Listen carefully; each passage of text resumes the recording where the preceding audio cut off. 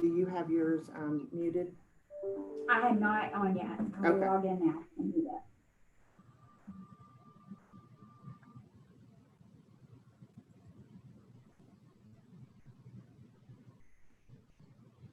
Hey, Nathan, are you there? Hey, good morning, Mark. Yes, sir. And I just promoted you to co-host. Aren't you sweet? I appreciate it. Yes, sir. Not a problem.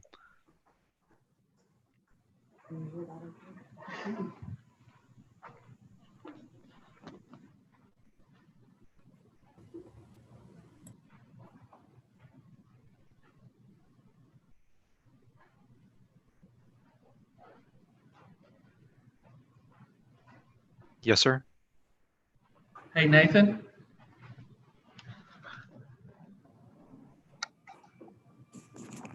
Hey, Nathan. Yeah, it's fine. Totally fine. Yes, sir. Can you give me your cell phone number in case I have any issues? It's a 615 Oh, yeah, that's right. 840 Everybody wants to. 0284. 840-0284. Yes, sir. All right, let me go ahead and call the Yeah, courtroom. I'm not here to worry about it because he's going first. And I think we'll figure it out before I have to. We may even have a break before Yeah. I have to argue. That is quite likely. Okay. Like I think we will probably have lunch before my argument because it's going to be not at the end, but certainly closer to the end. So Now, are you connected? I am. It's not video. Let's see. Start video. Hello. There we are, Lisa. And you're muted Yes, down there? I am And muted. I would, yeah, you turned off your sound. Okay. I think that will help with not having the feedback. That way you're not listening here, you're listening from there. Yes, I had no trouble hearing that. So that's good. Okay. And then, you know, like I said, I think. Can't we do it like this forever? You know, if y'all do swap, the plugs work, you know, so you could Right. just do the power. Yeah.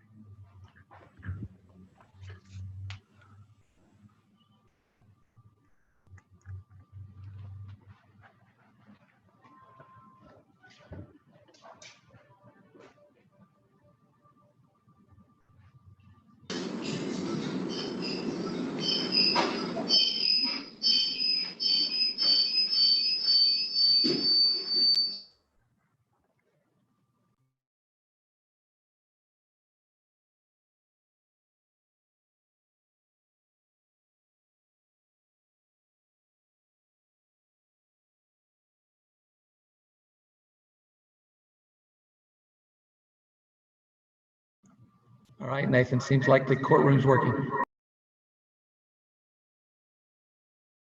Well, glad to hear, Mark. When you get a chance, would you call my cell phone so I have your number too? And I'll just be on standby with this live stream going on behind me, okay?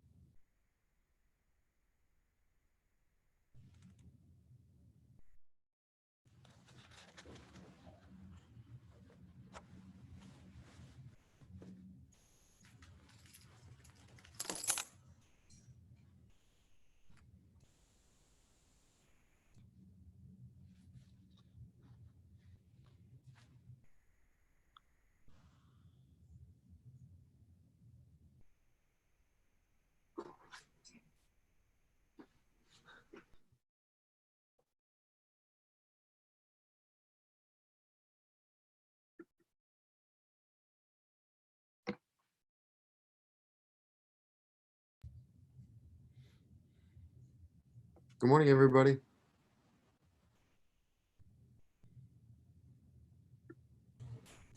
Morning.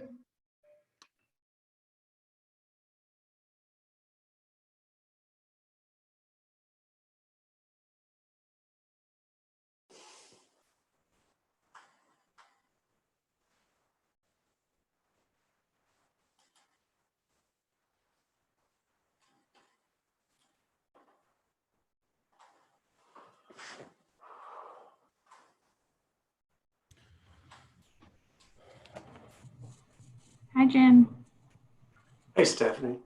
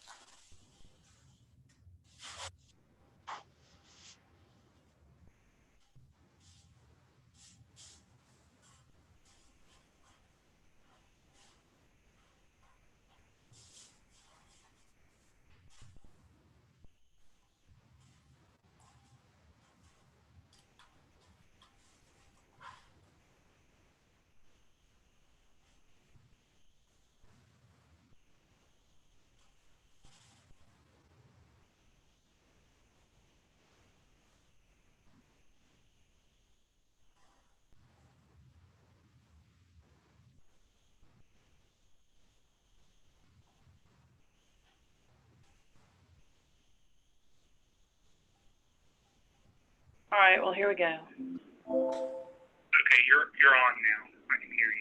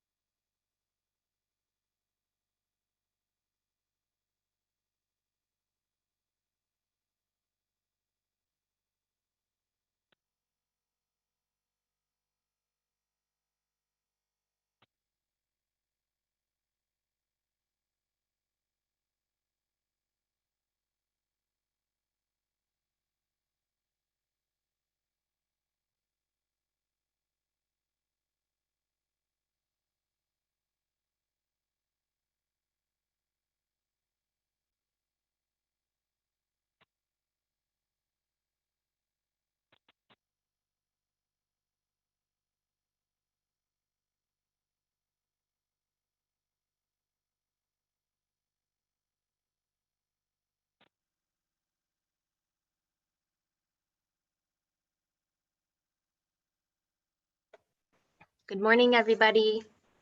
This is Lindsay, the court reporter. Good morning. Good morning, Lindsay. And thank you. You're welcome.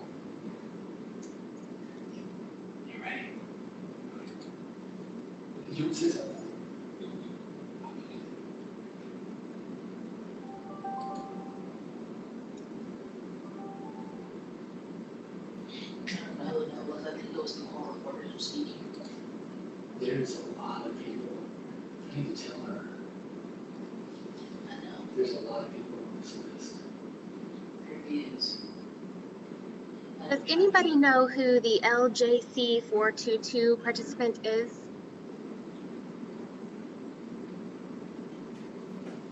And all the people that need to be on, everybody's not on. Well, not showing. Oh, it is only showing people that have.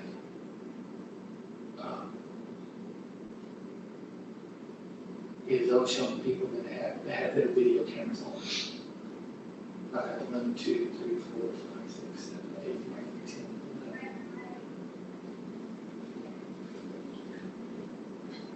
Yeah. So you're seeing everybody that has their video cameras on. Let me go tell her. There's a bunch of people on here. So it may take me a second. Unless they unmute themselves. Hey, there's a.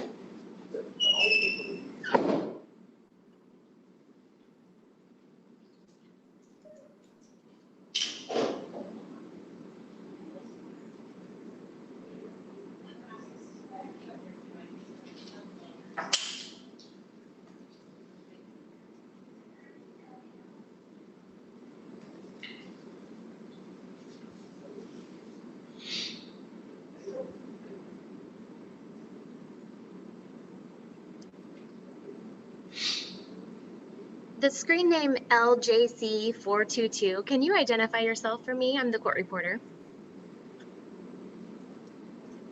You're on mute. Good morning. It's Daniel Suhr, SUHR. LJC is Liberty Justice Center. Thank you so And I much. represent the.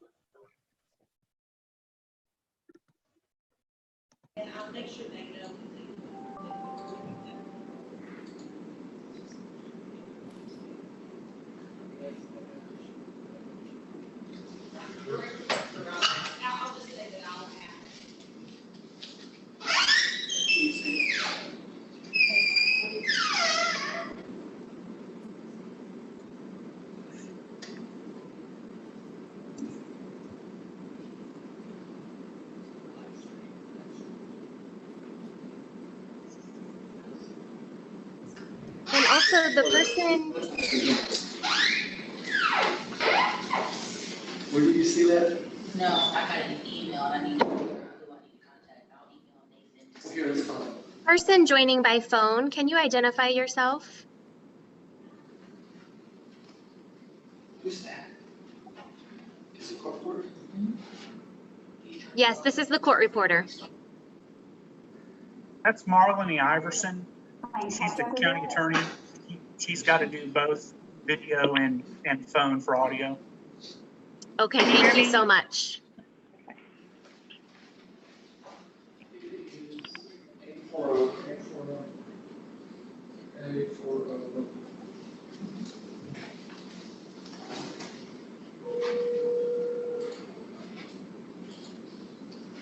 going to meet you. Yes, sir. Hey, Nathan, it's Megan, actually. I'm using Mark's phone. Oh, hey, Megan. How are you doing? I'm good. How are you? I'm good. I got an email from one of the attorneys, and he said the video says that it's restricted. I just wanted to make sure maybe that meant that it.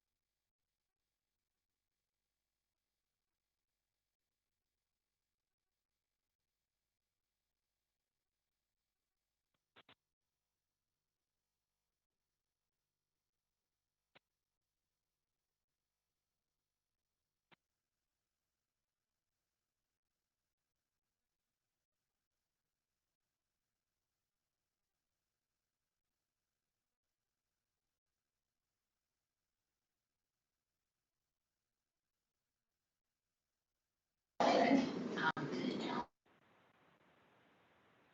now that Nathan sent me that link. Matthew should be fine.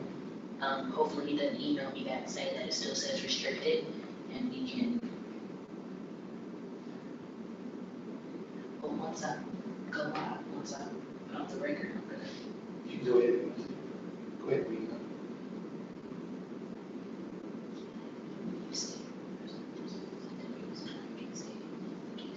Okay, so I'll leave it on.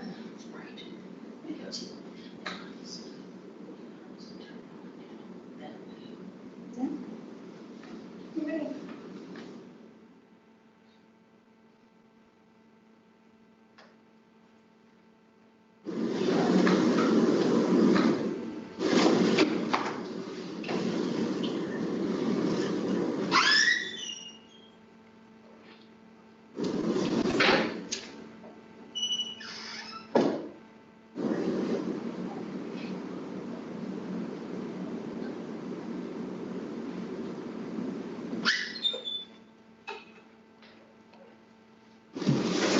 Part 2 of the Davidson County Chancery Court is now in session. Chancellor Ann C. Martin presiding.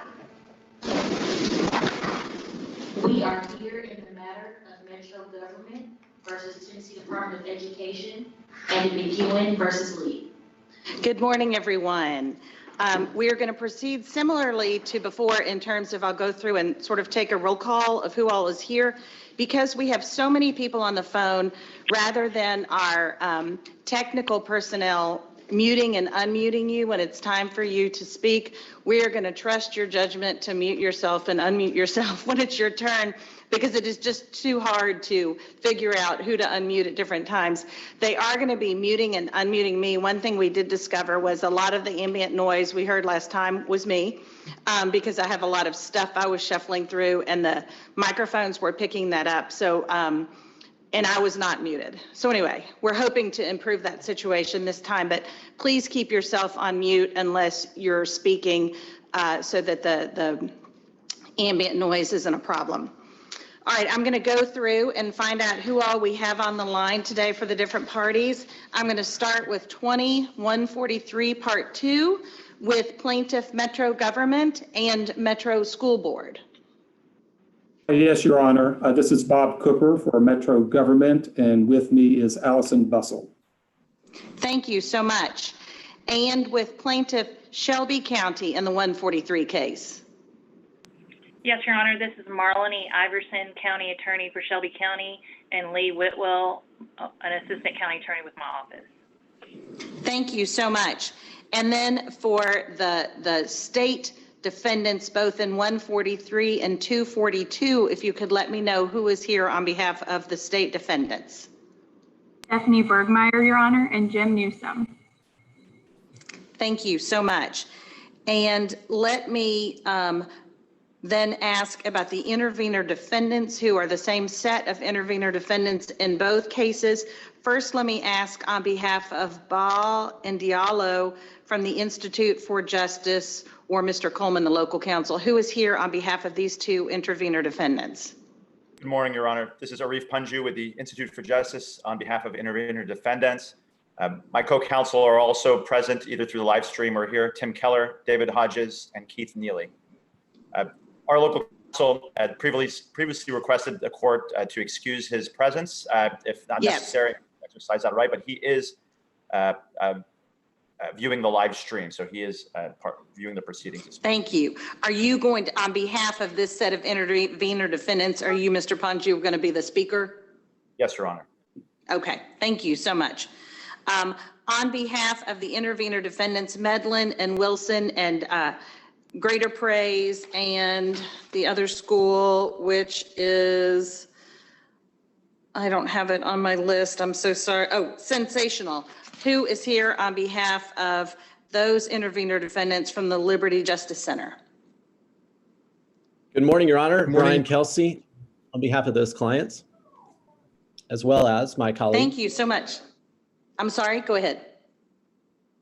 Good morning, Your Honor. I'm Brian's colleague, Daniel Sir from Liberty Justice, and we'll be sharing based on which argument topic. Absolutely. Glad to have you both here. And then on behalf of the intervener defendants, Davis and Brumfield. Braden Busek from the Beacon Center here on behalf of Ms. Davis and Ms. Brumfield. Thank you so much, Mr. Busek. All right, so now I want to go through who is here on behalf of the plaintiffs in 2242 Part 2. First of all, for the individual defendants, Mr. Wood, are you with us? Your Honor, on behalf of the McEwen plaintiffs, yes. Okay, and who do we have here from the ACLU? Your Honor, my understanding is that the ACLU are watching the YouTube live stream, but not on the Zoom. All right, is there anyone here from the Southern Poverty Law Center? Can't hear you. Sorry, Your Honor, I was figuring out whether to unmute on my phone or computer. Can you hear me now? Yes, Ms. Rubenstein.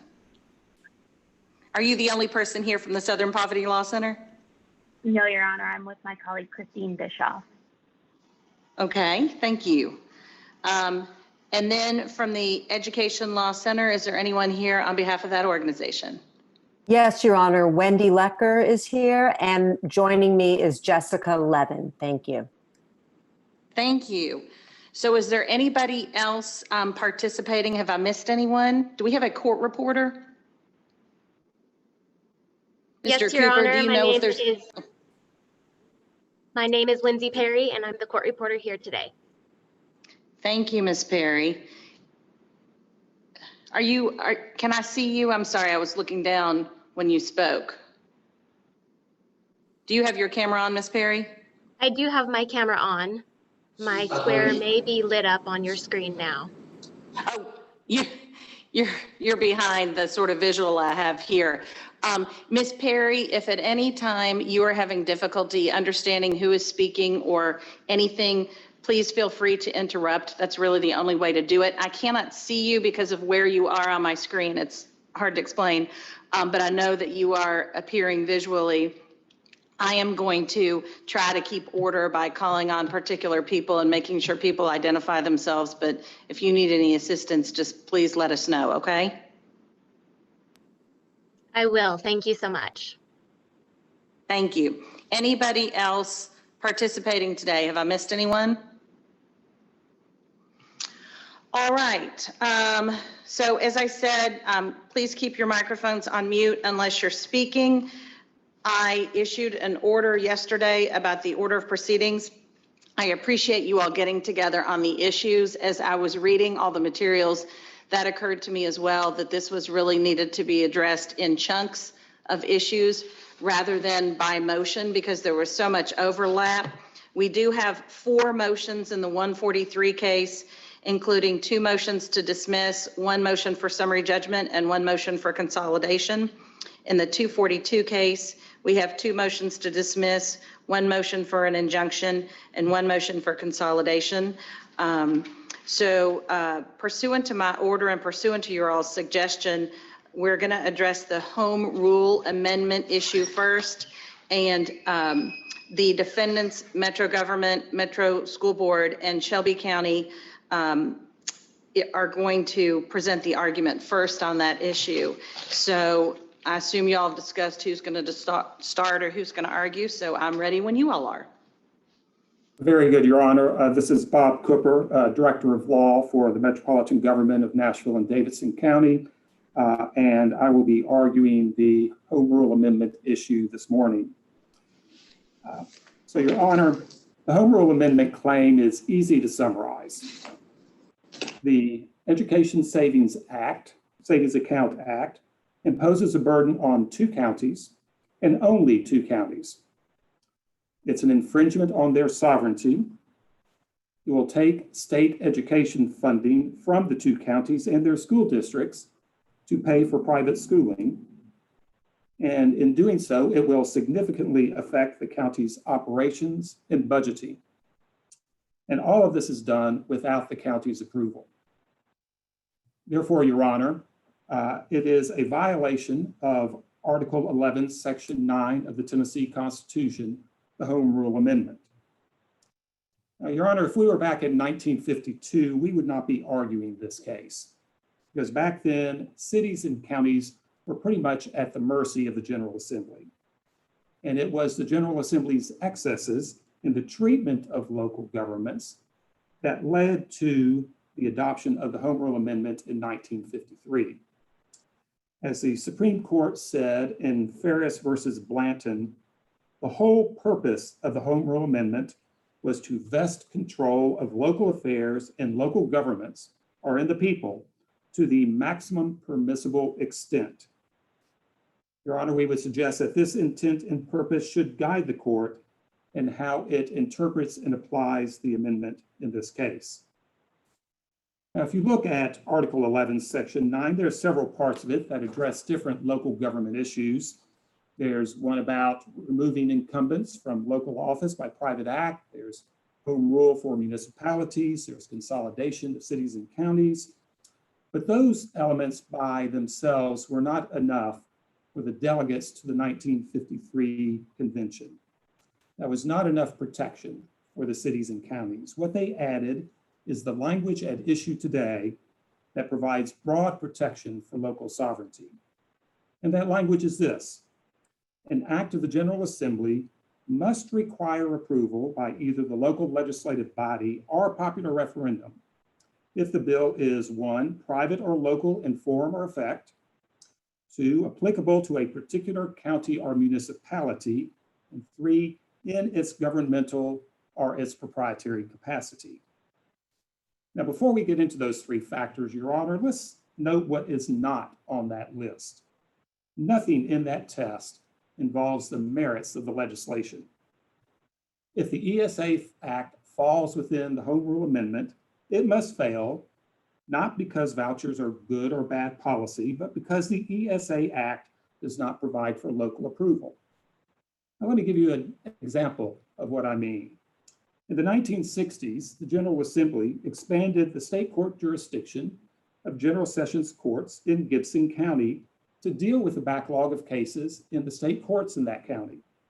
Now, I'm sure all the lawyers thought that this was a great idea, but the act only applied to Gibson County, and the policy merits of judicial efficiency were not considered by the Tennessee Supreme Court in striking down the act under the Home Rule Amendment in Lawler versus McCandless.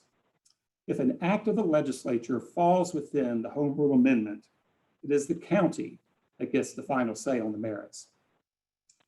Now, Your Honor, as you review these 3 factors, we would also ask that you keep in mind the Tennessee Supreme Court's warning about legislative gamesmanship. In applying the Home Rule Amendment, courts, the Supreme Court said, should not rely on the outward, visible, or facial indices, or the designation, description, or nomenclature employed by the legislature. If a court does that, the court runs the danger of allowing the legislature to circumvent, or as the court put it, emasculate the Home Rule Amendment. So, Your Honor, the General Assembly calling the ESA Act a pilot program, putting it in a public act, not mentioning the counties by name, none of that carries weight in this analysis. What the court should do is look at what the act actually does. The sole constitutional test, according to the Supreme Court, is, quote, whether the legislative enactment, irrespective of its form, is local in effect and application. And when you apply that test, we think that you will conclude that the ESA Act fails. So, Your Honor, with that introduction, let's walk through the elements here. First, is the ESA Act an act that is private or local in form and effect? Now, there's no dispute here that the ESA Act applies in only 2 counties, Davidson and Shelby. Those acts aren't named in the act, but the rules adopted by the Department of Education to administer the act make it clear, in fact state, that the only persons eligible for an ESA account are residents of Davidson and Shelby County. But, Your Honor, legislation can have a limited initial scope and still not be local in form or effect if that legislation is potentially applicable throughout the state. Now, the General Assembly could have done that. It could have used population brackets, had the act apply to large counties above a certain size. That would have passed muster under the Supreme Court's opinion in Bozeman versus Barker, which upheld legislation that applied to only 2 populous counties because the act could later become applicable to other counties through population growth. Or the act could have used the number of underperforming schools in an LEA, kind of like a population bracket. And then other LEAs could fall into the scope, and this would again be a different claim. But this act pegs the number of underperforming schools to specific historic years. The act can never apply to another school district without further legislative action. And Your Honor, that was not an accident of drafting. To get to 50 votes, the sponsors had to promise that no LEA could ever grow into the act in the future. Senator Hensley, speaking on the floor of the Senate, said, "I just wanted to be on the record that no other LEA will be able to grow into the program over the years." The Senate sponsor, Senator Gresham, responded, "That's the intent of the General Assembly today." Now, defendants do not dispute any of this, Your Honor. They can't dispute this. Rather, they train their fire on other issues.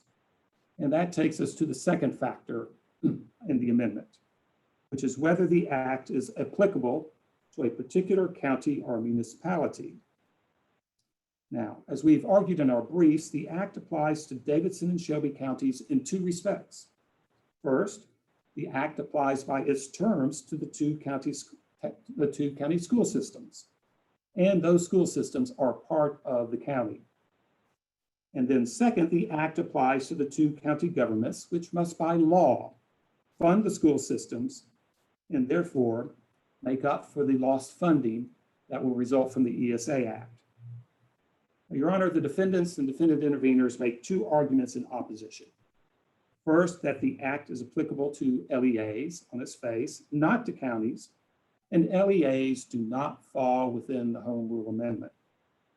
And second, they say that the act applies to 2 counties, which is 1 too many, according to them, under the act. So let's start with the first of those. The state argues that county school systems are, quote, distinct and separate from county government. Your Honor, I would say if that were true, Metro Legal has 2 attorneys who do nothing but represent the Metro school system, and apparently I can reassign them to other tasks. But we're not going to do that because the county school system is by law part of the county. And that has been the law in Tennessee for 100 years, at least. In 1920, the Tennessee Supreme Court held that a county school director, then an elected position, quote, is a county official. That's State Ex Rel. Milligan. In 1924, the Supreme Court held that members of the County Board of Education are county officers. That's State Ex Rel. Bowles. In 1949, the Supreme Court wrote, "It follows that a county board of education is a county government entity exercising a governmental function in the operation and maintenance of the schools of the county." That's Reed versus Ray County. And then if you look at the Tennessee Court of Appeals decision in 1996 in County of Shelby versus McWhorter, there the Shelby County Board of Education was allowed to intervene in a case to defend the constitutionality of Governor McWhorter's Educational Improvement Act. Now, the Board of Education sought a declaration that part of that statute was constitutional under the Home Rule Amendment. And the court, in fact, ruled in favor of the Shelby County Board. Now, none of that could have happened if the board did not fall within the definition of county under the Home Rule Amendment to bring that claim. So, how did the state defendants respond to that? They say that school systems are created or authorized by the state. Your Honor, that proves nothing. Cities and counties are created by the state. In fact, I would note that the Metro school system was created by the Metropolitan Charter pursuant to state law governing creation of metropolitan governments. And then they say that school systems are run by their county school boards, which have authority independent from the county legislative bodies. Again, Your Honor, that proves nothing. That is simply a separation of power within the county. So the ESA Act is applicable to a particular county because it is directed at the county school system. And those county school systems are county government entities. But Your Honor, let's say that defendants are right and that the county school systems exist somewhere in a legal purgatory apart from county government. The counties would still have a claim under the ESA Act because the act is applicable to them in effect, if not in form. And that is because the act clearly affects the role that the two counties play in education. Now, let me say the intervener defendant parents quibble about our use of the word effect.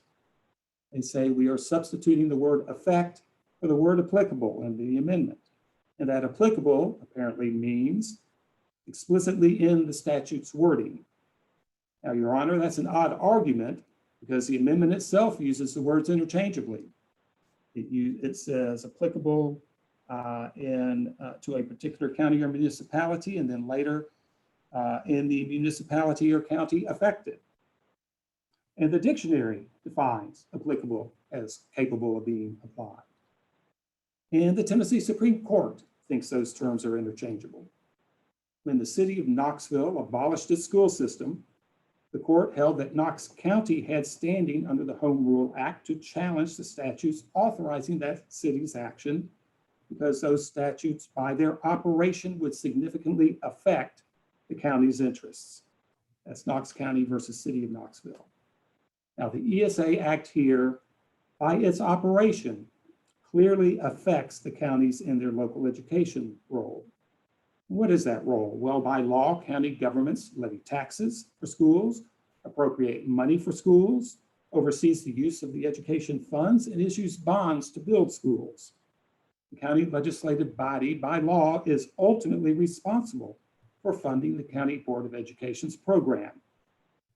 And the Tennessee Supreme Court refers to this as the counties being in a partnership with the state to provide educational opportunities. But the ESA Act takes public school money from Davidson and Shelby counties and redirects it to ESA accounts for private schools. And that affects those counties. And let me explain how that works. The state's basic education program has a statutory formula for funding education in each school district. There's a share that the state pays and a share that the local jurisdiction is required to pay. Now, under the ESA Act, a participating student will receive the combined statewide average per pupil of the state and local BEP shares. The state will put the money into the ESA account, but the state will then deduct the entire amount of that stipend, both the state share and the local share, from the state BEP funds that would otherwise go to the two school systems. That's laid out in the Act. How much money are we talking about here? Well, according to the General Assembly's Fiscal Review Committee, Davidson and Shelby counties will suffer a shift in BEP funding of $37 million in year one of the Act. That will go up to $55 million in year two, $74 million in year three, $92 million in year four, and $111 million in year five. Your Honor, it goes without saying that the loss of money of that magnitude will affect budgeting and operational decisions of the school system, and therefore the budgeting and operational decisions of the county legislative body. There can be no more local issue than taxing and spending money. The ESA Act clearly applies to a core governmental function of Davidson and Shelby counties. Now, that's the first argument, LEAs versus county government. Second argument that defendants have made has to do with the number of counties covered by this act. The private school interveners say that 2 counties is one too many to fall within the Home Rule Amendment. based on their reading of the constitutional language. Your Honor, there is clear Supreme Court precedent on this issue. Tennessee Supreme Court ruled in Leach versus Wayne County that legislation that exempts 2 counties from a permanent general provision applicable in nearly 90 counties violates the Home Rule Amendment. This, Your Honor, is controlling legal authority. Let me say the Tennessee Supreme Court has heard other cases that involve Home Rule Amendment challenges to legislation that is applicable to 2 or more counties. And the Tennessee Supreme Court has never dismissed a claim based on the defendant intervener's theory. Bozeman versus Barker, 1978 case, statute that applied to 2 counties. Civil Service Merit Board versus Burson, a statute that applied to 3 counties. If the interveners are right about this, those should have been easy cases, should have been ended right at the start. But the court dismissed the cases not because the act being challenged involved 2 or 3 counties, but because the acts were potentially applicable to many other counties. In short, Your Honor, there is no case that supports interveners' novel theory here. Let me now move on to the third factor. That is whether this is applicable to the county either in its governmental or its proprietary capacity. So, what are governmental and proprietary capacities? Your Honor, powers that are governmental are related to state affairs, and powers that are proprietary are related to municipal affairs.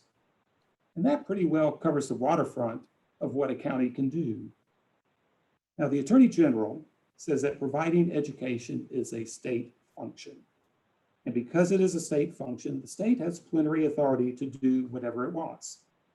Now, we agree that providing education is a state function, but that function is still subject to constitutional limits, including the Home Rule Amendment. The state has chosen to involve local governments in the funding and operation of education. And in that role, local governments are operating in their governmental capacities, as that term is used in the Home Rule Amendment. The Supreme Court could not have been clearer on this point in Brentwood Liquor Court case. Quote, education is a governmental function, and in the exercise of that function, the county acts in a governmental capacity. And Your Honor, when counties are acting in a governmental capacity, that function is protected by the Home Rule Amendment. The General Assembly does have wide discretion to fashion a statewide education system, but it does not have the discretion to ignore the Home Rule Amendment by applying a different education system on only 2 counties without their approval. Now, Your Honor, the state has not cited a single instance in which a court has dismissed a Home Rule Amendment claim because state education legislation is exempt from the Home Rule Amendment. In contrast, we cite the Western District of Tennessee case, Board of Education of Shelby County versus Memphis City Board of Education. That is a case that involved a state law that allowed municipalities to leave a county school system, but only in Shelby County. The Shelby County Board of Commissioners filed a lawsuit against the state over that statute under the Home Rule Amendment. And under the state's theory here, the county commission should have been dismissed for lack of standing. Instead, the court ruled in the county's favor. And critical to that ruling was the court's recognition that the legislature had brought the Shelby County Commission into the role of funding public education. And having done so, it could not treat it differently, could not treat Shelby County differently from the county commissions in other counties. Now, Your Honor, the Tennessee Supreme Court decision in Lawler is another good example of this principle, but this time in the area of the state judicial system. Again, an area where the state has, where this is a state function. The General Assembly has no obligation under the Constitution to involve counties in the state judicial system. But if the General Assembly gives state judicial authority to local courts, then that local involvement must be done consistently with the Home Rule Amendment. So when the General Assembly granted additional state authority to local courts in Gibson County and only Gibson County, then that grant was held to require local approval under the amendment. Now, Your Honor, to wrap up here, the material facts here are undisputed, and they show that the Education Savings Account Act is local in effect, applicable in only 2 counties, applies to them in their governmental capacity, and it does not provide for local approval. And therefore, Your Honor, it does not comply with the Home Rule Amendment. On that basis, we urge the court to grant summary judgment, issue a declaratory order that the ESA Act violates the Home Rule Amendment, and enjoin its enforcement. Thank you, Your Honor, and happy to answer any questions you have. Can you also address the standing arguments that the state makes in their Rule 12 motion regarding the school board as a party? I know Shelby County School Board is not a plaintiff, but the Metropolitan Government or School Board is. And there's first the argument that the counties are not proper parties because of their relationship to education. And then there's a separate argument about school boards and that they are they don't have the constitutional authority to sue because they're I'm not using the right word, but component of a local government or a part of a local government. And they cited some cases, particularly some federal court cases where people tried to sue in employment cases. There were 2 that were cited, one where the police department had been sued, plus some of the officials in their official capacity, and then also where the school board had been sued in an FMLA case, I think. So can you address in particular the school board standing to participate as a plaintiff? Sure, Your Honor. So for standing, the plaintiff must show the 3-factor test: distinct and palpable injury, that the injury is caused by the challenged conduct, and that there is a judicial remedy for the injury. So the state claims that there is no distinct and palpable injury here, that the only distinct injury is financial, that falls on the county school system, and that the county school systems are separate from the county and do not have authority to bring this lawsuit. Your Honor, we disagree, obviously, with all of those contentions. First, Your Honor, you look at what is the nature of the injury here. And to do that, you have to look at the constitutional provision. What is the interest that the Home Rule Amendment protects? And that interest is local government sovereignty. And so to the extent that there is an injury to that sovereignty, then there is a claim, there is injury that can be asserted under the Home Rule Amendment. We think, Your Honor, that there is injury both to the sovereignty and financially. From sovereignty, Shelby and Davidson and their school districts are not allowed to participate in the state education program in the same manner as the other 93 counties, because they are required to participate in the ESA program. And then financial, we've already described to Your Honor the significant transfer in state BEP funding that will occur because of this act.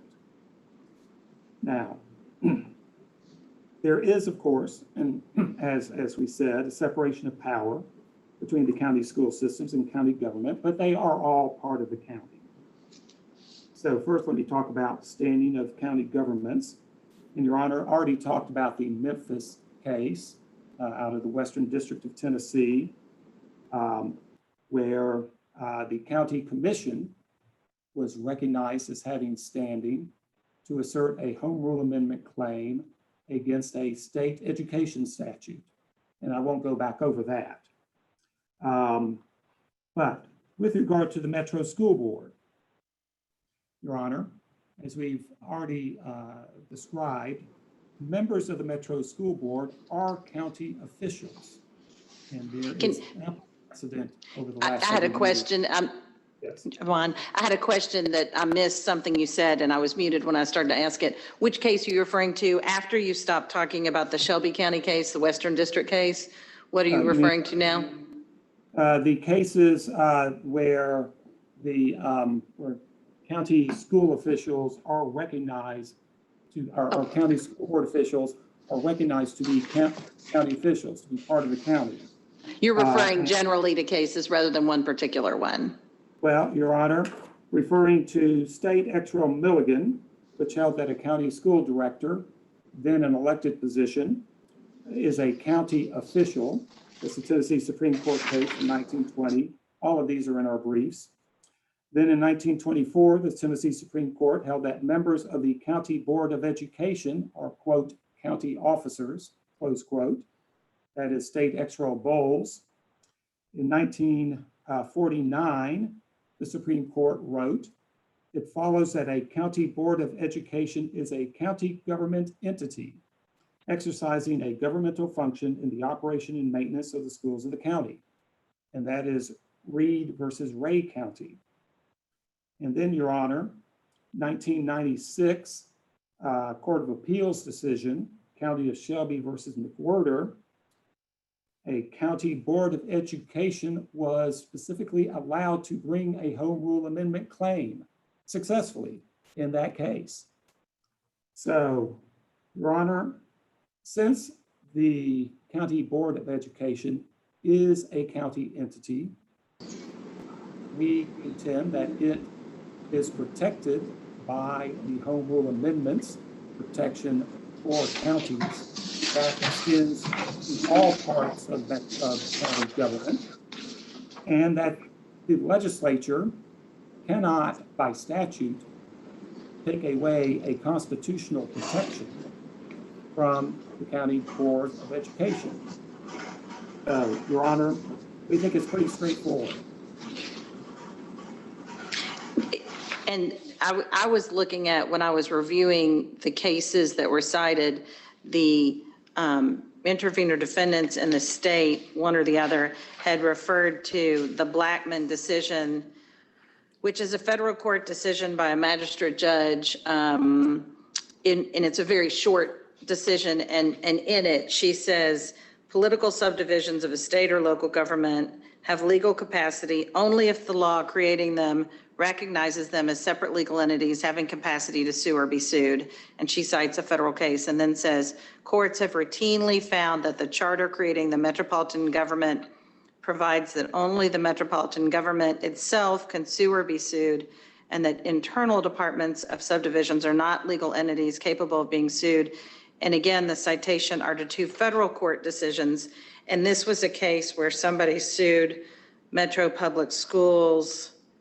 I think it's an employment case, but regardless, it was sort of interesting because that is inconsistent with the Western District decision and the Shelby County case, where the court went through a really detailed analysis about standing and the relationship of school boards to metro governments and how the injuries result and the responsibility and so forth. So I just wondered what your take was on sort of harmonizing that determination and that reference to those federal cases with Metro's argument otherwise, and in particular, the Shelby County case. Your Honor, these cases, for example, the defendants and defendant interveners rely significantly on the Middle District of Tennessee case affirmed by the Sixth Circuit in Rollins versus Wilson County Government. Your Honor, that is a Federal Medical Leave Act case, FMLA case, with a question of whether an employee, for purposes of qualifying for FMLA benefits, could aggregate time working for two different parts of county government. Your Honor, we don't dispute that there is a separation of powers there between, say, the school board and the county legislature and mayor's office. And that obviously was relevant to determining whether the individuals, employees' time could be consolidated for purposes of a federal statute, but we don't think that the application of a federal statute provides guidance or interpretation of a Tennessee constitutional provision. We would suggest to Your Honor that there you ought to look at what the Tennessee Supreme Court and the Court of Appeals have done with regard to how they treat county school board officials, and they treat them as county officials, and where they have allowed them to bring claims under this act. So your thought, and this is sort of my observation, is that most of these cases where federal courts are finding that the school board can't be sued or the political subdivision are employment cases where they're looking at who the employer is.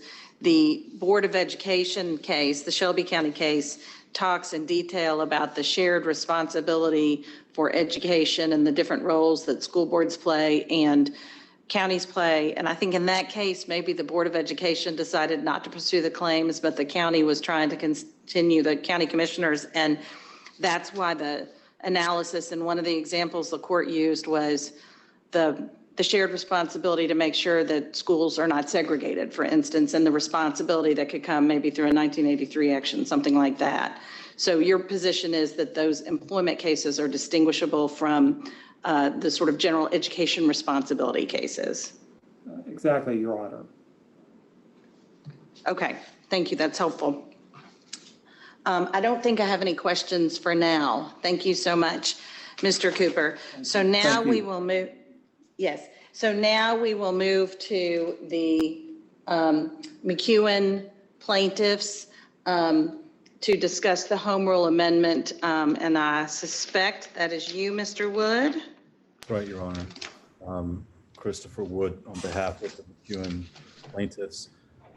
Your Honor, we met and conferred with the county plaintiffs before this hearing in an attempt to reduce the duplication, the unnecessary duplication of argument.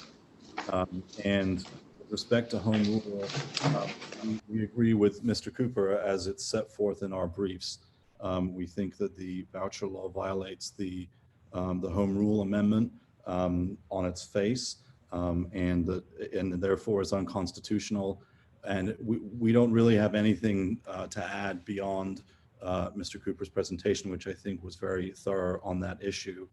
I would just say, Your Honor, that the way that the issue is presented is different in the two cases. We do believe that it's a question of law that the court can resolve. With respect to the motion for a temporary injunction that we filed, the court doesn't have to conclude that we win. The court only has to conclude, as one of the four factors at least, would be that there's a substantial likelihood of winning. So for purposes of the temporary injunction motion, I would submit, Your Honor, that there is a slightly lower standard and that the court could grant the temporary injunction on the basis of home rule, even if it still had questions about the law's ultimate constitutionality. So that, I think that's really the distinction that are presented, but we certainly agree with Mr. Cooper that the law is unconstitutional for violating the home rule amendment. Thank you. That's helpful. And one thing I forgot to ask you, Mr. Cooper, and either Mr. Cooper or Mr. Wood, can you all talk a little bit about how much weight you're asking the court to give the legislative history? I have been provided a lot of material, recordings of hearings, transcripts of hearings. The state's position is that legislative history is not relevant or is limitedly relevant, and that, you know, selecting out particular statements by particular legislators at various stages of the consideration and enactment of the law is not reasonable, and that the legislature really speaks through its through the legislation that it enacts. Because the home rule amendment requires the court to consider the local inform and effect, and a lot of the case law talks about just because there are seemingly neutral criteria doesn't mean that the effect is neutral.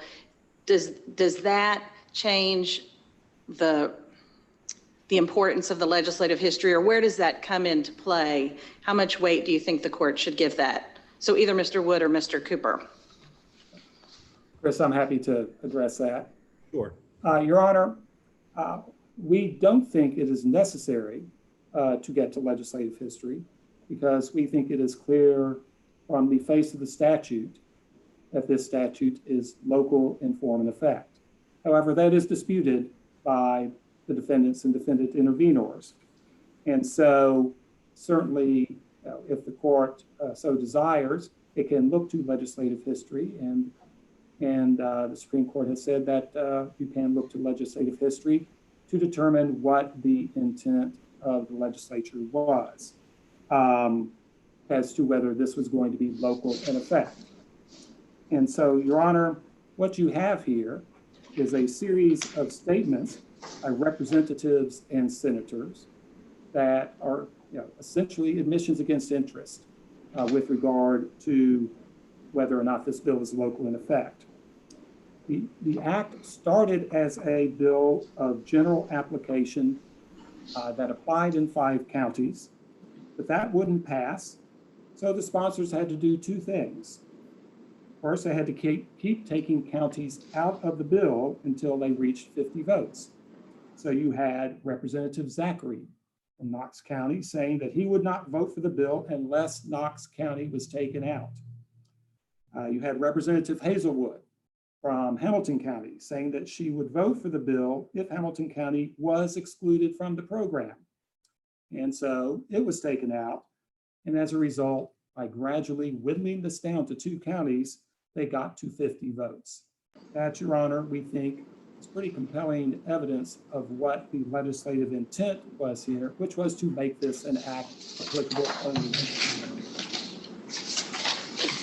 I also noted, and I'm sure the state will address this, the discussion as part of the legislative history about the very importance of having what they call a reverse severability clause in here, that it's got a provision in 2611C that says if there were a finding of invalidity, essentially, the invalidity shall not expand the application of this part to eligible students other than those defined in the act. What, if any, significance do you think that has? And I'm not, I don't have a perception of how common or uncommon it is for those kinds of provisions to be included, but part of the legislative history that I was given were the statements of Representative Carter on the House floor the day of the enactment addressing that issue. Sure. Your Honor, that is, I think, additional evidence of what the intent of the drafters was here, which is for this bill to be local in form and effect, because that severability clause is drafted to say that regardless of how a court construes the statute or whatever defects it finds, the statute can never be expanded beyond 2 counties, beyond the people who are involved. This was a commitment that was made by the bill sponsor in the Senate, that this bill will never apply to any LEAs other than Davidson and Shelby. And this was another way to satisfy concerned legislators that would not happen.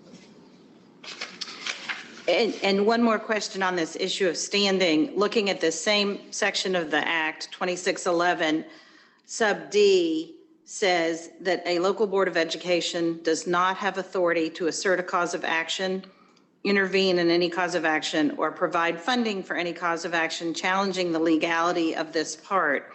That is another provision that the defendants rely on to question the standing of the Metropolitan School Board as a plaintiff in this case.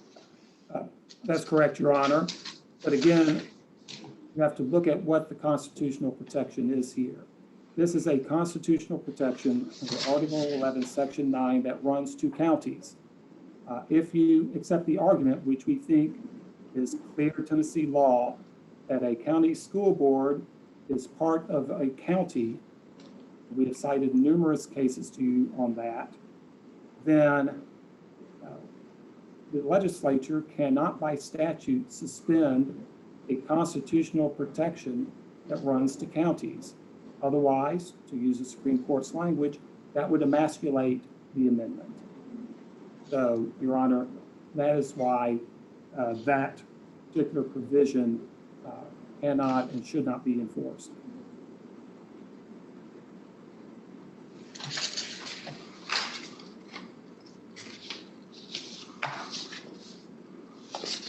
Just want to make sure I don't have any other immediate questions. You all will, of course, have an opportunity to finish up on this issue once the defendants argue.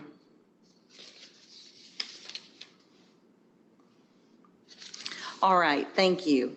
So now I'm ready to hear from the state, and then we'll take the intervening defendants in this order, just because this is the order I have them written down. First, after I hear from the state, I will hear from Mr. Panju, then Mr. Kelsey or Mr. Sir, whoever is going to speak on this issue for that group of intervener defendants, and then Mr. Busek. So for the state, Mr. Newsom or Ms. Bergmeyer. Thank you, Your Honor. With regard to the standing issue, the burden is on the plaintiffs to show in the complaint that they are asserting rights of their own to each particular claim and that they are entitled to relief. The metropolitan government and the Shelby County government have failed to establish constitutional standing in this case. I'm sorry, Ms. Bergmeyer, can you please speak more slowly and get closer to your microphone? It's cutting out just a bit. Yes, thank you. Go ahead. Thank you, Madam Court Reporter. Go ahead, Ms. Bergmeyer. A political subdivision of the state is limited to asserting rights that are its own, and the injury must be concrete and particularized and actual and imminent. The plaintiffs assert they have a right at issue here because they adopt a budget for their public schools. They also claim responsibility in the complaint for administration of those schools, but the court need not accept this legal conclusory statement as true for purposes on establishing whether they have standing. The statutes, the case law, and even the language in the county charters show conclusively that the school systems are separate from the county government and are administered by a separate and distinct political subdivision, the local school board. The state has cited to cases that state that the financial connection between the local school system and the local government does not detract from the essentially separate function of these two entities. And so the state has looked very specifically to what the rights are of the counties, and they have failed to show that the ESA program provides a distinct and palpable injury to its ability to adopt a budget for the public schools. Repeatedly in the complaint, the government's alleged injury to the public school system. For instance, on page 30, paragraph 150, they allege that the ESA program will detrimentally affect the Metro Nashville Public Schools and the Shelby County Schools' ability to operate. Thus, they allege an injury to the school systems, a different division than the county government. On page 36, paragraph 127, they allege that the grant program provides no assurance it will offset fiscal damage to the Davidson and Shelby counties LEAs who will suffer under the ESA program. This fails to establish that the counties themselves have a particularly and concrete injury here. Even the fiscal note they rely upon for the $37 million in the first year discusses the fiscal impact to the LEA and not to the county itself. Further, the impact is not actual or imminent because of that grant program, and because they will receive the same amount of monies that would go to an ESA account for the first 3 years to be used for school improvement. And so any fiscal impact here is not an actual and imminent injury for the first 3 years of the ESA program.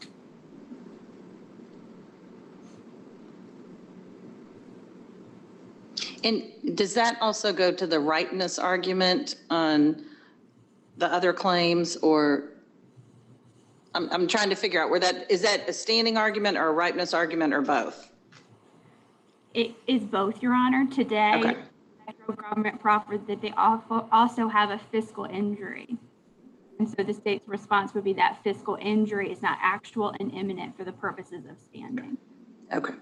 To the extent they have alleged an injury to their sovereignty, the Supreme Court's case of Southern Constructors versus the Loudoun County Board of Education is particularly instructive here.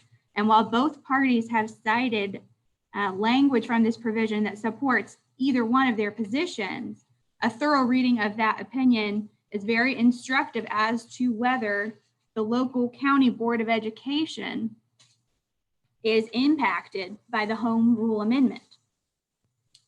And in that Southern Constructors case, the court looked at Dillon's rule and whether it applies to construing the authority of a board of education. Dillon's rule is a canon of statutory construction that calls for the strict construction of local government authority. But it is noteworthy that Dillon's rule has been consistently applied to all forms of local government, including counties, cities, and special districts. So it applies more broadly to the different forms of government than the state submits that the home rule amendment does. The court went through the exceptions of the Dillon's rule, and when the issues concern, and one exception is the third exception listed in the case, is when the issue concerns the authority of the home rule municipalities. The court concluded that that exception did not apply, and it was proper to utilize the Dillon's rule to construe the authority of the county board of education. And the court concluded that that local board of education was not a home rule municipality. The court was unable to locate any expressed intent by the General Assembly to confer general powers upon that county board of education or have their expressed powers broadly construed, which is apart and different than the general powers construed to the metro government or the Shelby County government through their adoption of that home rule amendment. But isn't the argument by the state and the intervener defendants that the county governments don't have standing because there's a couple arguments. One, that education is a state function and not a local function. But two, there's the argument that the county governments don't have an interest because it's the school boards. But then also there's the argument that the school board doesn't have the ability to sue because they are they're a political subdivision of the local government. So the argument is that none of these plaintiffs in the 143 case have standing, isn't that right? That is correct, Your Honor. Okay, and right now, in referring to the Southern Constructors case, the finding about the application of Dillon's rule is that the Board of Education and the county government are different, and that supports the argument that the county government should not be able to sue standing on their own because they have vested the job of providing education that has been given by statute, has been pushed down by statute to the school boards, correct? That is correct. And it's also because when the Southern Constructors case also goes through the history of the Home Rule Amendment, and that those home rule protections were afforded specifically to the counties and to municipalities because those counties and municipalities were given a general power to go forth and to not be limited by the state, to have their own general powers to operate their local governments. So in turn, they conferred these provisions of the Home Rule Amendment to the county and to the municipality to say, we are giving you these general powers, and so we cannot pass legislation that affects you in local form or effect unless there's local approval. And then what the Supreme Court looks through in that Southern Constructors is it doesn't say, well, this local board of education is a county government, so they fall under this exception and Dillon's rule doesn't apply. They look at that county board of education as a separate entity and specifically say that this general conference of powers was not given to that county board of education, and so the Dillon's rule does apply. And so not only did they treat them separately, but they found that there was no likewise conference of power to that local board of education so that they fall within that home rule exception. Okay. So, and as I don't think there is, I know there's a standing challenge to the I'll call the taxpayer plaintiff in the 242 case, but I don't believe there's a standing challenge as to the parents in that case. So is that the state's position that the only people who would have standing to sue about the constitutionality would be parents who are affected, whether it's the intervener defendants or the parents who are the plaintiffs in the McEwen case? It is the state's position that given the ESA program and its clear language, that none of the parties before your honor have standing to sue. Because why? Because the home rule protections only apply to county or municipal governments. And the Supreme Court has specifically said in Southern Constructors that that local board of education who's actually administering these school systems does not fall under that protection under home rule authority, and it does not apply to them. Okay, so since we're specifically talking about the home rule amendment in terms of standing, you're not right. So we're not talking about the equal protection claims and the other claims, but specific as to the home rule amendment, because that is a protection to the counties and they do not have the standing to sue because they don't run the schools. And also the schools don't have the ability to sue because they're not covered by the home rule amendment and their political subdivision of the counties. Is that right? That's correct. That's okay, correct. Got it.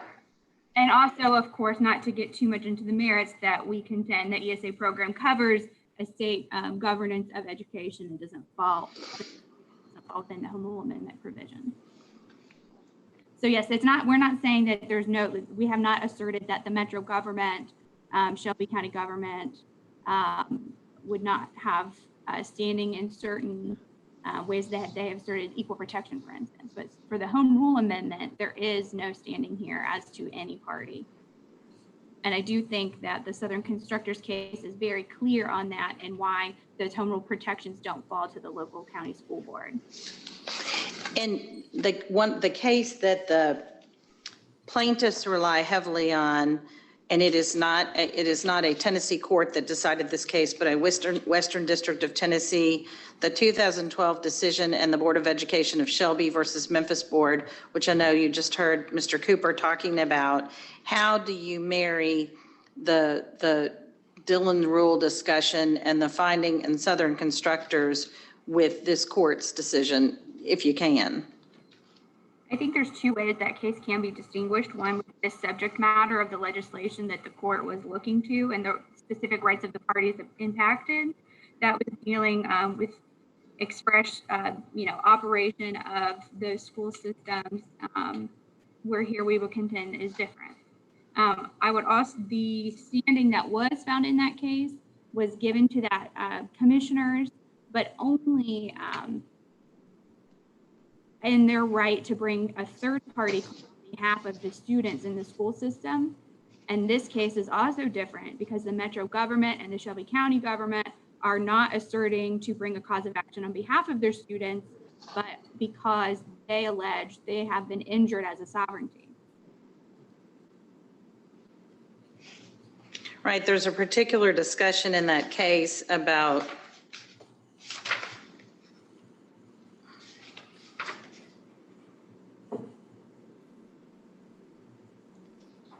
I can't find it now. Oh, the commissioners are an effective proponent of the rights of Shelby County school children.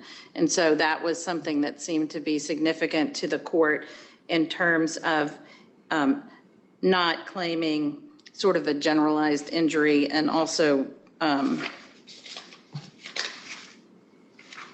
anyway, yes, okay. I understand your distinction. Thank you.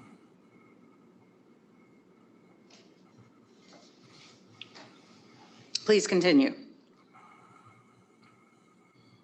Very briefly, Your Honor has correctly asserted and read our position as to why that school board failed to establish that it has non-constitutional standing. Local boards of education are creatures of the legislature, and the power over those local boards of education are absolute. And the legislation here has expressly stated that the local board may not challenge the ESA program. In that, I do have a little trouble with that argument that because the legislature says so, they can't. That is, I don't think that's as strong an argument for the state as the other arguments that you make, but I appreciate that you're making it, and that the legislature chose to put that in the act, that the school boards couldn't sue. But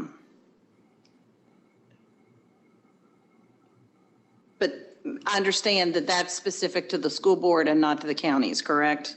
That's correct. Okay.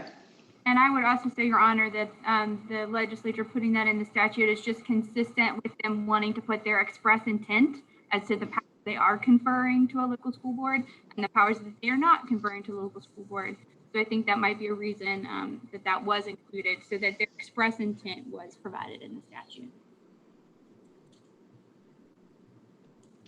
Since we're on that subject of the intent of the legislature, can you address for me the weight, if any, you think that the legislative history should play into looking at the home rule amendment challenge? Yes, it's the state's position that that should not bear any weight into looking at the home rule amendment. First, we would contend that the statute is clear by its terms. In addition, the intent is clear also through the statute's term, because there is a specific intent provision that the legislature enacted. And so that would reflect the intent of the entire assembly.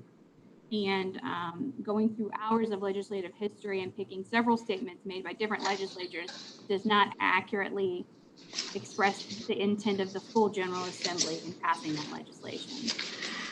And I agree with you, and I've read the intent provision, which is very well written. One of the cases that's, and I can't put my finger on it right now, says essentially, I'm sure the General Assembly didn't mean to violate the home rule, but the fact that in effect that it did, you know, and that's one of the cases where the court did look at the legislative history, but discuss the fact that that cannot be the controlling evidence or the controlling factor for the court, but that looking at that legislative history does help. And again, the assumption is the General Assembly acted in good faith, and that is always the assumption that underlies, but that doesn't mean that how the law comes to be is a completely irrelevant factor, and it doesn't mean that there's necessarily a violation or an intention to violate the Home Rule Act, but what that case says is that sometimes that is what ends up happening despite the best of intentions. So it's hard for the court to ignore that material, but I understand the state's position that it is that the legislation that results is what is relevant. And that if you parse out what somebody said in one particular hearing or one particular session of that House or the Senate, that giving that very much weight is unreasonable because it's a body versus, you know, one particular person. Another reason that the state would submit the legislative history is certainly less relevant in this case is that we are not asserting that the ESA program has the ability to extend past the specific dictates of the program, which does limit it in time to, you know, a certain LEAs with priority schools in 2015 or 2017. And so we have not argued here, hey, this has the potential in the future to reach other LEAs. We are not arguing that here, but what So that a lot of those cases that go into legislative history are looking more into that local form or effect argument. And I would submit that that's really not at issue here. What we have raised is that the Home Rule Amendment only is applicable to the county or to the municipality, and further that there is Tennessee Supreme Court case law that says if the subject matter is something in the General Assembly's plenary power, that it does not fall within the Home Rule Amendment provisions as well. So let me make sure I understand what you're saying. Obviously, there's the three factors for consideration in looking at the Home Rule Amendment. And you're right, some cases talk about whether potentially, even if today a particular statute only affects a limited amount of counties, if there's the potential that it affects more in the future, for instance, if they grow or they change their form of government, then it's not going to meet the local inform or affect prong. The plaintiffs have argued that because the LEAs that are covered are defined by prior data that isn't going to change, that can't change, that in no way can this statute in its current form ever include any more LEAs, that those cases are different and the findings in those cases are not applicable here. I want to make sure I understand. Are you saying that the A, that's acknowledged by the state, and B, the local inform or affect is not a prong you're arguing, but you are relying on the applicable to a particular county and involves government or proprietary capacity as the two prongs that cause the plaintiffs to fail? Or are you also arguing they are not local inform and affect? I think based on the language of the two Supreme Court cases, the Davidson case we've cited, and I apologize, Your Honor, I've got to get to the correct page. There's a lot of case law in here. It's hard to keep it all straight in our heads.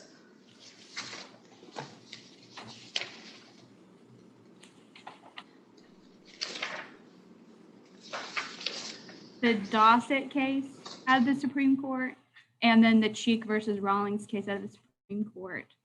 They don't really fall in line with you meet these three criteria, but what the court does say is that when it deals with an issue of the General Assembly's plenary power, this is not going to be a local act for which the Home Rule Amendment provisions would apply to.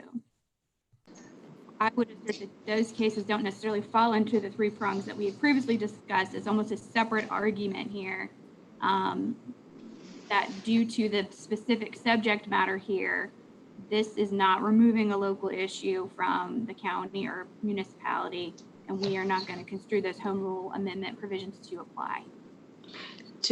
And that gets back to the argument that the state has the responsibility to provide an education system, so it is by its nature not a local issue? Correct. Even though by statute the state has conferred certain responsibilities down to the local governments, which then confers certain responsibilities down to the school boards, which are all part of that system, that by its nature remains a state issue, so that there is no ability to question the Home Rule Amendments application to anything that falls in the category of education?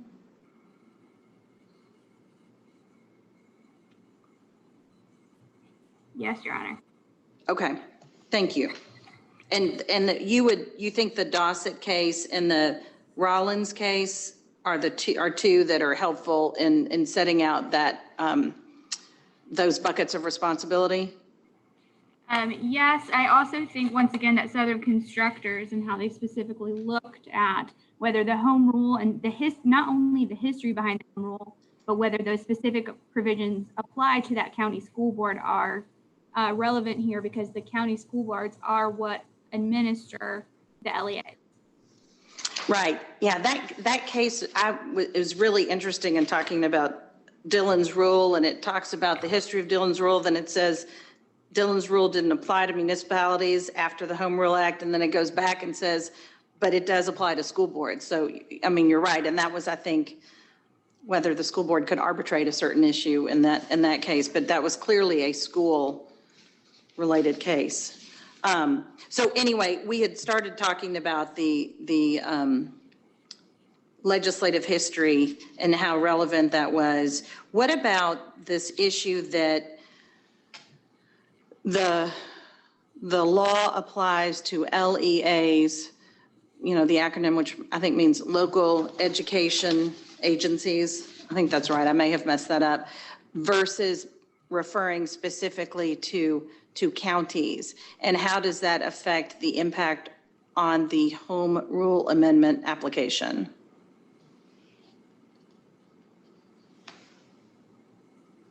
That does, of course, affect that the home rule amendment does not apply here, because by its terms, the ESA program applies to LEAs specific to areas the legislature identified as having consistent performance history, poor performance history.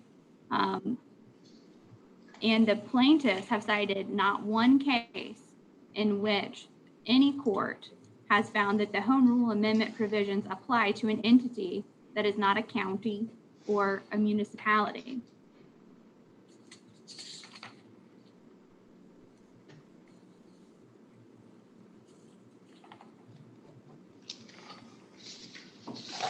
And let me ask you this, and this is out of my ignorance.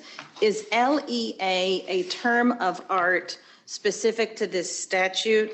I mean, I know it is, or is it a term that is used throughout the education statutes, the whole education statutory scheme in the code? It is a term that is defined by the legislatures throughout the provisions that dictate education within the state. So it is not a term that is defined within the ESA program. Oh, that's right. I'm looking at the ESA statute, and it refers to another education statute for the reference for that term. So thank you. Yeah. And also, Your Honor, when you asked about authorities that we think were relevant to discussing the difference between the LEAs or the county school board versus the county government, we've cited to City of Humboldt versus McKnight, which is a reported Tennessee Court of Appeals that very clearly walks through the school system as set out by the legislature in Tennessee, and how they very specifically and very directly apply the different obligations, responsibilities, accountabilities to the LEAs and not to the county government. Can you give me that one more time? City of Humboldt versus? Versus McKnight. McKnight. Okay, thank you. I could find that. The parties, all of you did a great job of providing appendix and lots of unreported cases. I confess I did not print every piece of paper out of a respect for the trees, but tried to pick up the ones that I saw again and again, but I will make sure that I review all of the relevant case law. So go ahead and please continue, Ms. Bergmeyer. Thank you, Your Honor. And I do have that full site to City of Humboldt if you'd like the Westlaw site for your consideration. Okay. It was also attached as an appendix, I believe, to everything the state filed. But it is 2005, Westlaw 205-1284. Thank you.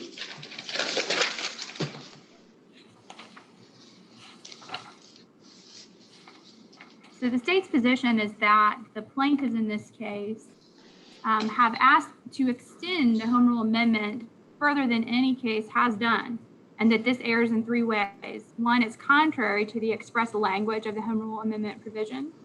Two, it's contrary to the intent of that provision.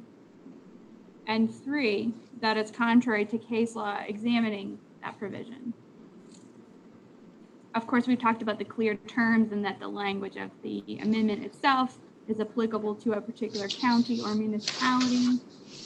And the intent, although the court need not look beyond the plain language, the intent is for the home rule amendment to vest control of local affairs to local governments.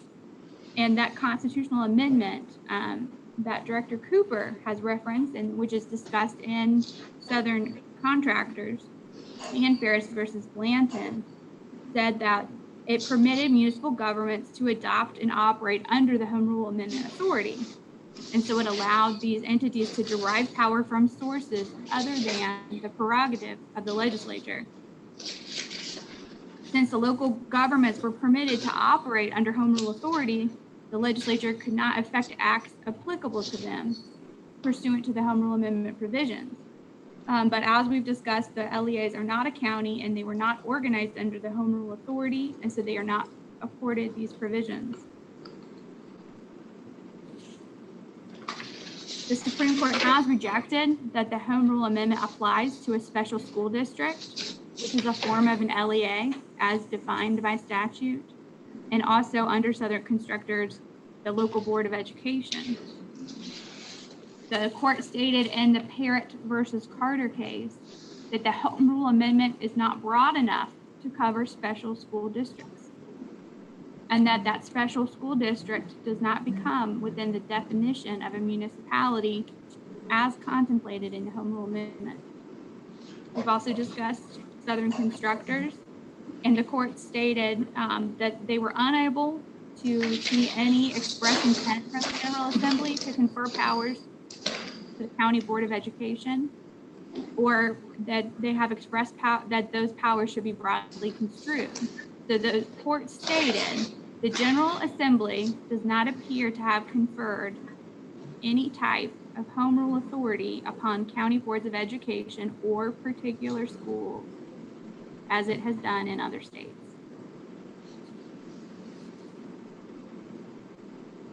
Another government entity, a city sanitary district, was also found not to come within the Home Rule Amendment in Fountain City Sanitary District. The court refused to construe the term municipality to be more than what is meant as a city. So likewise, the ESA program applies to the LEA. It does not come under the Home Rule provisions. And as we've argued, the LEA is not the same as the county here. And it specifically is not the same when you look at the protections afforded and the powers under the Home Rule Amendment. The General Assembly has consistently throughout the code provided for education through LEAs that are to be operated by the local board of education and director of schools. This is governed very expressly by the legislature in accordance of the state laws, policies, standards, and guidelines. And that City of Humboldt case lists more than a dozen statutes and contains their citations to show the express delineation of responsibility and accountability for the education of students between the state of Tennessee and the LEA, not the county government. One case that the plaintiffs rely on heavily and that is cited really heavily in the Western District of Tennessee Shelby County case is this Weaver v. Ayers case, which is a Tennessee Supreme Court case from 1988. And there's some language in there that talks a lot about the relationship between the state, the counties, and the school boards. And there's even the use of the term partnership in that discussion, that, you know, education, it talks about education as a state function and refers to this Tennessee Constitution, and then says, you know, the General Assembly has enacted a comprehensive and detailed statutory scheme and establishes essentially a partnership with its political subdivisions. And then it talks about local school boards and the, you know, the operational versus the financial pieces of that. What is the, and so I think that underlies, or the federal court and the Shelby County case relies on that a lot in looking at the standing issue. Where does that play into the state's position that that this is not a local, or this is not a county government responsibility, and that there isn't standing because education is uniquely conferred to the state as its responsibility? I'm trying to marry all these pieces together because the courts have said different things over the years. And this is not, I remember if the Weaver case, I don't think it's a home rule amendment case, but it is talking about the ability of I can't remember. It does have something to do with funding of a school, but I'm not sure it's a home rule case. But anyway, can you help me how to use those prior court findings and that language in harmonizing that with the state's argument? Yes, first I'll say that in the Ayers case, while they do talk about the partnership and the division, the court is very specific that that division only gives to the counties the function to fund for education. It does not give them any further than that. And it's very specific that the local board of education has exclusive control over many operational aspects of educational policy and not the county government. What really marries all these cases for me is when I went through Southern Constructors, because they do say, yes, this school board is a county entity. But when you look specific to the home rule provisions, it did not fall under those, given the history. And so to me, what marries everything is Southern Constructors, to explain that even if you consider the County Board of Education to be a government entity, it does not fall under those home rule provisions. And Southern Constructors is a home rule amendment case. It is not a home rule amendment case, Your Honor. In that case, they look to how you should construe the powers of a County Board of Education and their ability to arbitrate a matter. But what they necessarily decide in deciding that Dillon's rule does apply to the local school board is that the home rule provisions do not apply to that local county school board, such that the exception to Dillon's rule exists. You're right, I recall that they discussed that and discussed the changes in 1953 in terms of the autonomy of municipalities, and then go back to the argument about how does all this relate to school boards and the arbitration dispute in that case. Yes, yeah. Okay.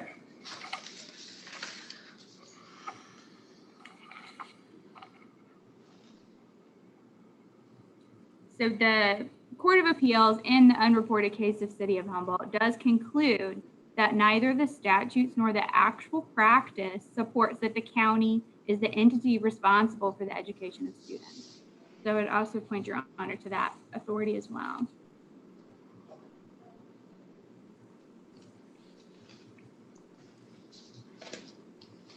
The different authorities cited by the plaintiff, such as the Chattanooga Hamilton County Hospital Authority case and the Burson case, actually show that the Supreme Court will construe a statute to render it constitutional under the Home Rule Amendment.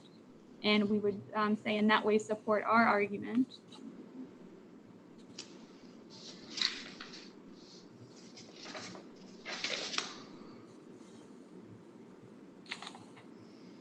And then we get to our argument that this just simply does not fall within the subject matter and is not local in nature to fall under the Home Rule Amendment.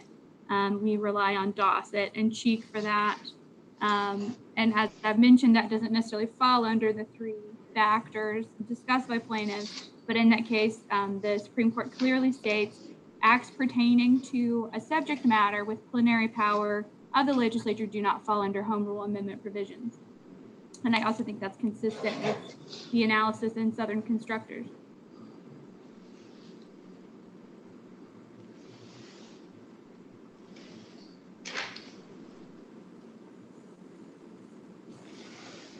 Plaintiffs have also proposed that the delegation of the state to the county entity then requires local approval. And those two cases, Dossett and Cheek, show that runs contrary to the findings in those cases, because in both those cases, the legislature's act to remove the delegation of power was found to not require local approval.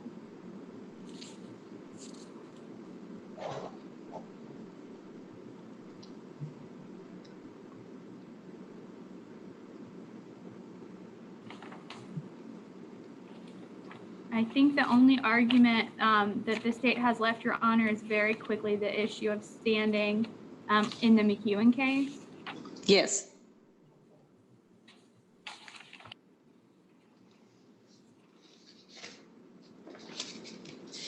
And we would submit that the plaintiff's theory of standing in the McEwen case is even more attenuated than in the Metro government case. They do not assert that their sovereignty was infringed as the Metro government does. And even if they can demonstrate a special injury,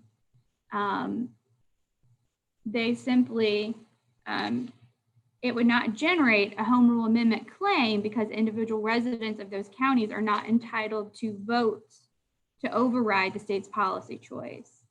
When you look at the McEwen plaintiffs as taxpayers, parents, school administrators, they do not have a special injury or interest not common to the public generally. Their contention that they are injured, such as that the ESA program will increase local taxes, is speculative, not actual or imminent. Likewise, their claim that the LEAs will be deprived of critical resources is not an injury, actual and imminent, to confer standing at the time of their complaint. Not only will the LEAs continue to receive the same BEP funds for students enrolled, in which they have the obligation to educate, but that 3-year grant program makes this claim even further from being an actual and imminent injury. So for these reasons, we submit the McEwen plaintiffs do not have standing in this case specific to the ESA program, and that they have properly pled that the ESA program will injure them in any respect.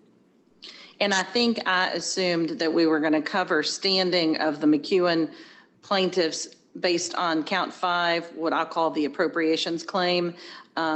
When we move off the home rule amendment and go to that, and also I assume that plays into the equal protection clause claims and the education clause claims and the BEP statute claims, you know, all of that goes to this idea, the rightness arguments certainly that the state has made, and the argument too that nobody knows how this is going to impact financially because we don't even know what those BEP numbers are yet. I did get the materials that the Greater Praise intervener defendants filed this morning and have looked at those briefly. But anyway, I'm assuming I'm going to hear more on that, the sort of the financial aspects and the unknown aspects, particularly as to the equal protection and the education clause claims. So I'll give you more opportunity to address those. Those haven't been argued yet, I don't think. Anything else on the home rule amendment issues or how that impacts the standing of either the Metro Shelby plaintiffs or the McEwen plaintiffs? No, Your Honor, we would just simply state in sum that the defendant's motion to dismiss should be granted. The summary judgment need not be reached or should be denied. And similarly, that temporary injunction should be denied for the home rule amendment argument. Thank you, Your Honor. Thank you very much. That was very helpful. So, Mr. Panju, on behalf of your intervener defendants, Ba and Diallo. Yes, Your Honor. 2 points before I begin my presentation, Your Honor. First, I'll be presenting argument on behalf of Natuba Bulgasi Diallo, Star Brumfield, and Bria Davis, so the intervener defense represented by Deacon. And I'll refer to them as the parents for simplicity. Second, Your Honor mentioned at the top of the hearing that there were 2 motions to dismiss on file. We just want to make clear for the record that the intervener defendants, the parents, also have their motion for judgment on the pleadings on file. In both cases, the arguments that I said today are in support of. And I was lumping that in with Rule 12. So yes, I understand. Thank you, Your Honor. May it please the court. The plaintiffs simply cannot prevail on the merits of their home rule amendment claim, Your Honor, because it requires expanding the scope of the amendment to include laws that do not apply to counties as a matter of law. In other words, the plaintiffs are asking the court to apply the home rule amendment to the ESA pilot program, even though the law does not mention the counties in its text and requires nothing of the counties. The pilot program requires no official act by the county, no exercise of the county's power, no money from Metro or Shelby County to fund the ESAs, nothing. In other words, under plaintiffs' view of the home rule amendment, virtually any state law a county claims will affect the county at some level of abstraction gets subject to the amendment's voter approval requirement. There is no limiting principle that they've articulated, and that's a problem. It requires a radical departure from the case law. Now, the Tennessee Supreme Court has never applied the Home Rule Amendment to such a law. The amendment requires more. And I should note here at the outset that the lead argument for the effects instead of applicability that appears in the Metro plaintiff's reply brief relies on Chattanooga-Hamilton County Hospital Authority, a case that is notably absent from the opening presentation of Metro this morning. And yet we have over nearly 70 years of Tennessee Supreme Court case law on this amendment, and yet they lead with on applicability versus effect with a federal district court opinion. And that strongly suggests that the Tennessee Supreme Court says something else. And that's where I'd like to turn to now. The lead case for supporting this idea that the Home Rule Amendment applies if a law affects a county is something that the plaintiffs rely on Chattanooga-Hamilton County Hospital Authority in support. And unfortunately, what's clear from their briefing and the absence of that case at oral argument. I'm sorry, may I interrupt? This is the court reporter. Your Honor, if you could mute your line, I can hear shuffling of papers and it's cutting out with Mr. Panju speaking. Yes, I'm sorry. Our IT person has briefly left the room. If you'll just give us 1 second, they're going to mute me so that I don't interrupt. Thank you. And Mr. Panju, if you could get closer to your camera, that might help as well. Closer to your microphone. Okay. 1 moment. We're trying to figure out how to mute me.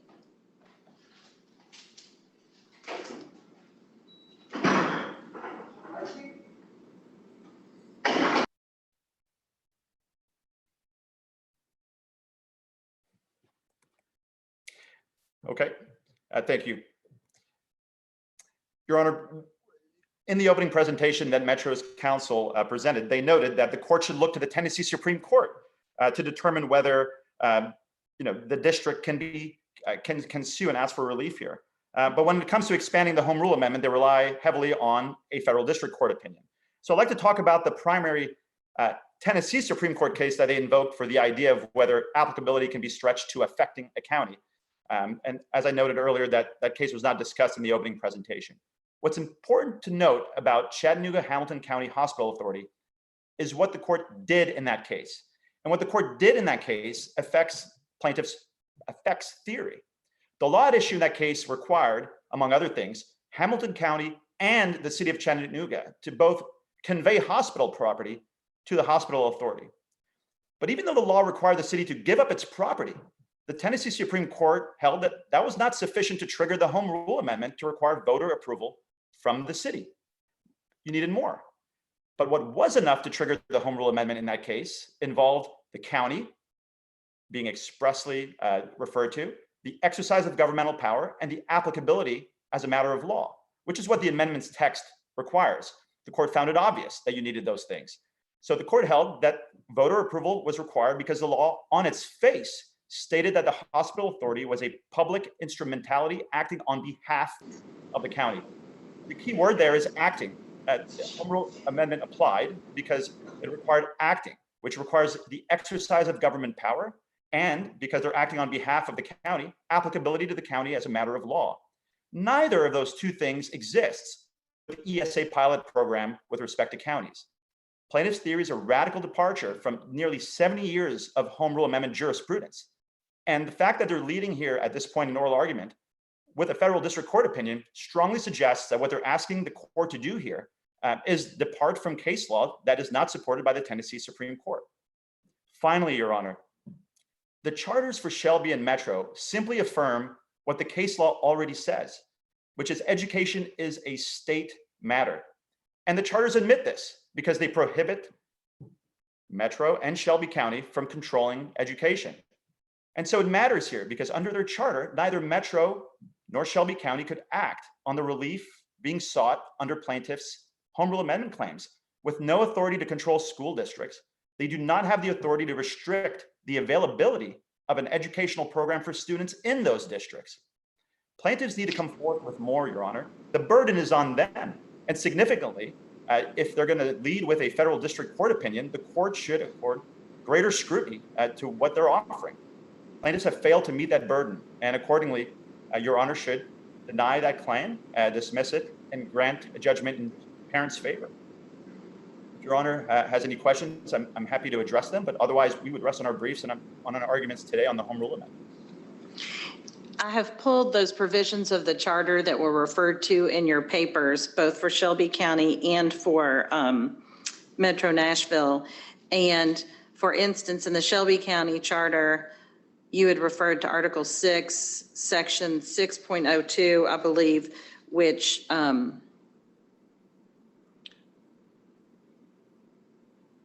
says that the chapter shall not apply to county school funds. Well, tell me, and I may not have pulled the right part, so I want to make sure I understand your position about how the charters affect the argument, because I did find that intriguing, and that was unique either to you or some of the other intervener defendants, and what the court should be looking at specific to these charters to help it and looking at how the Home Rule Amendment could apply and the standing issues. Absolutely, Your Honor. In effect, Your Honor, the ESA pilot program is an educational opportunity that the state has made available to students that are assigned to an LEA. And what the counties are saying is, even though their charter prohibit them from interfering with the substance of the education policymaking, I guess you could say, that the county engages in, they want to act upon the relief pursuant to the Home Rule Amendment to restrict the availability of an educational opportunity that the state has made available to the LEAs. And their charters don't permit them to do that at all in any manner. Yet that the practical effect of the ruling under the Home Rule Amendment would require them to exercise and put to a referendum something on its face that they can't do under their charter. And that's the problem with respect to the charters. Your Honor doesn't even have to reach that because the key thing here under the Home Rule Amendment, Your Honor, is that the law has to be applicable in the governmental capacity of the county.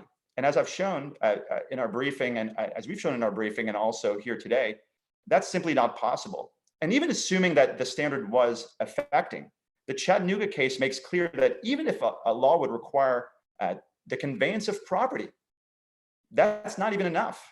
And the ESA program does no such thing. And so you need more. The Tennessee Supreme Court has made clear you need more. And what Chattanooga, the Chattanooga case stands for is that you need some sort of nexus between the law being challenged and the exercise of the county's power in some manner. And as a matter of law, the law at issue has to apply to the county in that same way. Those two things are absent with the ESA pilot program, which is the law at issue in this case. Whatever the counties say they might have to do on the back end, does not inform the analysis here, and it hasn't with what the Tennessee Supreme Court has done repeatedly. So again, Your Honor, we'd ask that the court grant judgment on the pleadings in parents' favor. Thank you so much. So next, I'll hear from either Mr. Kelsey or Mr. Suhr. Yes, good morning, Your Honor. Morning. Your Honor, I'd like to start with the Metro Nashville Public Schools capacity to sue, which, as you noted, is distinct from standing, but is rather governed by Tennessee's rules of civil procedure. In his response to Your Honor's question on this topic, Mr. Cooper essentially asked you to declare the provision of 2611 sub D unconstitutional because the school board, in his view, is part of the county, and so it can assert the county's constitutional protection. Obviously, in this case, the home. We disagree, as does the state, that the school board and the county are the same entity, and therefore that it can assert it. And the best evidence for that is the cases that Mr. Cooper himself has cited, which is Tennessee Small School Systems and the Shelby County Schools case, where the school board is the legally distinct entity asserting its rights. To use the fancy legal phrase, it's a juridically separate person. Otherwise, we end up in this weird case, Your Honor, where counties, as that term is used in the Constitution, means any entity that exercises countywide authority, right? And that can't be the case, because as Ms. Bergmeyer has mentioned, the Supreme Court has already rejected in the Rector versus Griffith case, that's the 1978, it's the municipal utility case, right, where the Supreme Court has rejected the idea that a municipality-wide utility district can assert its rights under the Home Rule Amendment. So there's a very easy, clear, bright line that Your Honor can draw for standing and capacity in this question. And it's equally applicable in standing, which is juridical separate existence. That the only people who have the standing to assert a home rule claim are the actual entity, the juridical specific entity of the county. On the capacity claim too, Your Honor had a certain skepticism, we'll say, towards Ms. Bergmeyer on the legislature's inclusion of this provision about the school district's ability to protect its rights. And if the state is right that the LEA can't assert the home rule claim, then this particular provision doesn't cost them anything because they don't have the standing to do it. But I would also suggest, in answer to Your Honor's skepticism, that Mr. Cooper needed to plead this in his complaint, if that's going to be his argument. And he didn't. And he didn't include it in his reply, his response on our motion to dismiss. If this is unconstitutional, we don't think it is, but if it's unconstitutional, then Mr. Cooper needs to assert on behalf of its client that it's unconstitutional and get it struck down. But without that argument before Your Honor, Your Honor is only obligated to do what the Tennessee Rules of Civil Procedure require, which is to follow the law. And the law here is very clear that Metro Nashville public schools don't have the capacity to bring this case. If Your Honor has no question on that, let me turn to the McEwen plaintiff standing. Here we're bringing a slightly different argument than the state is bringing on home rule claims specifically. It's a fundamental principle of standing that standing is dependent on the nature of the claim asserted and the nature of the injury in that claim.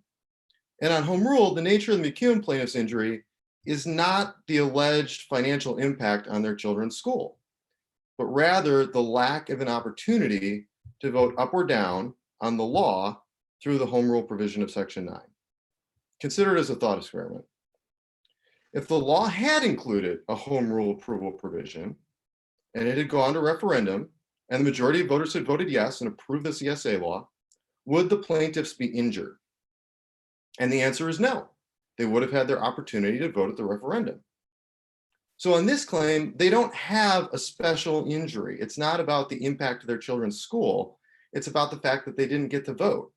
And that is an injury that they share in common with all citizens of these counties. There's nothing or distinct. But don't they also argue as parents of children who are in either Shelby County schools or Metro Nashville schools? I mean, they have assertions about the lack of resources. Somebody talks about the leaking in one of the schools, and somebody else talks about the opportunity for special education aids and so forth and so on, and a generalized concern that if money is taken out of the public system and essentially rerouted to private schools, that will limit the ability for the schools to, continue to provide the education that their children are entitled to.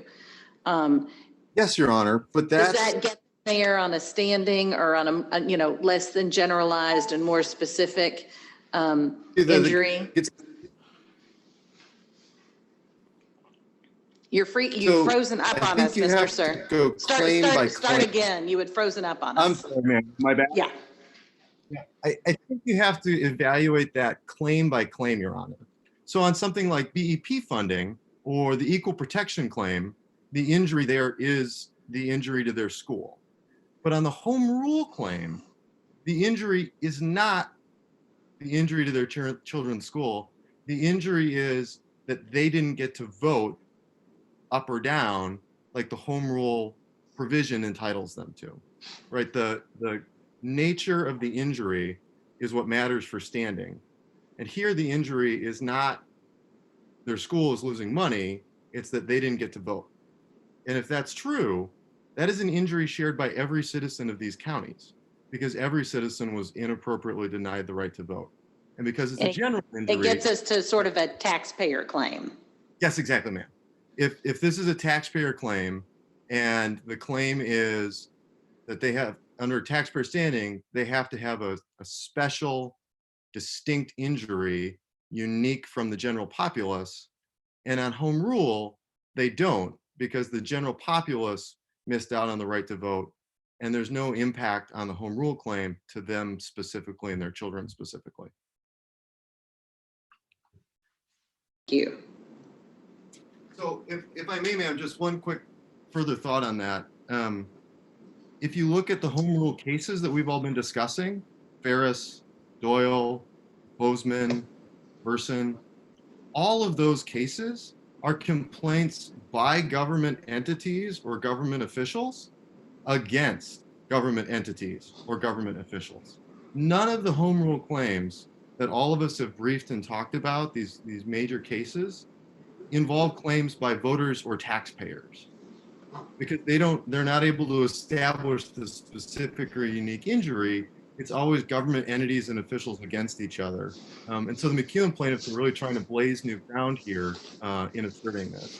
Which case, because you seem to have a very good command of the cases and it's escaping me, which is the case, the Shelby County case about the ID, the library IDs? Oh, Do you know which one I'm talking about? So you caught me on that one. Well, I don't remember. and it seems like I would have remembered it if it was particularly applicable to what you're talking about. But in that case, the county tried to sue. The whole issue was whether people could use their free library IDs to vote. And there were individual taxpayers who had the free IDs who sued. And then the county tried to sue too. And in that case, the county didn't have standing, but the individuals did. But there was a discussion of individualized injuries. Somebody will remember what that case is, and it may not even be important, but. The cases that I referenced, ma'am, Ferris, Doyle, Thompson, like those are the major cases we're all talking about. Yeah. And in all those cases, it's a government on government kind of thing.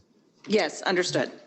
Yep. So we believe the McEwen plaintiffs lack taxpayer standing because they lack an injury, and then they lack the taxpayer and parental standing for the reasons my colleague Brian will describe for you now. All right, very nicely choreographed. So, Mr. Kelsey. Thank you very much, Your Honor. And to further discuss this particular standing issue, I wanted to say if we can get past the whole idea that it's actually the counties that have the right to bring the home rule issue, the McEwen plaintiffs have another problem, and that is that they actually have no injury in fact. And that is because the per pupil expenditures under the terms of the Act increase for the children of these parents in 3 distinct ways under the statute. The first way is that there is an actual ghost reimbursement that is sent to each affected school district. So this argument applies to the school districts as well, if they are not dismissed on capacity, and it also applies to Metro government and Shelby governments too.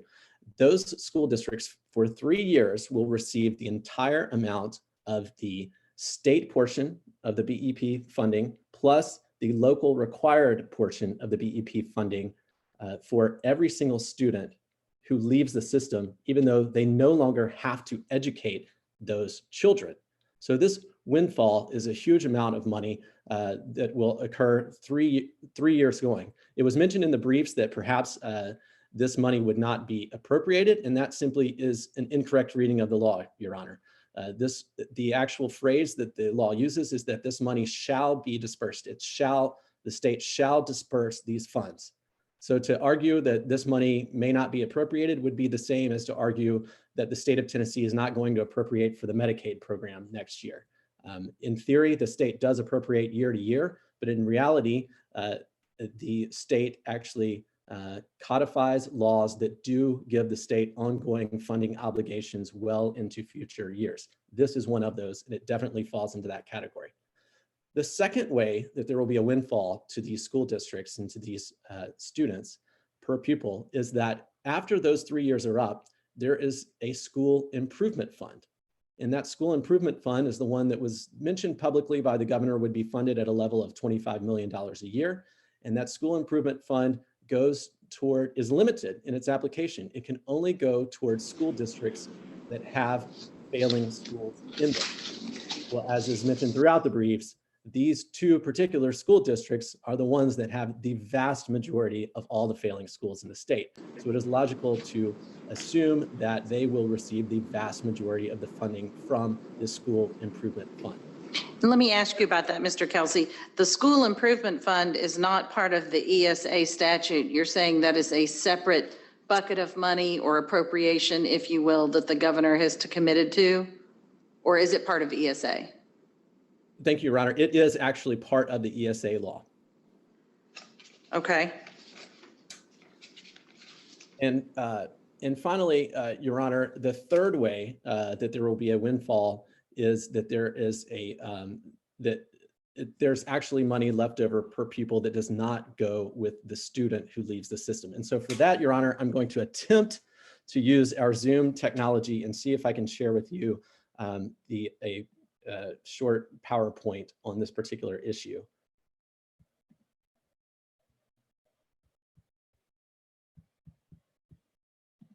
And so first of all, we'll start off with the numbers from Shelby County Schools.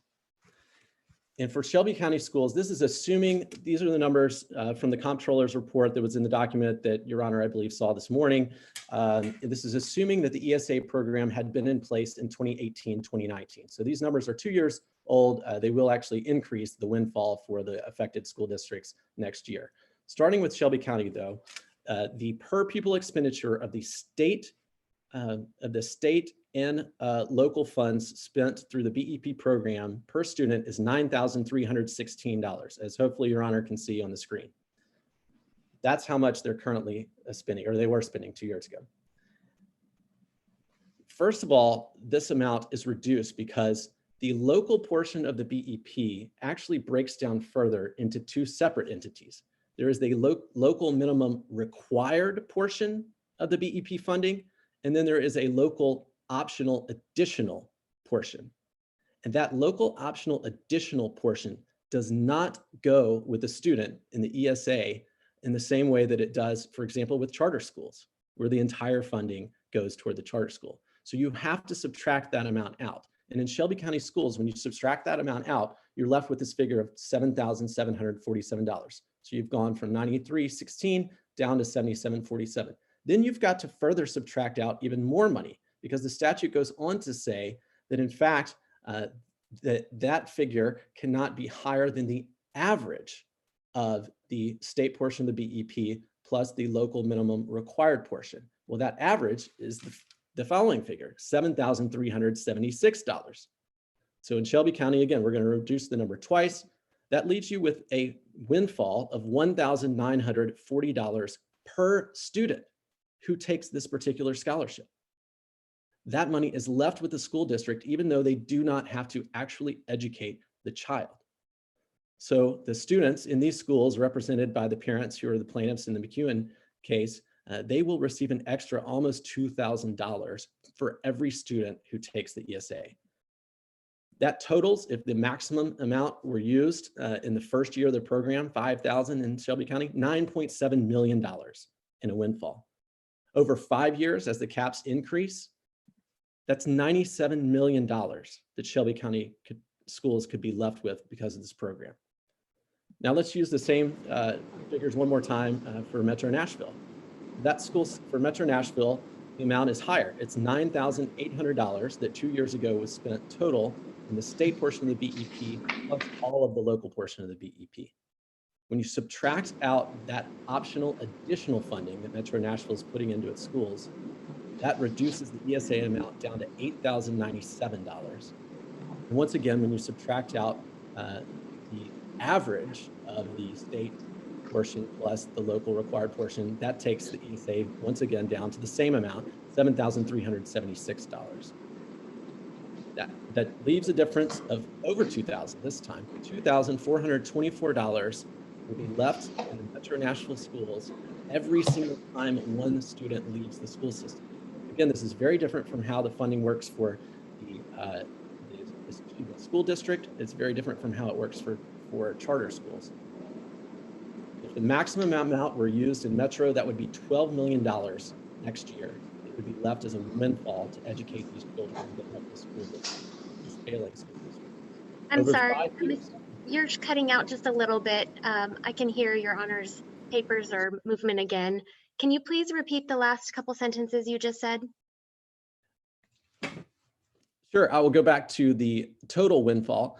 In next year, if all of the ESA scholarships were used in Metro schools, that would leave a windfall of $12 million in Metro schools. And over the 5 years that the particular caps are put in place, that would leave a windfall of $121 million in the Metro school district.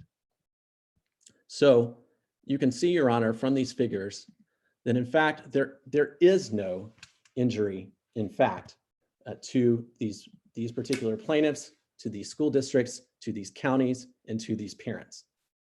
So next, if I may, Your Honor, I'd like to move past standing to the actual merits of this claim on the Home Rule Amendment.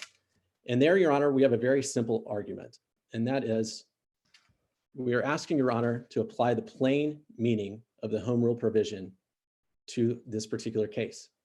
The Home Rule clause uses the phrase, a particular county. A particular county means, and can only mean, one county. The drafters of this constitutional language, Your Honor, didn't even use the phrase a county. They actually modified it and they said a particular county to ensure that there's no possible way that the plural could come from this phrase. And if Your Honor reads the entire Home Rule clause in its context, as I'm sure you've already done, you will see that it is preceded by a sentence all about removing one incumbent from one particular municipal or county office. Again, this provision was not written to prevent the General Assembly from trying to pick out several people throughout the state and multiple counties. It was meant to ensure that the General Assembly would not pick on one particular county. So of course, the rules of construction in Tennessee support this argument that we've made. In the Planned Parenthood versus Sundquist case in the Court of Appeals, that court said, quote, the interpretation of a constitutional provision should begin with its text. That's what we're asking Your Honor to do. The Tennessee Supreme Court has said in the Jackson versus General Motors Corp case that courts should follow the plain meaning, and that is the cardinal rule of construction. In State versus White in 2012, they went on to say, when the language is clear and unambiguous, as it is in this case, we apply its plain meaning and its normal and accepted use without a forced interpretation that would limit or expand the provision's application.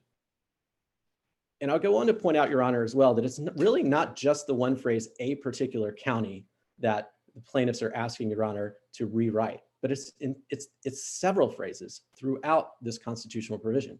They would like you to change a particular county or municipality to the particular counties, from its governmental or its proprietary capacity to in their governmental or proprietary capacities, from the local legislative body of the county or municipality to the local legislative bodies of the affected counties or municipalities, and finally, from the county or municipality affected to the counties or municipalities affected. So to address the case law, Your Honor, the three main cases that Metro relied on in its opening statement to this court were Ferris versus Blanton, Lawler versus McCandless, and Board of Education of Shelby County versus City Board of Education. In all three of those cases, Your Honor, those laws affected one county and one county only. In the Ferris versus Blanton case, that was a law that only affected counties with a county mayor. There was only one county in the entire state that was affected, Shelby County. In the Lawler versus McCandless case that Mr. Cooper talked about at some length in regards to the jurisdiction of the Gibson County General Sessions Court, that law affected one county, Gibson County. And finally, in the more recent federal case of the Board of Education of Shelby County versus the Memphis City Board of Education, that again was a law that affected one county, and that was Shelby County. The only case, Your Honor, that the plaintiffs can point to for their proposition that a particular county means multiple counties is the Leach versus Wayne County case. And that case, Your Honor, is a different case, because in that case, the General Assembly used population brackets to try to identify multiple counties. And the way that works, Your Honor, is that the General Assembly will have language in a particular bill, and it will say that this shall only apply to counties with 20,400 residents to 20,500 residents. They are literally limited down to the 100 resident number. They get that specific. And in that case, the Supreme Court said there is no rational basis and no reason why you can pick out particular counties by those numbers.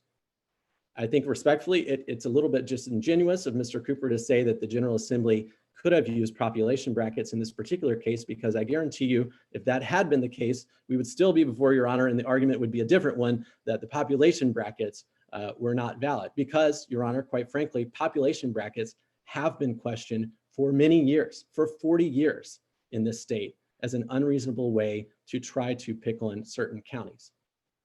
This ESA statute does not use population brackets. What it uses is a very rational basis, which I know Your Honor has read, but I think it's worth mentioning one more time, and that's in TCA 49-6-2611A1. And this is the statement and the only intent of the entire General Assembly, because it comes directly from the law. And it says, quote, "The General Assembly recognizes that this state's legitimate interest in the continual improvement of all LEAs, and particularly the LEAs that have consistently had the lowest performing schools on a historical basis. Accordingly, it's the intent of this part to establish a pilot program that provides funding for access to additional educational options to students who reside in LEAs that have consistently and historically had the lowest performing schools." That is a rational basis, Your Honor, that the General Assembly has a right to recognize. In fact, I went back and looked up the older numbers. Had the General Assembly gone back earlier than 2015, and these school districts absolutely have been consistently failing for years. The very first time that the Achievement School District ran the numbers on the schools performing in the bottom 5%, out of the 84 cases, out of the 83 failing schools that year in 2011, 69 of the 83 failing schools were in Memphis. 69 out of 83. And all but one of the rest were in Metro. So they have had a historical problem of having multiple failing schools. And that is why the General Assembly addressed these particular school districts.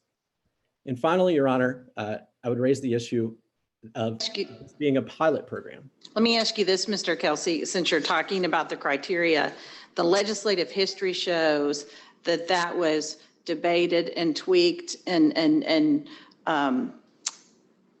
changed several times to where it became what it became, that there were different metrics that could be used, all consistent with that same intent, but it was whittled down to where the eligibility criteria would only impact those two school districts. And I know you don't give much credence to the Board of Education Shelby case, but that case talks about how criteria can be used to create a class that is so narrowly designed that it would only apply in that case to one county. You're absolutely right. That was a Shelby County case that, that can still be a home rule issue. So when you talk about the fact that these two particular school districts are the only ones who meet this criteria, and if have historically had the requisite number of failing schools to be eligible, it didn't start out that way.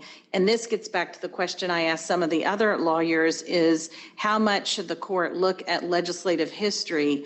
That doesn't really change the intent that's in the statute, but that how the statute was tweaked and that eligibility criteria was modified over time to effectively only limit these two, or to only have eligible students come from these two school districts.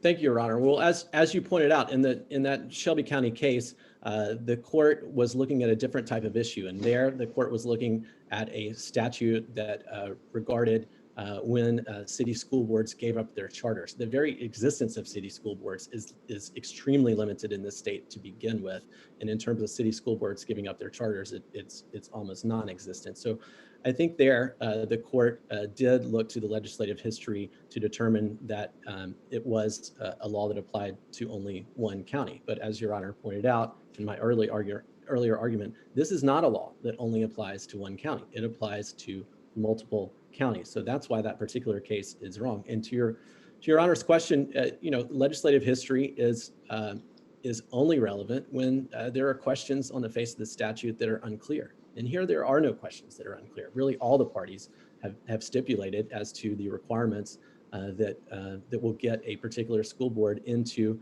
this statute. But when you look at that legislative history, you will see, Your Honor, that it went through various drafts, through multiple committees, and in all of those instances, there were different amendments that were offered. And finally, what the legislature settled on was a pilot program. The legislature did not use this particular criteria, but I think it's helpful to remind Your Honor and those of us who've been living in Tennessee for many years that we all think of Tennessee as a state with a big four. We have our big four cities. But in fact, there was a Tennessee Journal article just about this just a few months ago that said if you look at populations today, that is no longer the case. We're actually the big two plus the next four.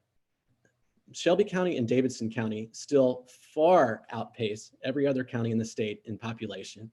You're talking about counties of 600,000, 900,000 people. But the reality is that Chattanooga and Knoxville are now on par from a population standpoint with Murfreesboro and Clarksville. So those next four have very different considerations, and they simply do not have the clusters of failing schools that would be necessary to run a pilot program in this particular issue. And that is really the last issue that I wanted to bring up to Your Honor, which answers your question too, which is to remind Your Honor that it was relatively late in the process that this bill was changed to a pilot program.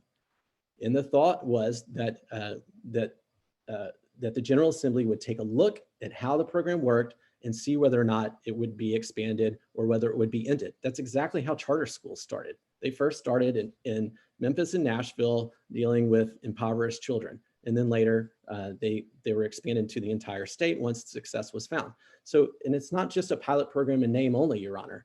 There is a very strict Office of Research and Education Analysis in the Comptroller's Office that is charged with evaluating this program and on its merits in several different factors, but including most importantly of all, the last factor, which is the Comptroller's Office will take a look at whether or not other counties are now experiencing the same problems as these two counties in terms of having large numbers of failing schools clustered together in those counties. And if that's the case, then the OREA will make a recommendation to the legislature to include those other counties in the program. And there's not a lot of case law, Your Honor, on pilot projects or pilot programs in Tennessee because they are assumed to be constitutional. They happen all the time in various areas of the law. And in particular, so we have to cite to the Attorney General opinion number 0760. In that case, it was a proposed pilot project to help disadvantaged students in certain school districts. And that's exactly what we have in this case. And that AG opinion came back and said that that type of pilot project is perfectly constitutional. We would assert, Your Honor, that this pilot program is also constitutional. Thank you. So in talking about the review and the monitoring and so forth, is that, I've got the regs in front of me and I've got the statute in front of me.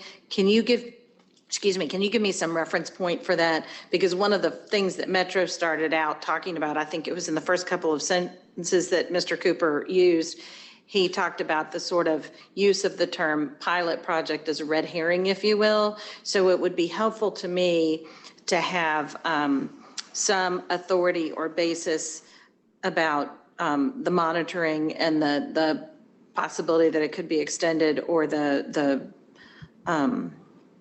review of whether expansion of it, because it is a pilot project, is a true reality versus the typical situation where, you know, any statute could get amended at any time, but we have to look at what we're dealing with today. So any components of it that show that indication or give some credence to it being called a pilot project and the real intention that it be considered for more statewide application. Yes, Your Honor. It is a little bit confusing in the statute because the components that the OREA will look at are actually located in two different parts of the statute. I have no idea why it was drafted that way, but the first one is in 49.6.2611A2, and that's toward the end of the act there, where the OREA is given the task of evaluating it. I see that. Thank you. That's helpful. And thank you, Your Honor. But prior to that, the issues are also laid out in 49.6.2606C.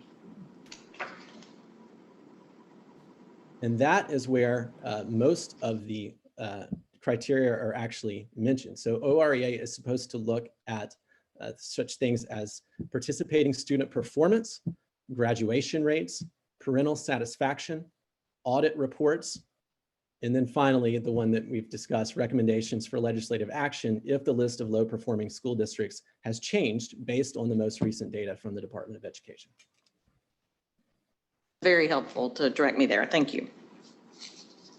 Thank you, Your Honor. Okay, and Mr. Busek. Your Honor, we share in the argument with Mr. Panju. Thank you. So now, do you, let me ask you this, Mr. Cooper, and Mr. Wood, how long do you all think you want to give your final address regarding the home rule amendment issues? I'm thinking lunch and when we need to take a break. It would be nice to wrap up this issue and take a break and come back. But if you think it'll take a while, and I'm not trying to cut you off, we might take a break first. Your Honor, I think we've covered a lot of the topics that have been raised by defendant and defendant intervenors. So I would not expect that I will take a long time in rebutting that. Of course, happy to answer any other questions. I defer to Mr. Wood on his side. Your Honor, we would obviously like to address the standing issues for our clients. I think we can probably knock all of that out before lunch. All right. Well, then I will ask you to start, Mr. Cooper, with your responses or reply on these issues. Sure, Your Honor. And let me just touch on a few of these. I think we've briefed this pretty thoroughly for you already on these, but with regard to the argument of standing made by the state obviously downplays the role that the county governments play in education, and saying that essentially they really have no role that is impacted by this act. Your Honor, we would refer you, and actually it's on pages 8 and 9 of our reply brief, that the statutory responsibilities and powers of the county legislative body with regard to education include adopting a budget, providing the necessary funds to enable the county school board to meet all its obligations under the budget, requiring the county school board to make a quarterly report of receipts and expenditures of public school funds, the needs of the school, progress made in their development, and other information as to the administration of the public schools that it may require, examining the Board of Education's accounts to make sure that the board is not misusing public funds or exceeding the budget, and submitting to voters the proposition to issue bonds to build schools, and of course, levying taxes for schools. Now, in addition, the county mayor must approve the bond of the county director of schools and make quarterly settlements with the county trustee and Board of Education. The trustee has responsibilities. So you see, Your Honor, to say that all that the county legislative body and the county mayor, all that they do is to provide funds. One is an understatement of the role that they play, but then more significantly, providing the funding for schools is a pretty big deal. And I think this gets to the nexus argument that defendant interveners were raising, saying that there's no nexus between the ESA Act and the counties. Well, Your Honor, all you have to do is walk through the provisions of section 49-6-205 of the ESA Act, where the statute clearly says that the money that the state puts into ESA accounts will be removed from the BEP funds that go to the county's school district. And of course, as I just read to you, the statute requires the county government to pass a budget and provide funding for school districts. That is a pretty big impact. In fact, $38 million, according to the legislature's Fiscal Review Committee in the first year. Not to mention, Your Honor, again, the amendment, the Home Rule Amendment speaks to local in intent, form and intent. The defendants want to just remove the wording intent from the Home Rule Amendment and focus only on form. That, Your Honor, obviously, to go back to the warning that the Supreme Court gave that I talked about at the beginning of this hearing, opens the door to legislative game playing. Yes, I'm sorry, I'm saying local intent. I mean to say local in effect, in form or effect. And the effect here is clear. The effect on the budget is clear. The effect on school funding is clear.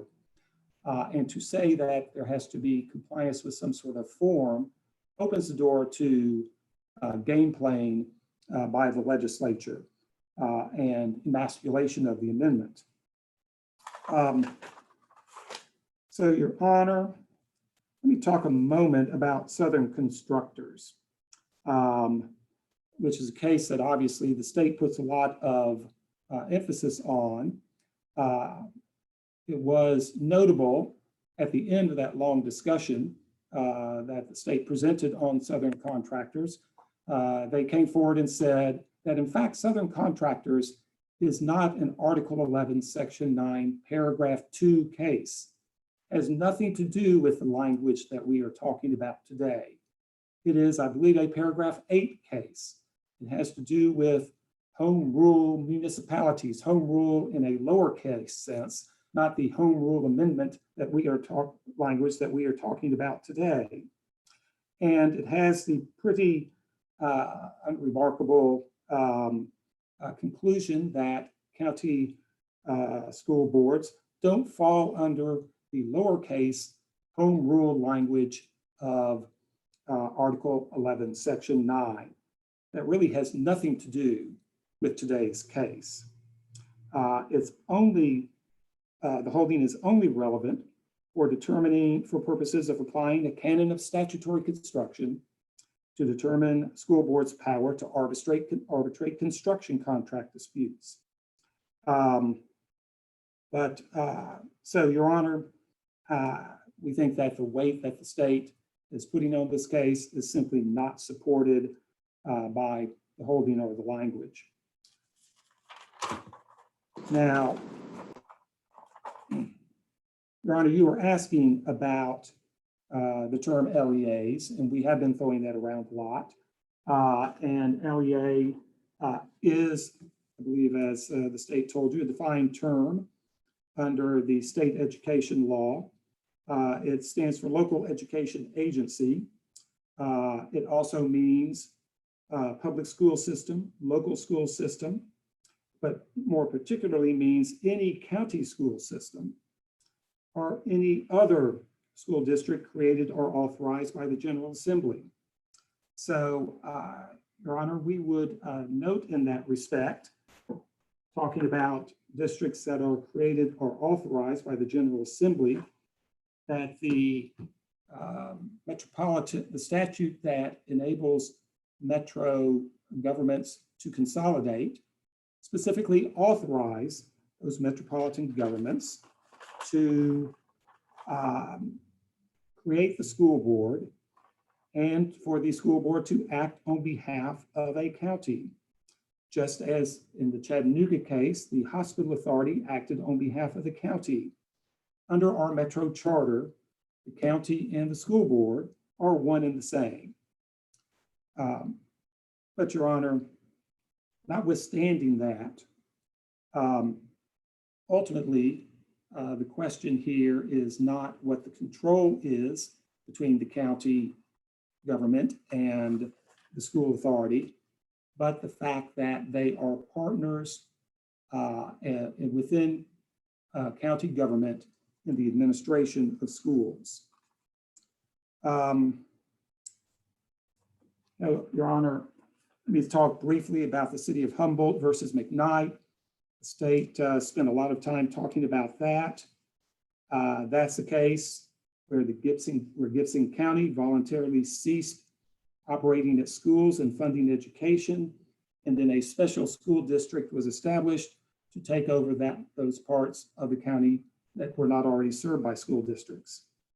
The holding has no application to the ESA Act, which unilaterally imposes an educational program only on Davidson and Shelby counties, rather than ratifying a program that counties voluntarily undertook. But it is important, we would agree, for recognizing that the county plays a role in the statutory scheme of education to the extent it is actually operating a school system.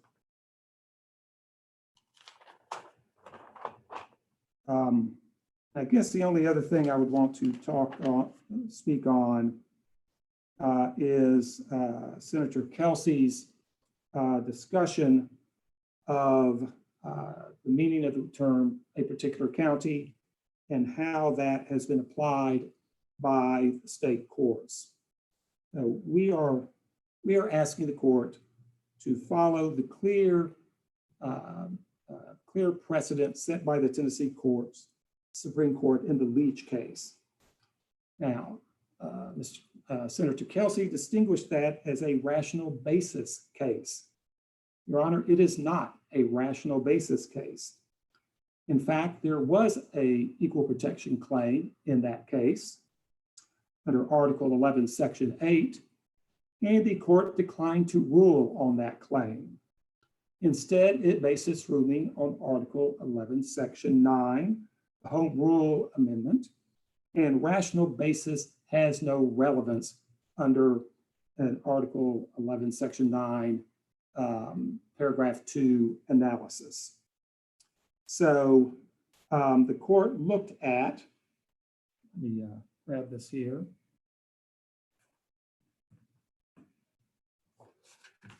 So the court looked at the facts of the case and concluded, and here I'm reading from the opinion, where, however, the General Assembly has made a permanent general provision applicable in nearly 90 of the counties, giving the local legislative bodies discretion as to the method of election of their members, we do not think it could properly make different provisions in 2 of the counties by population bracket in the manner attempted here. That's pretty clear holding, Your Honor, that an act limited to just 2 counties falls within the Home Rule Amendment. And we've got the same thing in this case. We have an act that applies to only 2 counties. 93 other counties are allowed to conduct their school business in a manner consistent with general state law.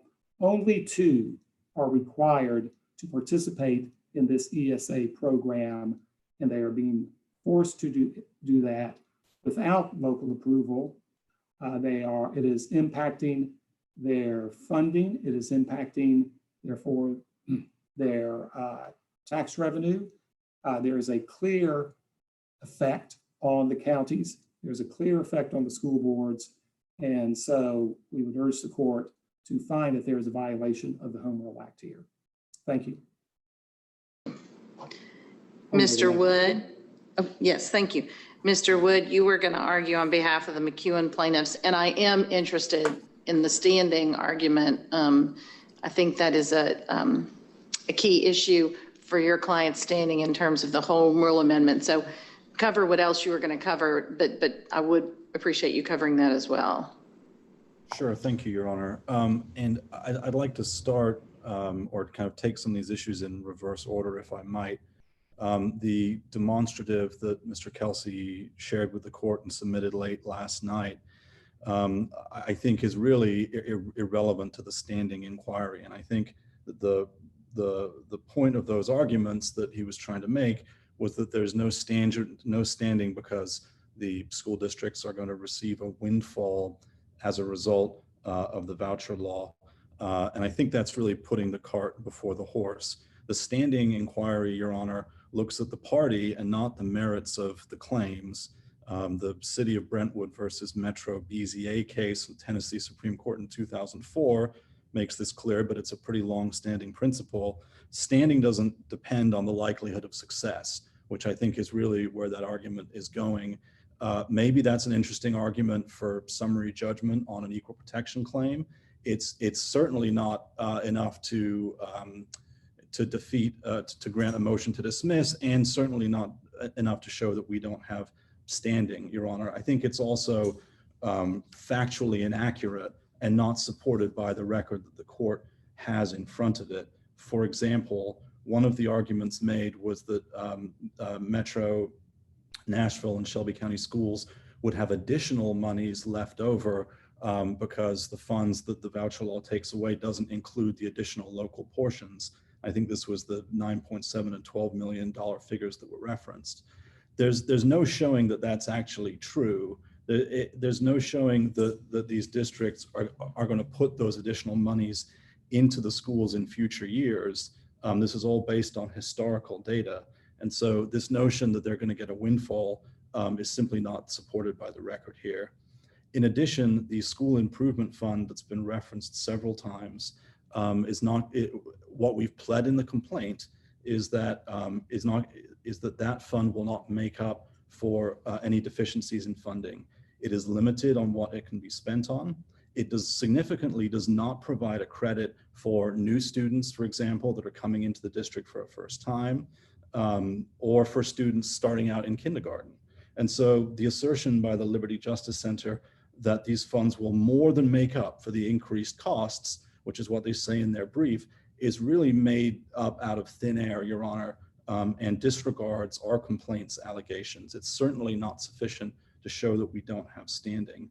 I think another important point when looking at the school improvement fund and these windfall assertions is the type of students that would take these vouchers if the program is allowed to go forward. These schools are expressly allowed to discriminate in the students that they take. And one result of that, Your Honor, will be that the more costly students that the districts have to educate will be left in the public schools. And so this notion that these school improvement funds as a matter of law are going to make up for the lost funding is not supported in the record. It's certainly not enough to show that our clients have standing, Your Honor. What we briefed in advance of the hearing, I think our briefing was pretty comprehensive, was that our plaintiffs have standing both as taxpayers and also as parents. And I'd like to start with the parental standing analysis first, which requires a special injury and a status or relation that's not common to the body of citizens as a whole. And Your Honor, we've talked several times already this morning about the Board of Education of Shelby County versus Memphis City Board case from the Western District of Tennessee. And as Your Honor has already noted, part of the reason that the Board of, and this was a home rule claim, part of the reason that the Board of County Commissioners had standing to challenge the home rule claim in that case was because they were looking out for the interests of the students in the districts who may not have been able to otherwise assert their claims. And so I think that certainly for parental standing, that case is very on point, and I think the court's already very familiar with it. Another case that we cite in the briefs is the Curve case, which involved, I believe, the county getting rid of an elementary school, and whether or not parents in a parents association could sue and had standing to sue based on that decision. The Liberty Justice Center tries to distinguish Curve by saying that attending a school differentiates you from everyone in a school district in a way that gives you standing, but being in a county that is distinct from 93 or 94 other counties doesn't differentiate you enough in order to give you standing. And there's simply no support in the case law for that assertion, Your Honor. The fact of the matter is that this law impacts parents in 2 out of 95 counties in Tennessee. That is not generalized. That is not common to everyone. And it is enough for our clients to have standing as parents to challenge the voucher law.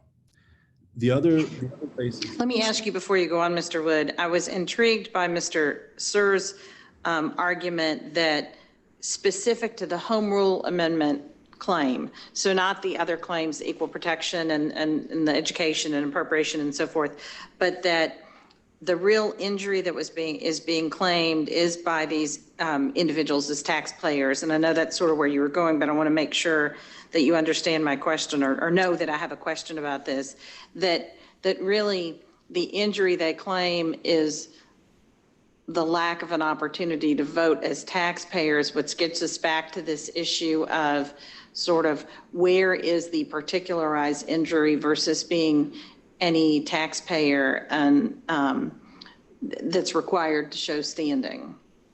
Sure, Your Honor, and specifically as it relates to home rule. Certainly in general, I think, Your Honor, what our clients are alleging is that they have standing to challenge the voucher law as a whole and challenge it as being unconstitutional. And that is the crux of their claim. And so the manner in which it is unconstitutional is not as relevant, I would respectfully submit, as the fact that it is constitutional and they're suffering an injury from an unconstitutional law that they can challenge. In the context of our temporary injunction briefing, Your Honor, we talked, not just about injury, but irreparable harm, and talked about the 2 ways that the plaintiffs would suffer not just an injury, but irreparable harm absent an injunction. One was as taxpayers, because the unlawful spending of funds is necessarily irreparable harm, and we cited the Pope case, the Tennessee Supreme Court from 1905, for that proposition.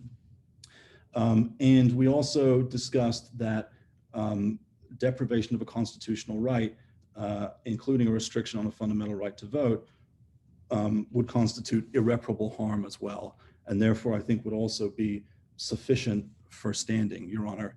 By passing this law and not allowing a provision for local approval, there was no ability for our clients and for folks in these districts to vote on this law. And that is distinct from the parents in every other county in this state.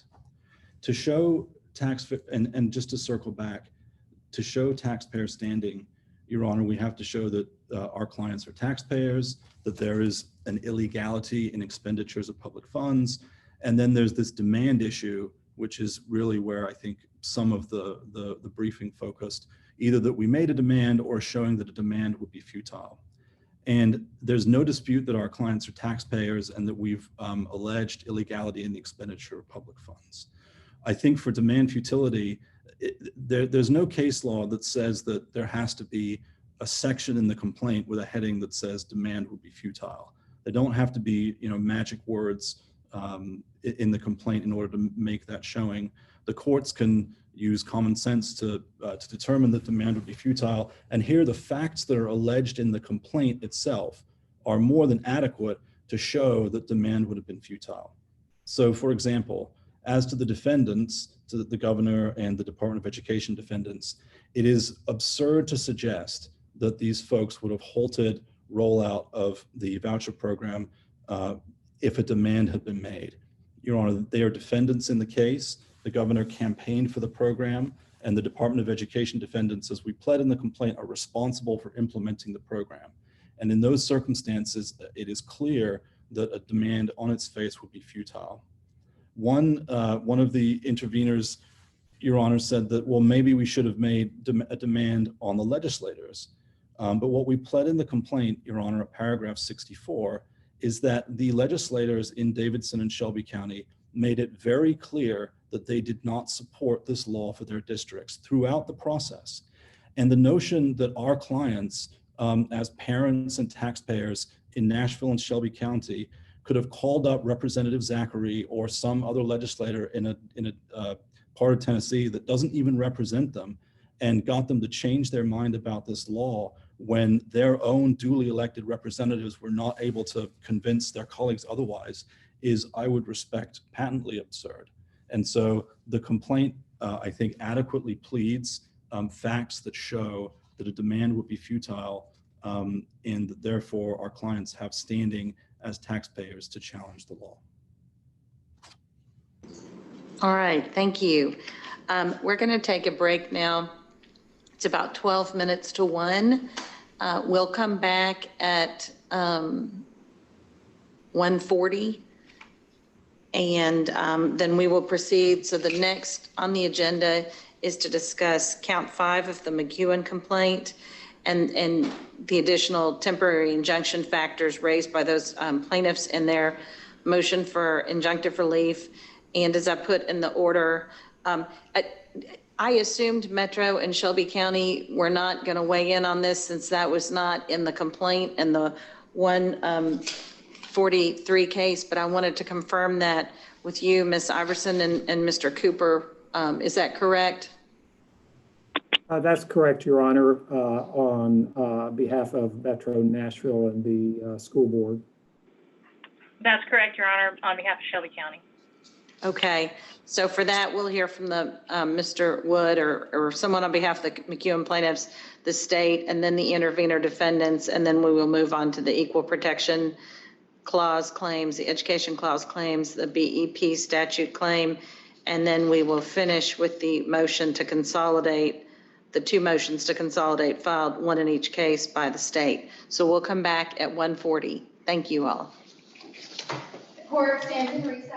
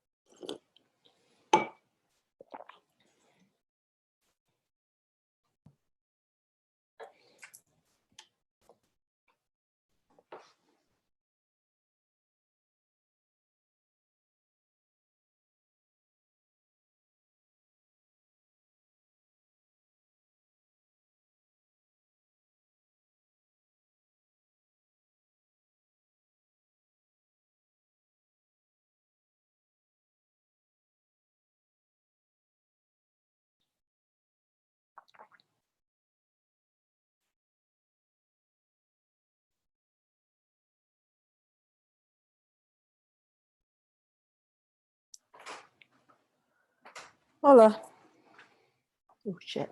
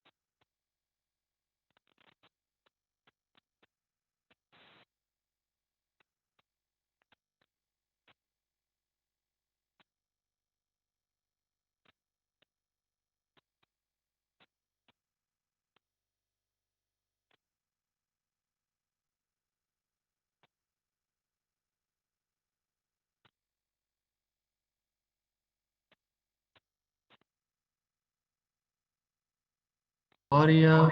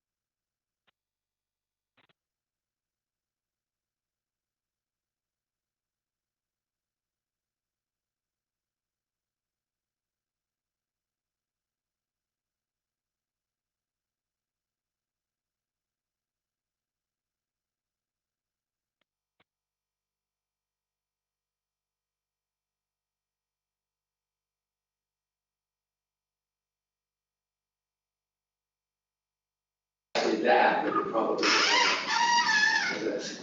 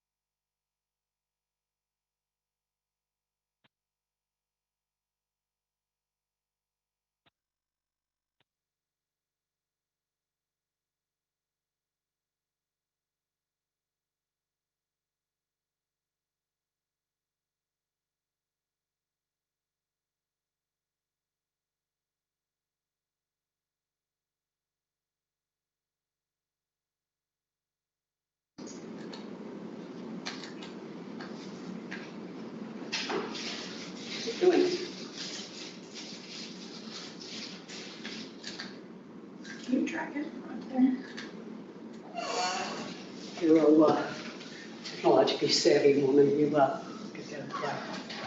Mark, I can't get this to. I got it. I'm sorry, I'm supposed to do this, I can't do that. I'm sorry, you. Court is again in session.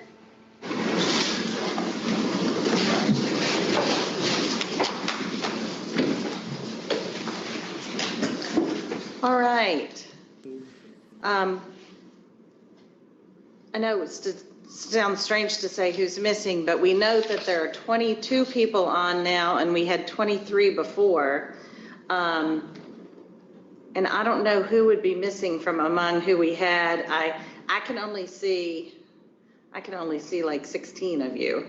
So is everyone's partner or co-counsel or whatever on? Is there anyone that you all think is missing? All right, well, we will proceed. All right, so per the order from yesterday in both of these cases, we're next going to hear from the McEwen plaintiffs about count 5 from that, what we call the appropriations claim, which is part of the injunction motion. And then I'll ask counsel for those parties to also address the factors that the court needs to find in relation to that, and anything you haven't covered in terms of the home rule amendment, since those are the 2 counts that are the subject of your injunction motion. Thank you, Your Honor. And Ms. Rubenstein is going to address the appropriations claim, and then I will address the other elements of the temporary injunction motion after she's addressed that issue. Thank you. Okay, Ms. Rubenstein.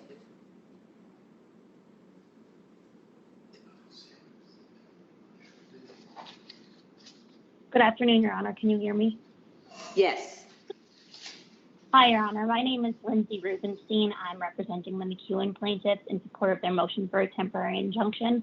I will be discussing plaintiffs' likelihood of success on the merits on the issues raised under the appropriation of public monies provisions of the Tennessee Constitution. Plaintiffs are likely to succeed for 3 reasons. First, no appropriation was made for the estimated first year's funding of the voucher law. Second, One second. You mute me. Sorry, I'm about to shuffle. Okay, go ahead.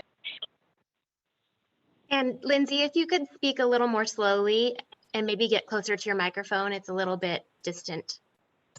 Sure. Is this better? I think so. Just be slow and keep your voice up. Okay, thank you. Plaintiffs are likely to succeed for 3 reasons. First, no appropriation was made for the estimated first year's funding of the voucher law. Second, even if the court finds that a valid appropriation of $771,300 was made, that appropriation was insufficient and meaningless under the Constitution. Third, and because there was no valid appropriation made, the Tennessee Department of Education unlawfully reallocated public funds duly appropriated to another program to fund a contract it entered under the voucher law but couldn't afford. Plaintiff's first reason is simple. It is a simple constitutional argument. There was no appropriation made for the estimated first year's funding of the voucher law. Article 2, Section 24 of the Constitution reads, in relevant part for this claim, any law requiring the expenditure of state funds shall be null and void unless, during the session in which the act receives final passage, an appropriation is made for the estimated first year's funding. The plain text of the appropriations law shows that the voucher law received an appropriation of $0. And Your Honor, I'm looking at Exhibit F, the temporary injunction motion. We're looking at page 100 for the voucher law. So we're looking at page 100, line item 5, which shows SB 795, HB 939. That's the voucher bill. Education savings accounts, NR reduction, NR meaning non-recurring. And the appropriation there shows $24,678,700 in parentheses, meaning it got moved to somewhere else. And Your Honor, if you'd like to see where else it was moved on page 96, it shows that same amount going to the Department of Corrections. This functionally means $0 was appropriated to the estimated first year's funding of the voucher law. For this reason, plaintiffs are likely to succeed on the merits of their claims. Defendants and interveners argue that the governor's proposed budget is incorporated into the budget document by reference, but no evidence is offered in support of this assertion. Plaintiffs direct the court to look at the text of the appropriations law, which is the sole record of appropriations in any given year, to determine that no appropriation was made. Thus, plaintiffs are likely to succeed on the merits of their claim that no appropriation was made for the estimated first year's funding of the voucher law. Second, even if the court is to find that an appropriation was made, that amount was meaningless under the Constitution. If any appropriation was made at all, that appropriation would have been for the amount of $771,300. And plaintiffs are likely to succeed on the merits of this claim because this was not a meaningful estimate, which is required by the Constitution. The Constitution requires an appropriation for the estimated first year's funding. But there was no way, even when the bill was being deliberated, that $771,000 could have been a valid estimated first year's funding. The word estimate has to have some meaning, and it is this court's responsibility to interpret the words of the Constitution to have meaning and effect. It was clear when the bill was enacted that the Department of Education would need to make two substantial and costly steps in implementation and administration of the program. The first was to hire a vendor, and the second was to build out infrastructure within the department. To the point of vendors, no less than 2 months after the alleged appropriation was made, the department entered talks with ClassWallet, a for-profit company, for them to build a tool that families would use to apply for the program. That contract was $2.5 million in fiscal year 2019-2020, and ClassWallet was paid $1.2 million in 2019. That contract alone, without any other costs, without any other staff members, administrative costs, overhead, cost the department almost $2 million more than what the legislature said that it could have to develop the program based on the estimate that was submitted. It was clear to the department at the time that estimates around $771,000 could never have been enough. And indeed, Your Honor, the fiscal note that's attached to the voucher law states that $565,000 would be estimated for systems development for the first year's funding of the voucher law. So systems development also includes the contract entered into by ClassWallet, and that contract again was $2.5 million. So that's about 500% over what the fiscal memorandum called for, and that's less than 2 months after the appropriation was allegedly made. So plaintiffs are likely to succeed on the merits of this point and believe that much more will come out on this point in discovery. To the point of infrastructure that the department needed to build out, Commissioner Schwinn testified when the bill was being deliberated that she'd need, among other things, 20 new staff positions, even without any other administrative costs, even without contracts with vendors, even without systems development. $771,000 would have been woefully insufficient to cover the costs of 20 new staffers. Those salaries would have been nearly $38,000 gross for the entire year. It was clear that 771 could not have been a real estimate, and thus, if 771 was appropriated, it was invalid under the terms and express purpose of the Constitution. It is the court's responsibility to interpret laws and enforce them on the General Assembly, and here interpretation must be consistent with purpose. The only way to achieve the purpose of the provisions in the Constitution is to interpret the word estimate to have some meaning and require some accountability. Without the accountability built into the constitutional provision at hand, a handful of government officials may present one thing about the budget of a program, garner support of that program in part because of its low cost, and only have it revealed after passage that the original representation was dangerously inaccurate. And Your Honor, that's exactly what happened here. Since the exorbitant costs of this program have come to light, legislators who supported the bill have come out against both the cost of the program and the funding scheme. At a hearing before the Joint Appropriations Subcommittee in February, Representatives Matthew Hill and Jeremy Faison, who voted for the program, condemned the department for the high cost and low transparency in the funding of the program. Representative Patsy Hazelwood, who also voted in support of the program, was also surprised by the staggering costs of this first year of the program. And I'll just quote her here because this portion of her quote at that hearing was very powerful. And by the way, Your Honor, we submitted that hearing as Exhibit 2 to our temporary injunction motion.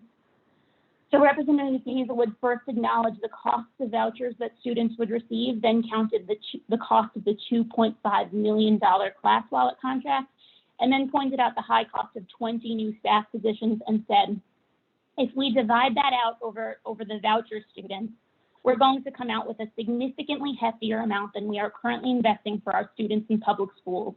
And I think that should give us some pause and some concern.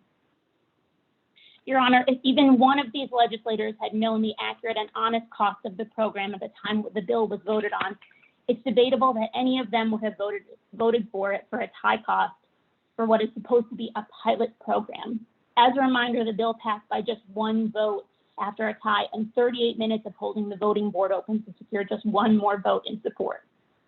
Your Honor, legislators and government officials have to be accountable to the Treasury, to public funds, the people of Tennessee, the Constitution, and each other in voting for funding programs. It's important to note here that we're not asking for exact estimates.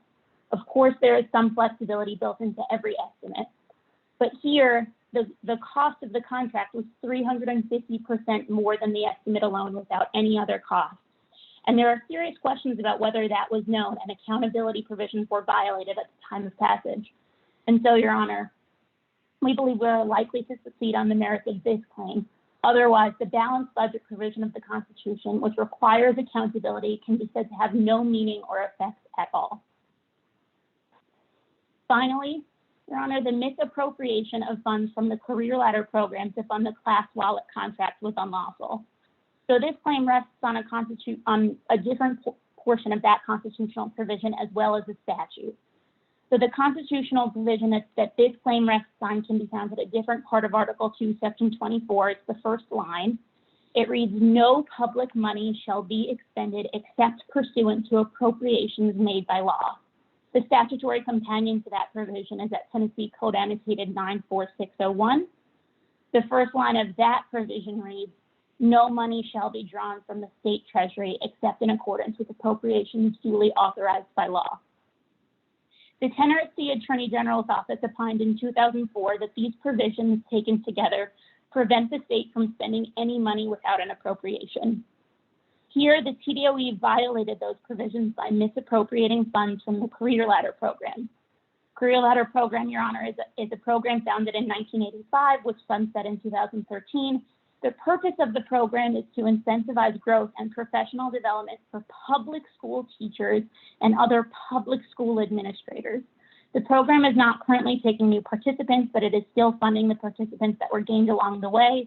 The program is still funded and in fact got an appropriation of $18.9 million for fiscal year 2019-2020. The fact that it is discontinued is not relevant here for any reason.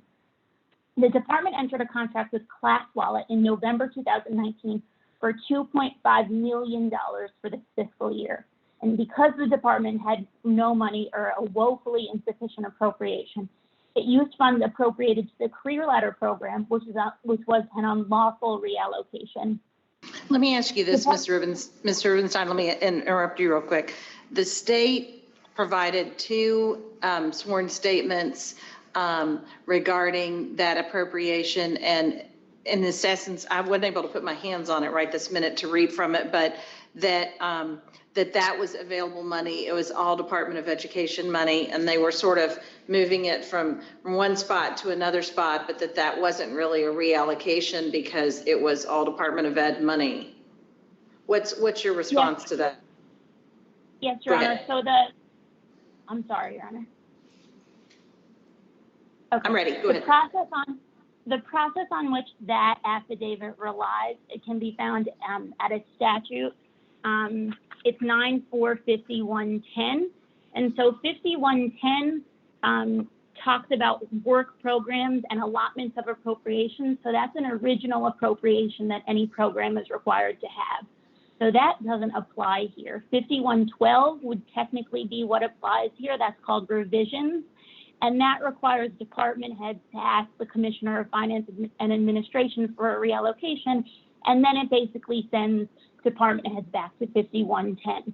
But we think that that's not what applies here either. We think that what applies here is a provision in the appropriations law that can be found at page 53 It deals with surpluses and deficits between programs.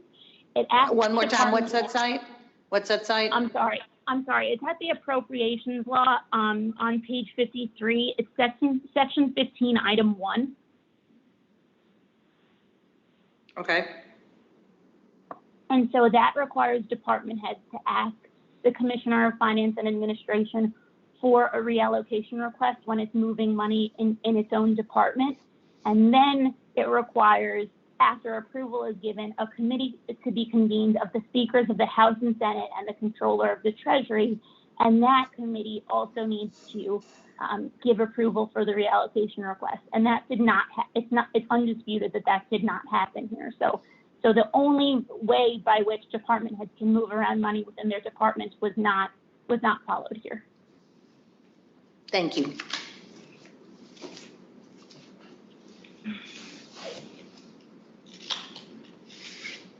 So, Your Honor, one group of interveners points the court to language in the appropriations bill found on the page before, page 52, continuing into page 53.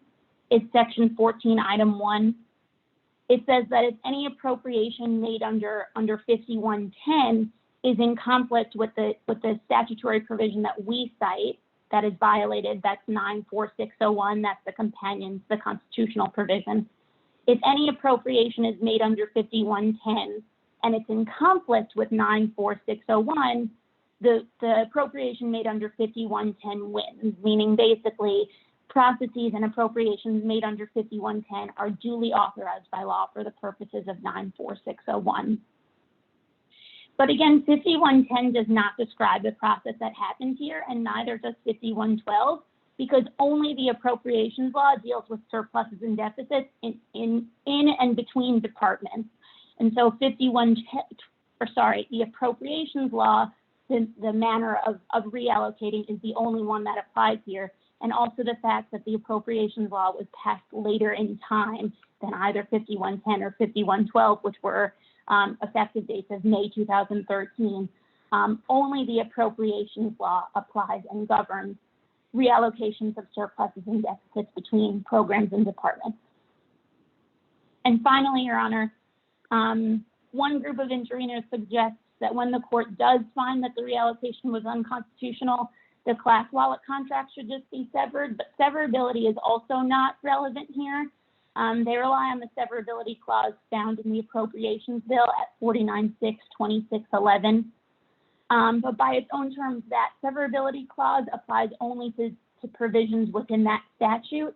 I'll read it here. It reads, if any provision of this part or this part's application to any person or circumstance is held invalid, then the invalidity must not affect other provisions or applications of this part that can be given effect without the invalid provision or application. And to that end, the provisions of this part are severable. So, Your Honor, the severability clause in the statute doesn't cover unconstitutional implementations of any program. When a program is implemented unconstitutionally, its implementation must be enjoined. So for the reasons discussed above, Your Honor, plaintiffs are likely to succeed on the merits of these claims, and the program should be enjoined. Thank you so much. Mr. Wood, you were going to address the other factors for a Rule 65 motion as a wrap up of the discussion from the McEwen plaintiff's perspective in support of its motion for injunctive relief. Sure. Thank you very much, Your Honor. I want to talk first about irreparable harm. The first point there is that is on the unconstitutional spending. So if a law is unconstitutional, then the spending is necessarily unlawful. And there's no dispute that spending on an unlawful program would constitute irreparable harm. And again, that's the Pope case we cite on page 31 of our motion. And the longer the program goes on, the more time and money will be spent and the harm will increase. I think specifically as to the irreparable harm element, it maybe gets folded into the likelihood of success because I think it does assume a likelihood of success. For example, there is no dispute that the loss of a constitutional right is irreparable harm. The defendants and the interveners in their briefs just say, well, the law isn't unconstitutional, so there's no harm. And so, whereas we obviously believe The law is unconstitutional, therefore there is irreparable harm. So I think that for the irreparable harm element, it kind of conflates into the likelihood of success, and I think we can show the likelihood of success. With respect to the balance of harm, I think that we've shown irreparable harm, and I don't think that the state or the interveners can show that they will be harmed from an injunction in any kind of a manner that would suggest that the injunction should be denied. So first, the state asserts that an injunction will impede the General Assembly from implementing new and innovative educational programs. And Your Honor, I would respectfully submit that this simply isn't true. The ESA law, by its own terms, doesn't need to be implemented until next year.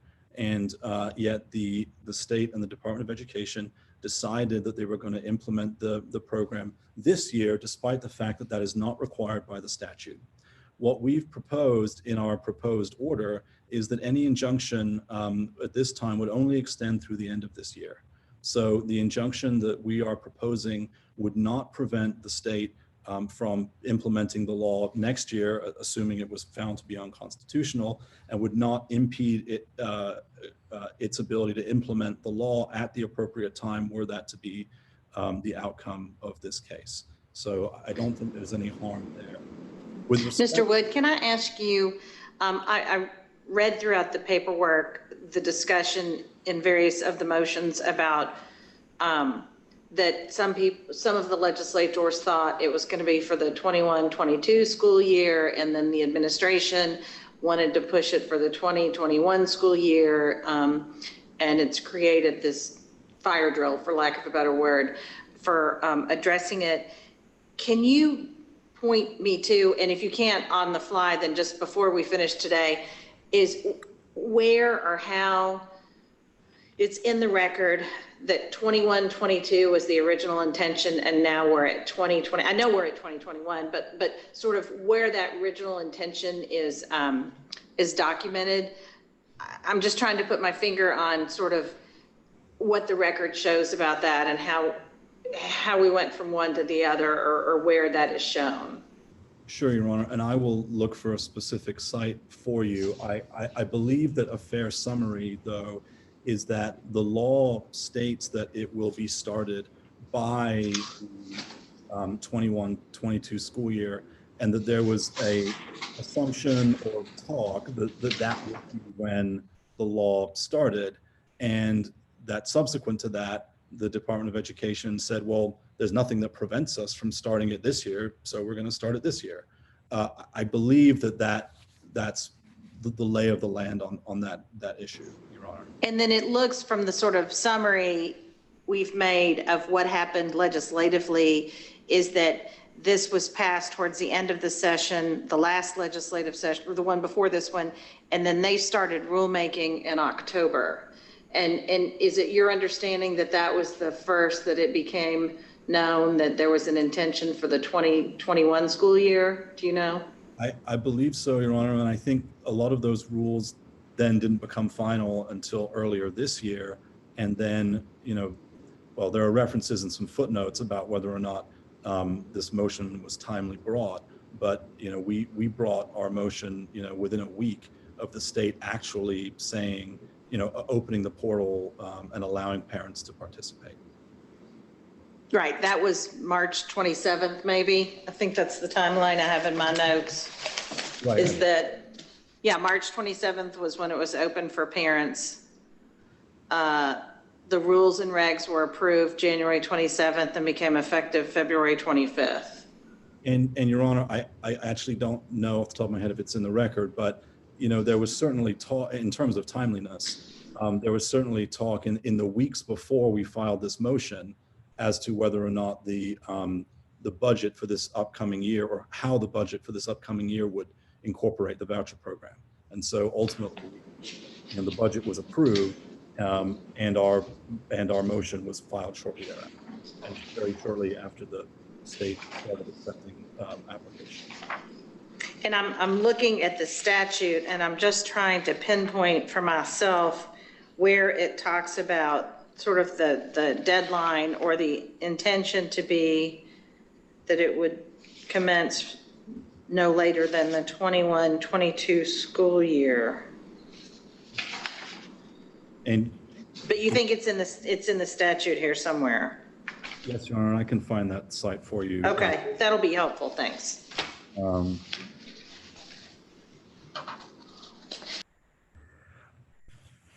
Okay. With respect, again, with respect to the balance of harm, so that argument goes to the state's assertion about harms, which, as I say, I don't think the injunction we're requesting would prevent the state from starting the program next year if ultimately it's found to be constitutional, which we don't think it is. I also think, Your Honor, that the intervener's claims of harm are insufficient to sway the balance, and here's why. I think that the statements that they have, the interveners claim that the voucher law is a lifeline out of failing public schools. And I would submit, Your Honor, that if these public schools are indeed failing and inadequate, the remedy under the Tennessee Constitution is for the state to fix the inadequacies and fix the problems with resources in those schools. It's not to abandon those schools and send some of these students to private schools. Moreover, there is no evidence in the record that any of the interveners will actually receive a voucher, that their children will be accepted into the schools, or that the schools that they would be accepted into would actually provide any better educational opportunities than the schools that they have left. And so this speculation, we certainly appreciate that all parents want the best education for their children, but there's nothing in the record that tips the balance in favor of these interveners that we think the court should consider. In addition, the voucher law only applies to 5,000 students. And if the voucher law was passed, it would pass at the expense of almost 200,000 students who would be left in the Shelby and Metro Nashville schools that would lose resources as a result of the law. And so we don't believe that supports the defendant's position. I think, Your Honor, lastly, with respect to public interest, the first part of public interest, again, I think conflates with the likelihood of success. It's undisputed that there is a public interest in preventing the implementation of an unconstitutional law. And as we say in the brief, public interest is near its zenith to ensure that public funds aren't wasted. So certainly if there's a likelihood of success on the unconstitutionality of the voucher law, then public interest surely favors an injunction.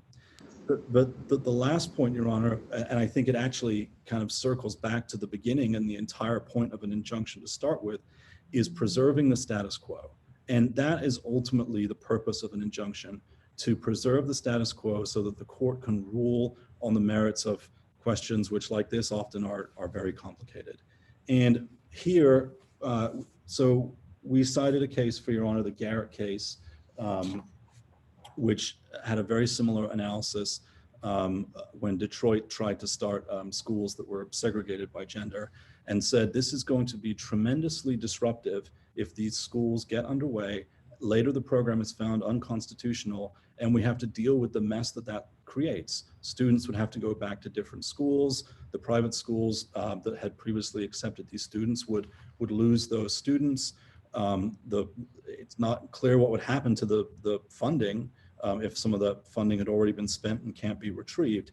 And so it seems to us that that preserving the status quo is a very important justification for granting this temporary injunction. As I said, the state has rushed to implement this program a year before it was required to be implemented. There's no reason to do that. There's no reason that this court can't sort out these complicated questions in due time. And if it turns out that the program is constitutional, which we don't think it is, the law could start next year as is specifically called for in the statute. So the chaos that would occur from a finding that the law was unconstitutional in 6 months is completely avoidable by taking a break, taking a pause, and allowing these issues to be resolved in due course. Thank you. All right. At this point, then, I will turn to the state to address these issues. Thank you, Your Honor.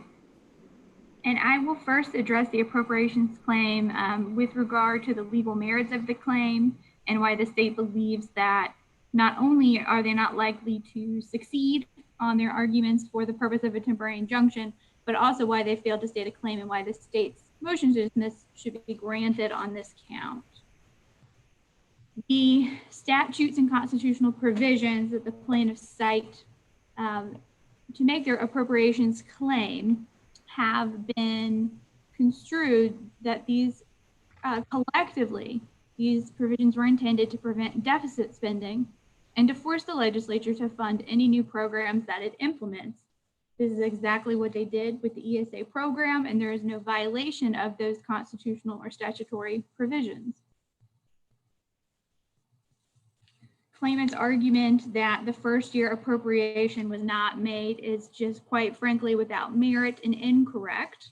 In the state's motion to dismiss, we have clearly cited to the Appropriations Act, to the governor's budget document that was incorporated within that Appropriations Act, and we provided your honor with a very clear table to show how that initial expected monies were appropriated by the legislature specifically for the ESA program.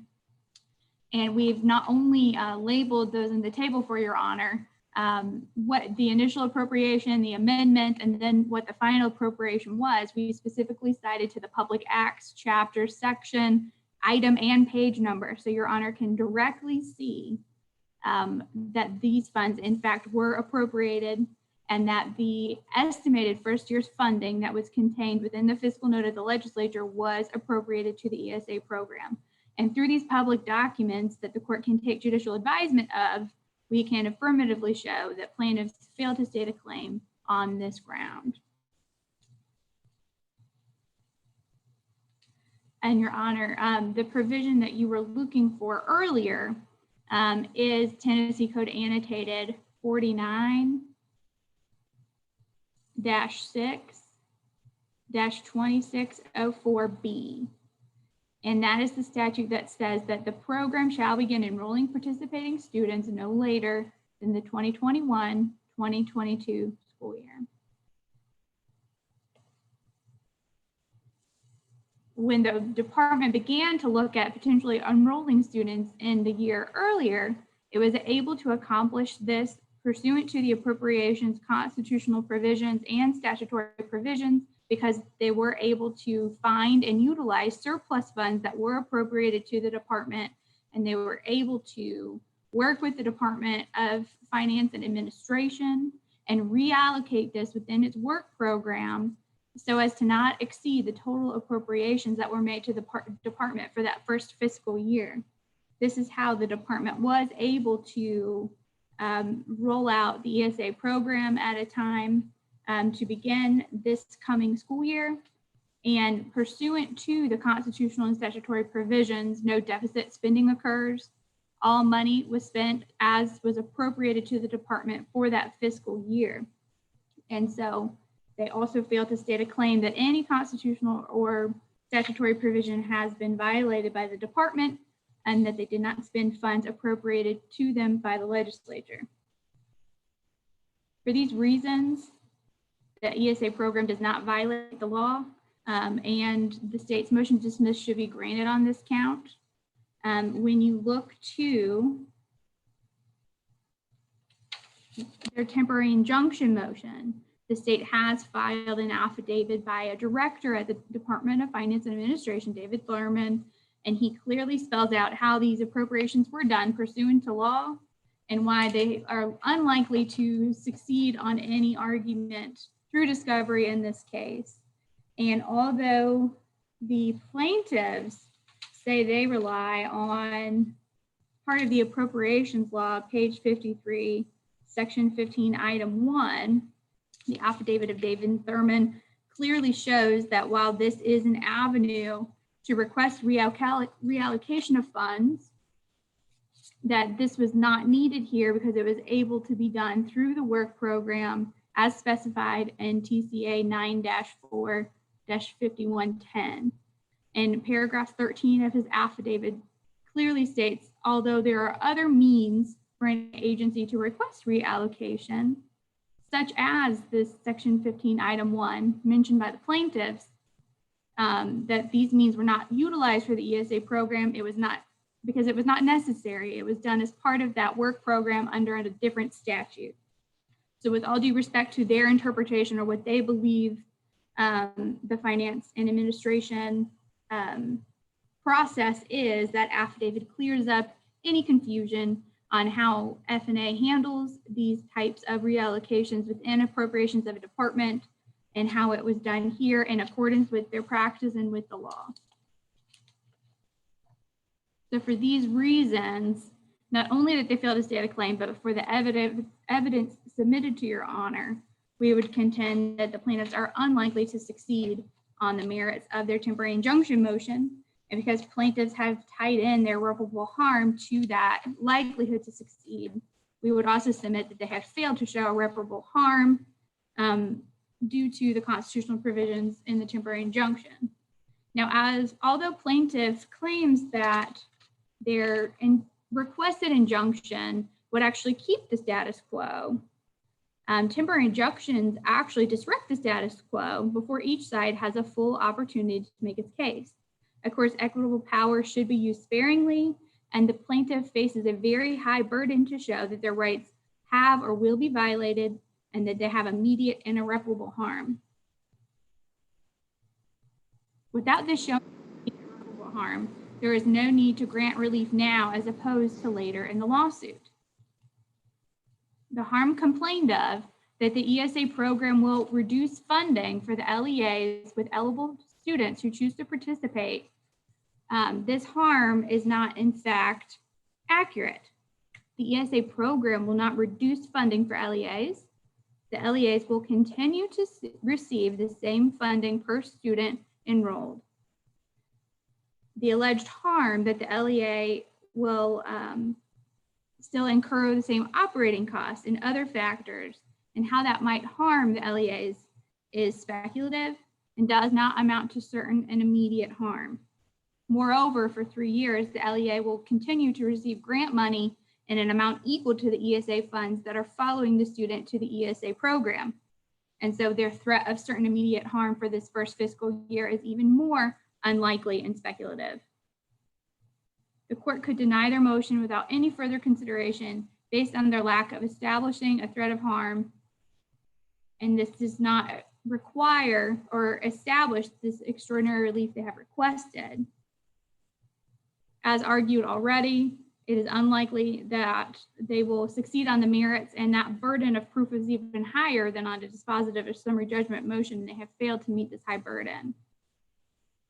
Further, the balance of equities and the public interest weigh heavily on denial of their temporary injunction. The state has taken substantial steps to expend funds and resources to implement the program to get it ready so that students may participate in the 2021 school year. As established by the Deputy Commissioner Amity Schuler's affidavit, she outlines the anticipated deadlines and what is required to implement the program for this year. And June 1st is the deadline for most private schools to assign a seat for this school year. In advance of this June 1st date, the students need to be accepted into the program. They need to apply and secure a seat in the private school within a month before this June 1st deadline.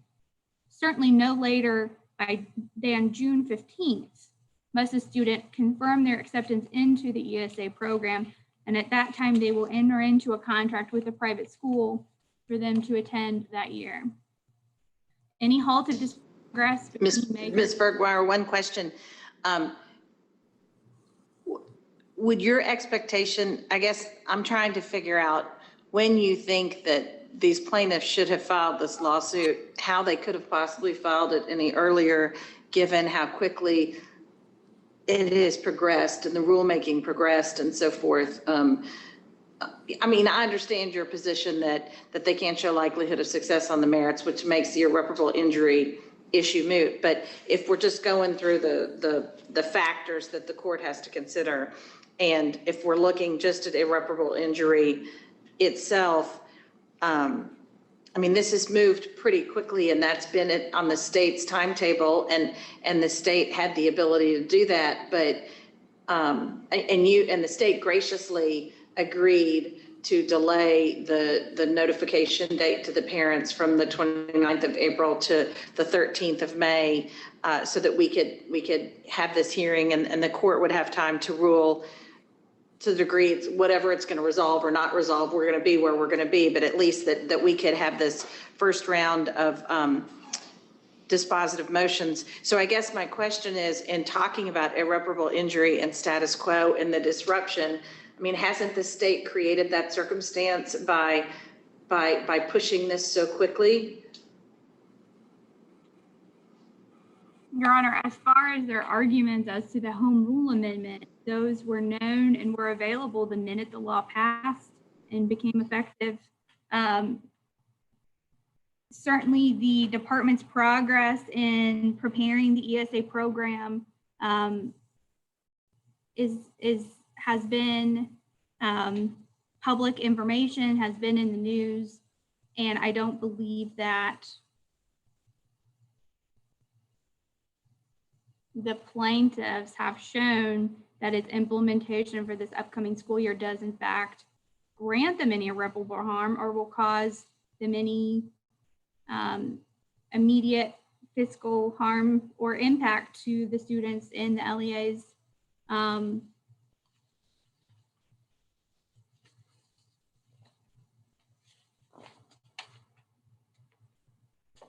want to make sure I've fully answered your question.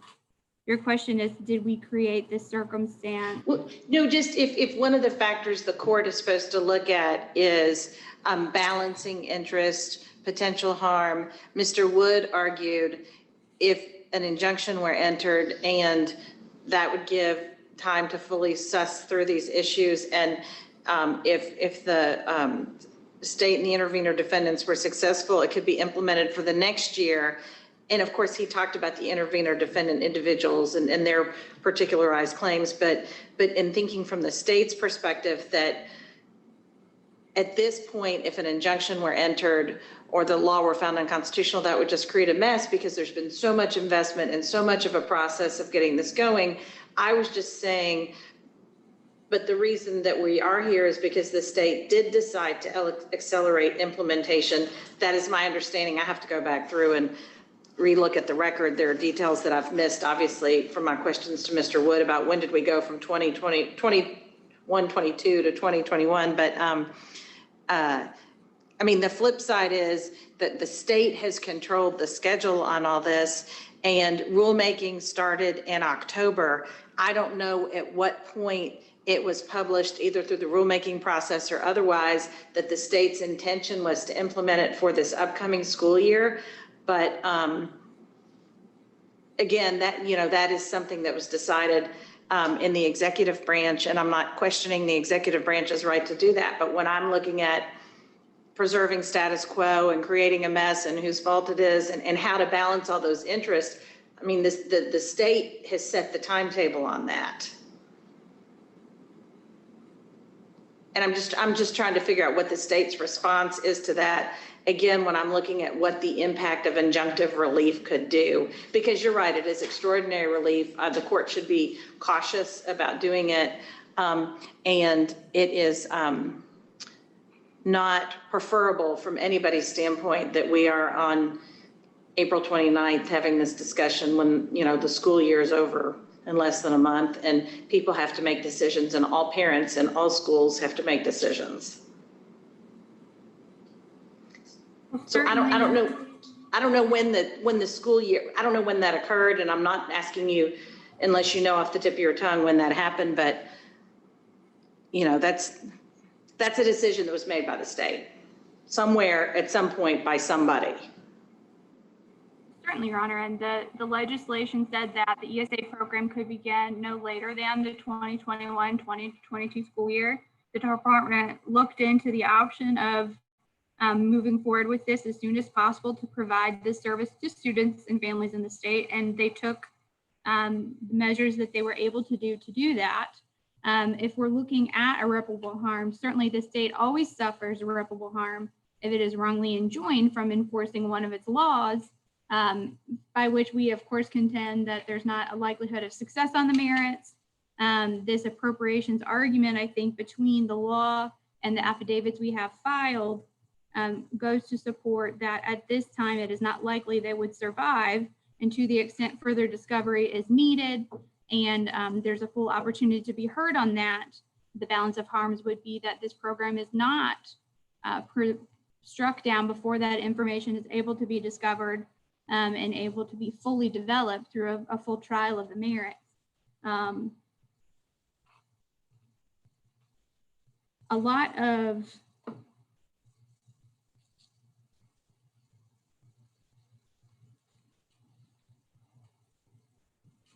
if you look at the law with regard specifically to the appropriations, you know, a lot of the plaintiff's argument goes beyond just arguing what the statutory and the constitutional provisions say, but they really go on to be more of an advocate. And quite frankly, their remedy to that would be to partake in the legislative process when the ESA program was going through that process, rather than try to come and delay the implementation of this program.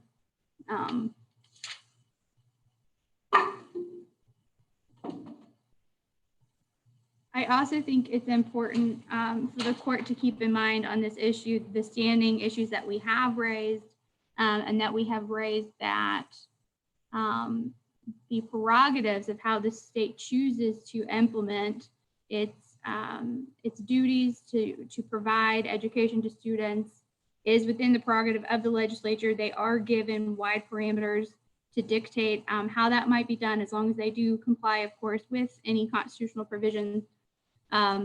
But you know, on and again, the claimant's main argument is you're taking funds from our ESAs, and that simply does not hold any constitutional merit. Instead, that is a policy argument that they don't like how this money is being spent. But not only is the state educational programs a state function, so is their funding. The state can decide how to fund a program. The state can decide how to provide its education. And so I think that a lot of what these plaintiffs in McEwen complain of are more policy arguments than actually based on merit within the law itself.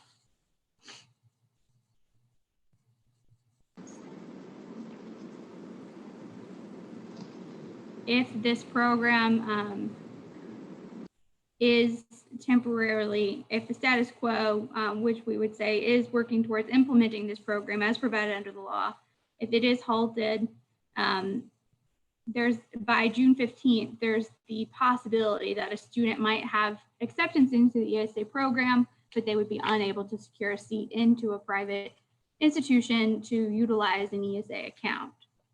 So any halting of this process between May 13th and June 1st means that June 15th date may not be attainable. While the defendants and the students and the parents face considerable risk if a temporary injunction is entered at this time, the plaintiffs would really recoup no benefit if it is halted in the next few weeks. There is no alleged harm of reduced funding to LEAs that will occur prior to August 15th, when that money would go to an ESA student's account. Even then, any harm is not immediate, as the LEAs will get that grant money and additional monies into their LEAs to continue to provide services for students that are enrolled within the LEAs. Whether the plaintiffs in fact will see any harm due to administration of their LEA without these students being enrolled is unknown, and is certainly will not occur now, or is not an immediate harm.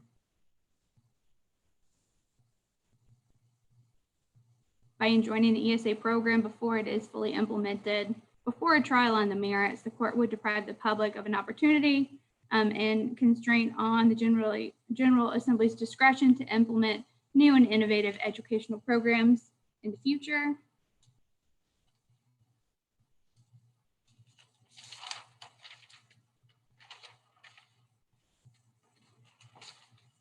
So we would proffer to the court that all of the factors the court should consider with regard to whether to issue a temporary injunction are way in the favor of denying this extraordinary relief and not granting and halting this ESA program before it can be implemented for the school year. Thank you, Your Honor. Thank you so much. Now I will hear from the intervener defendants, starting first with Mr. Panju. Thank you, Your Honor. Just two brief points on the appropriations provision. We're going to touch on our briefs on that provision, where we explain that that provision is a procedural balanced budget provision, not a constraint on the General Assembly's power. I'd also like to point out that we agree with the McEwen plaintiffs that the plain text of the provision governs, and that embracing of the text of the provisions should also apply to all the other provisions that they've raised, not just the appropriations provision.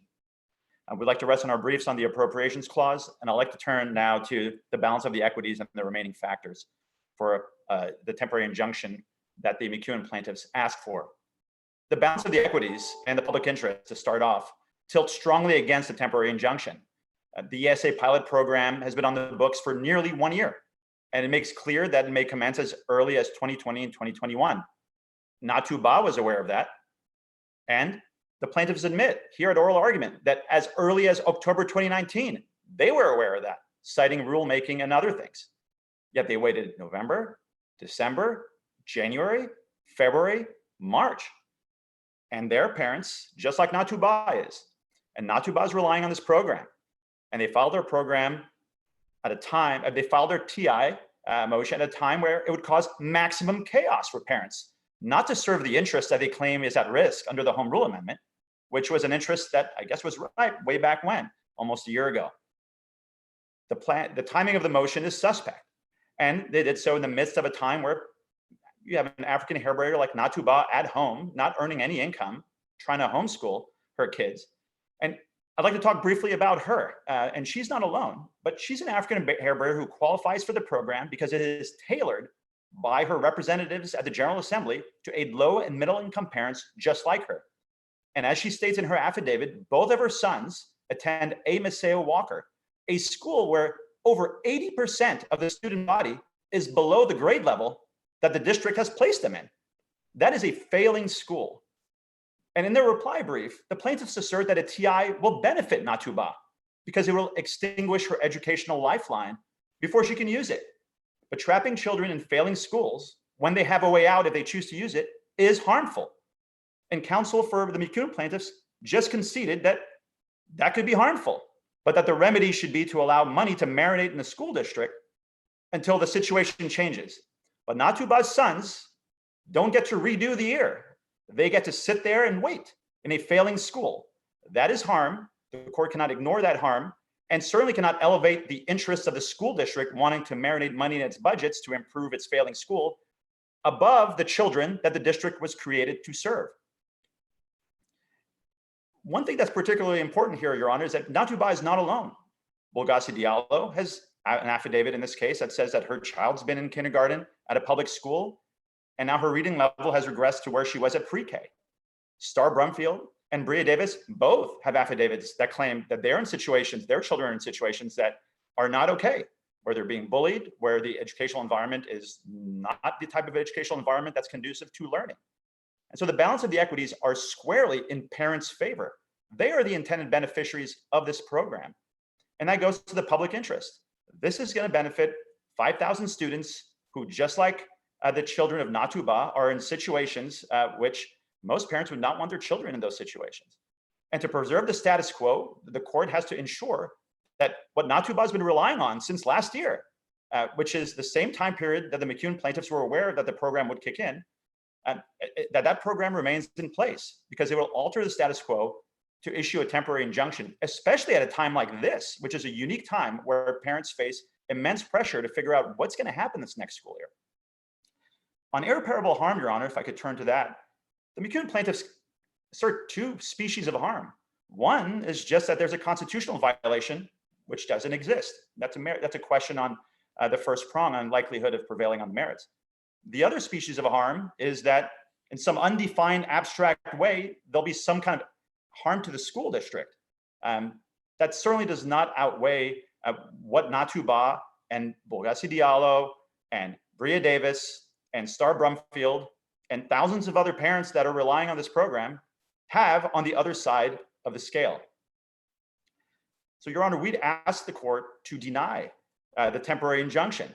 The interests that the McCune plaintiffs have raised could have been addressed if they really wanted a temporary injunction when they became aware that this law would have violated the Home Rule Amendment, because that is the claim that they're proceeding on their TI and their primary claim.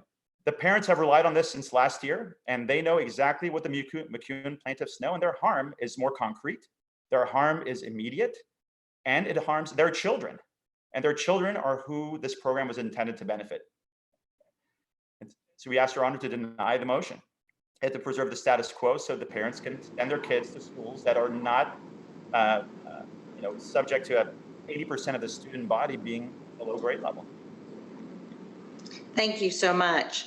All right, on behalf of the Medlin and Wilson and the school intervener defendants, is that you, Mr. Sir?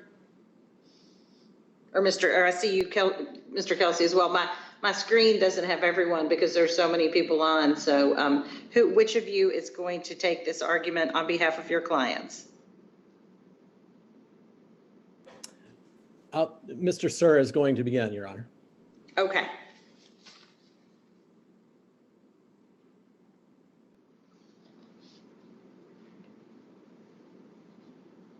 Can you hear us, Mr. Sir?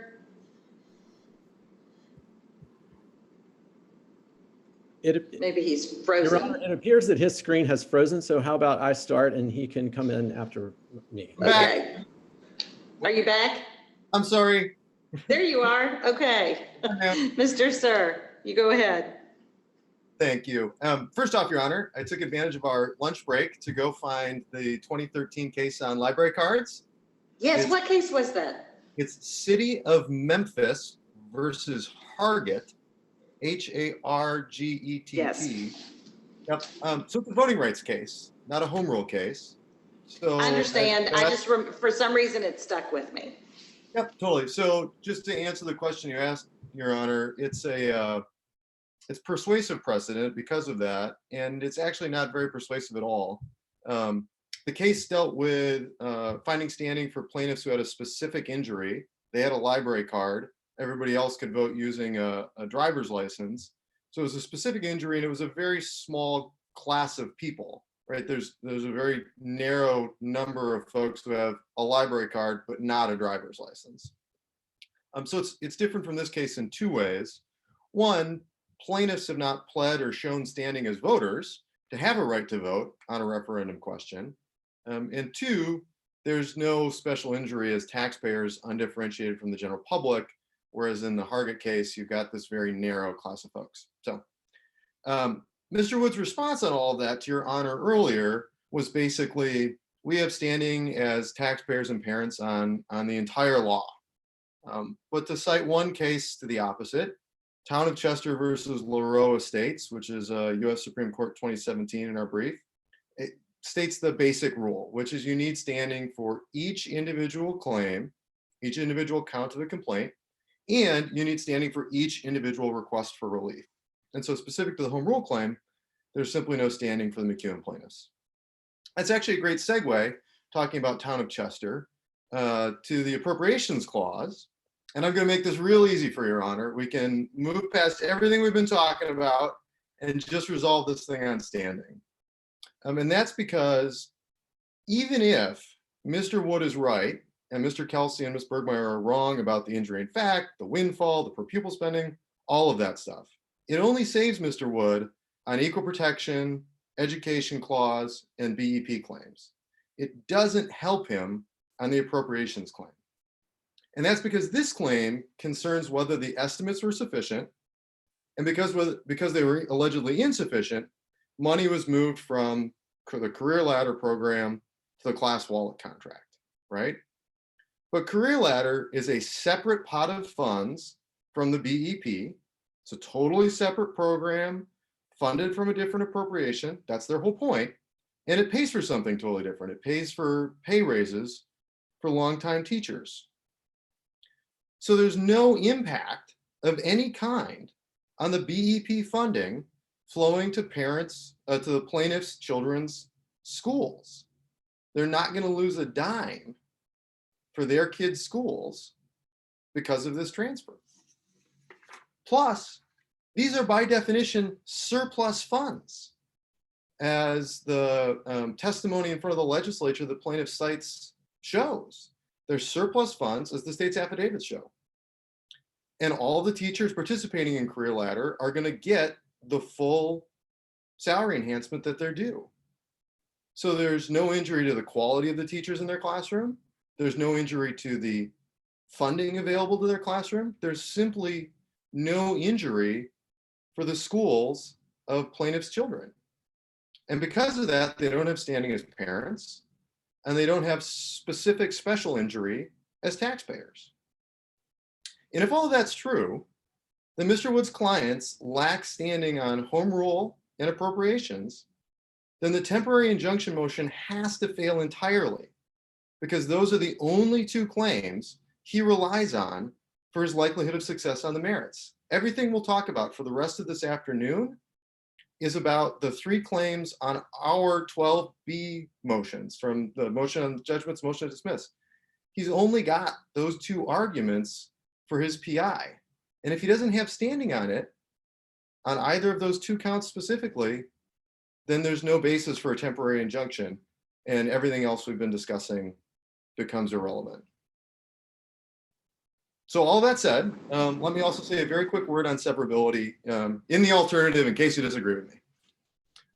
If you do find the class wallet contract was not done according to law, the solution is to cancel the contract, not to enjoin the entire program. Class wallet's not integral to the ESA program. It's one part of a very large statutory scheme. The department could amend or revise the contract. It could find a different vendor. It could move the contract funds out into future years. In fact, now that the legislature has provided additional funds for implementation in this new budget, it could simply reduce this year to $771,000, move the other $500,000 out to future years, and we're good. So there's a simple solution here if you find it was not done in accord with law, and that's to only enjoin this program.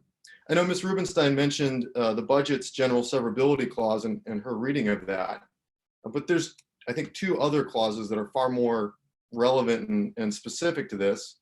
One is there's also just the statute's general severability clause, which is TCA 13110. But there's also a very specific, perhaps most importantly, severability clause for the ESA program, and that's in section 2611. We talked earlier about the reverse. There's actually two severability clauses. There's the reverse severability clause, which says if a judge adds in new counties, it goes down. But then there's also a severability clause that says if anything else gets struck down, the rest of it can stand. And so I think that's the relevant severability clause here. So if for some reason you find they have standing, and if you find it wasn't done in accord with law, the simple answer is to sever it. So unless Your Honor has any questions on those points, I'll turn to Ryan to explain on the merits why you don't need our alternative argument, because we should win on the merits. All right, go ahead. Thank you, Your Honor. And also just briefly, I wanted to mention one issue on the balance of harms. I think that the plaintiff's characterization of this process as rushed is unfair and inaccurate. In fact, we're talking about a program beginning over a year after it was enacted. This would be signed into law in May of 2019, but then actually going into effect in August of 2020. So well over a year later. I would remind the court of the federal legislature's actions just earlier this month, in which they passed the Paycheck Protection Act. And it was only, I believe, 10 days later that the SBA started giving out small business loans to businesses. So it is very I appreciate the comparison, but I think those are apples and oranges circumstances. But for people who complain that the government doesn't move very fast, once this law was passed, it did seem, the rulemaking process was followed. It was made a priority, and it was very effectively put into action. But I don't think, the COVID, the PPE, or the PPP was, I would call that a different situation, but I appreciate the comparison.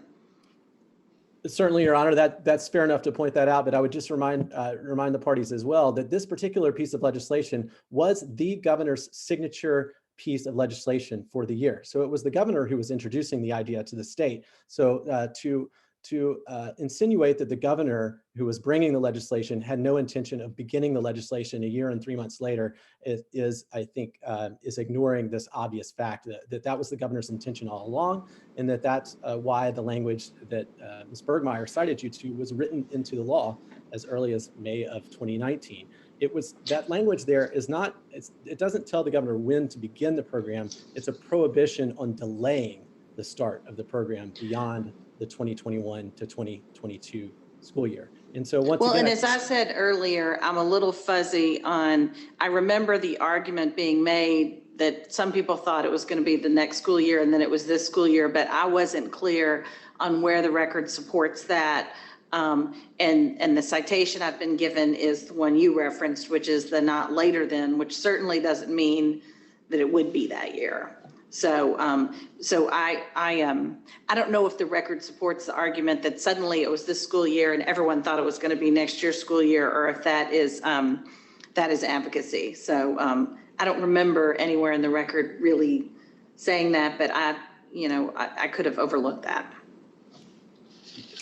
Your Honor, I think you're correct that there's not much on the record to that effect, because again, it was understood when you read the law that it would and could begin this next school year, a year and 3 months later. And that was always the governor's intention. And that's why there's not much in the record to that effect. But it does go back and it addresses an earlier question that Your Honor had about what is the importance of legislative history. And I think it's just unfair to pick out one out of 132 legislators and expect all 132 of them to be intimately knowledgeable about the details of all 2,000 pieces of legislation that come before them every year. Obviously, this one legislator did not understand the program to begin in August of 2020, but that doesn't mean that the legislation didn't clearly state that on its face. That's what reminds you of the quote from Judge Leventhal about the intelligent use of legislative history is like walking into a crowded cocktail party and looking over the heads of your guests to pick out your friends. And that, I think, is exactly what the plaintiffs have done in picking out that one particular quote, Your Honor. In terms of the balance of the harms, some of these students who will apply for this program and already have applied for this program, as many as I think almost 2,000 of them already have applied. Some of them are seniors. They don't have another year. My clients' students, they don't have another year to be stuck in a failing school. And preserving the status quo, Your Honor, we would submit is that the status quo is that people are moving forward and expecting to start this program a year and 3 months after it was put forward.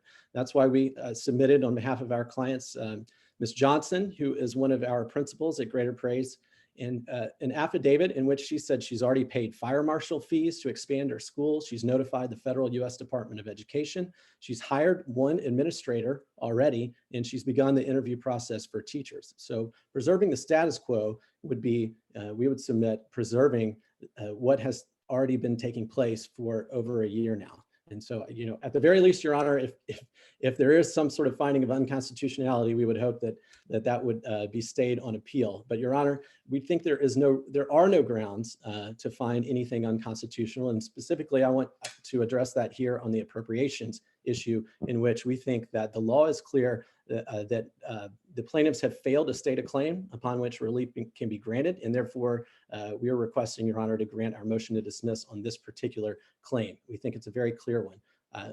A side point is that the legislature did appropriate $41 million in its latest Appropriations Act just last month, and so a number of these issues are moot for that reason. But we'll get into the merits of the issue right now. In regards to the class wallet contract, Ms. Bergmeyer has already correctly cited the court to TCA 945110. And at Liberty Justice Center, we will take credit, Your Honor, for incorrectly raising 5112. We did not know the facts of which of those two statutes had been utilized by the administration at the time, but they have been clear in the state's affidavits that they produced to this court that they used the statute of 5110 for this program. And if you do go to the Appropriations Act, as as was mentioned earlier by Ms. Rubenstein, it states in there that if there's any conflict whatsoever, it states very clearly as to which of those statutes should apply. We would submit there's no conflict. The one statute that is cited by the plaintiffs in this particular case is 9-4-601. There it just says that appropriations have to be made appropriately and that all expenditures are subject to a proper and lawful appropriation. Then when you go to the 5110 statute, 9-4-5110, that's when that statute lays out the work program, and it tells departments, all departments, including the Department of Education, as long as you have money left over within your departmental appropriation and you're not using it on one of your other programs, then you can notify the administration and the Department of Finance and Administration specifically about that expenditure from one program into, in this case, the class wallet contract, and that is a perfectly appropriate and lawful process to go through. So there is no conflict between the two statutes. But to the extent that the court finds that there might be, the Appropriations Act was clear that it's the 5110 statute that prevails. And that is listed very specifically, Your Honor, on pages 52 and 53 of the Appropriations Act at section 14, item 1. Your Honor, finally on this point, I would just remind the court that this work program process is not a new one in regards to this particular act. This is a program that has been in place for years in Tennessee. And in fact, we cited in our briefs to Tennessee Attorney General Opinion number 81-662, which further laid out how monies can be appropriated. That one in particular did reference what is now the 5112 statute. But the point is, Your Honor, it's opinion number 81-662. It's from 1981. This process has been going on for well over 40 years, and it has never been questioned that this is the proper way to do appropriations in the state. And finally, Your Honor, on the merits, we would submit that a proper appropriation was made. I think the plaintiffs have finally come to this conclusion. They've referenced now the figure that we've cited for over a month in our briefs of $771,300, but they're still not entirely giving in on the point, and they're still claiming that no appropriation was made. So I'd like to just walk Your Honor through the numbers very, very, very quickly. First of all, an appropriation was presented to the legislature in the governor's budget of $25,250,000. The plaintiffs claim that that was not incorporated into the final Appropriations Act and that we have cited no law for that proposition. That's false. We have cited the law, and we will give it to Your Honor again. It is in Public Chapter 405, page 52, section 12, item 4. It says as follows, I'll quote it for Your Honor. There hereby is appropriated a sum sufficient for implementation of any legislation cited or otherwise described by category in this act or in the budget document transmitted by the governor. So that's where it's incorporated. And it was in the budget document as well, back on pages 837 and B78. Now that it's been incorporated, then to get to the final number, then you'll see what the plaintiffs have agreed to, which is that $24,678,700 was subtracted out of that figure. That is clearly laid out in the Appropriations Act as well on page 100, section 57, item 1, paragraph 5. That leaves a balance of $771,300. The plaintiffs would have you believe, Your Honor, that that figure is simply an accident. It's an accident that happens to match exactly the same figure that the Fiscal Review Committee stated was the estimated first year's cost of the program. That clearly is not an accident. The two figures are the same because the General Assembly made the proper appropriation that is required under the Constitution. And for that figure, Your Honor, we would point you to an affidavit from Krista Lee Karsner, who's the head of the Fiscal Review Committee. We've attached it twice. It's Exhibit V as in Victor to our response to the temporary injunction motion, or it's also more recently, it's Exhibit A to our reply on our motion to dismiss. And in there, Ms. Karsner actually attaches the final corrected fiscal memorandum, which is the only one that is relevant to this case. And it states that the estimated first year's appropriation for the program is $771,300. Now, finally, Your Honor, the plaintiffs claim that, that the estimate was wrong. And we're not here to argue whether it was right or wrong. We're here to argue the words of the state constitution, which say that the amount to be appropriated is the, quote, estimated amount. And that was the estimated amount by the Fiscal Review Committee, which has been given this authority since at least 1967 to make that estimate under the Constitution. So, Your Honor, a proper appropriation was made. And for those reasons, we would ask you to grant our motion to dismiss on this particular account. Thank you. Thank you so much, Mr. Kelsey. Mr. Busek. Your Honor, Mr. Ponju's statement encompasses our sentiments. So I'm going to go back to Ms. Rubenstein to address anything you want to on rebuttal, or Mr. Wood.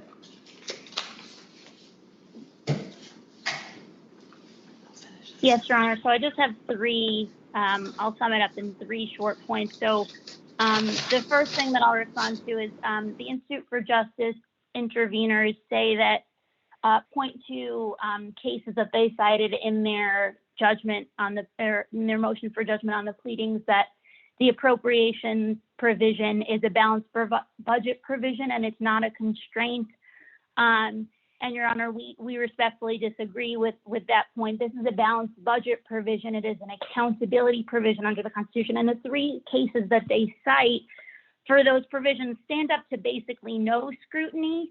So Clover Bottom Hospital, that approved state liability for FLISA damages over a defense that FLISA damages would violate the appropriations provision. So that's not really relevant here, or even it supports our point. And then the King case that they cite, that's from 1902.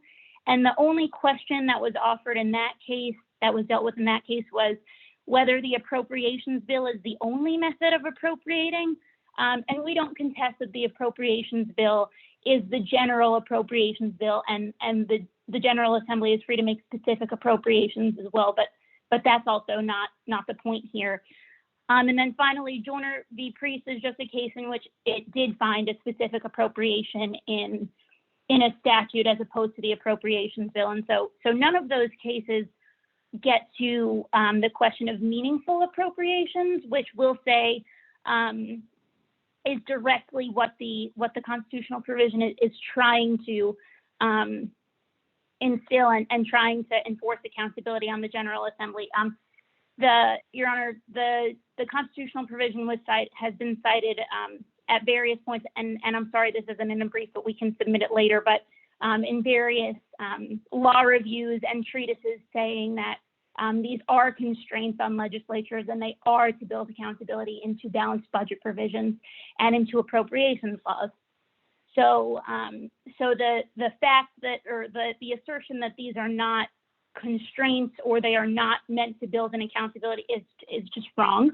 And then my second point, Your Honor, is that the state kind of presents the facts as accidentally the estimate was undershot by over 350% for the first year's funding, and then it was a matter of good luck that these career ladder funds were extra and they could easily be reallocated. But Your Honor, it wasn't a matter of good luck. The program was presented as having such a low cost to avoid accountability. If any of the legislators who now express surprise at the exceedingly high costs of the program had known at the time what the program would have cost, we may have had a different outcome as far as this case is concerned. And as far as avoiding accountability, which is required by the Constitution, I instruct Your Honor, or I request Your Honor look at Exhibit 2 to our temporary injunction motion. That's a hearing that was before the Joint Appropriations Subcommittee in February.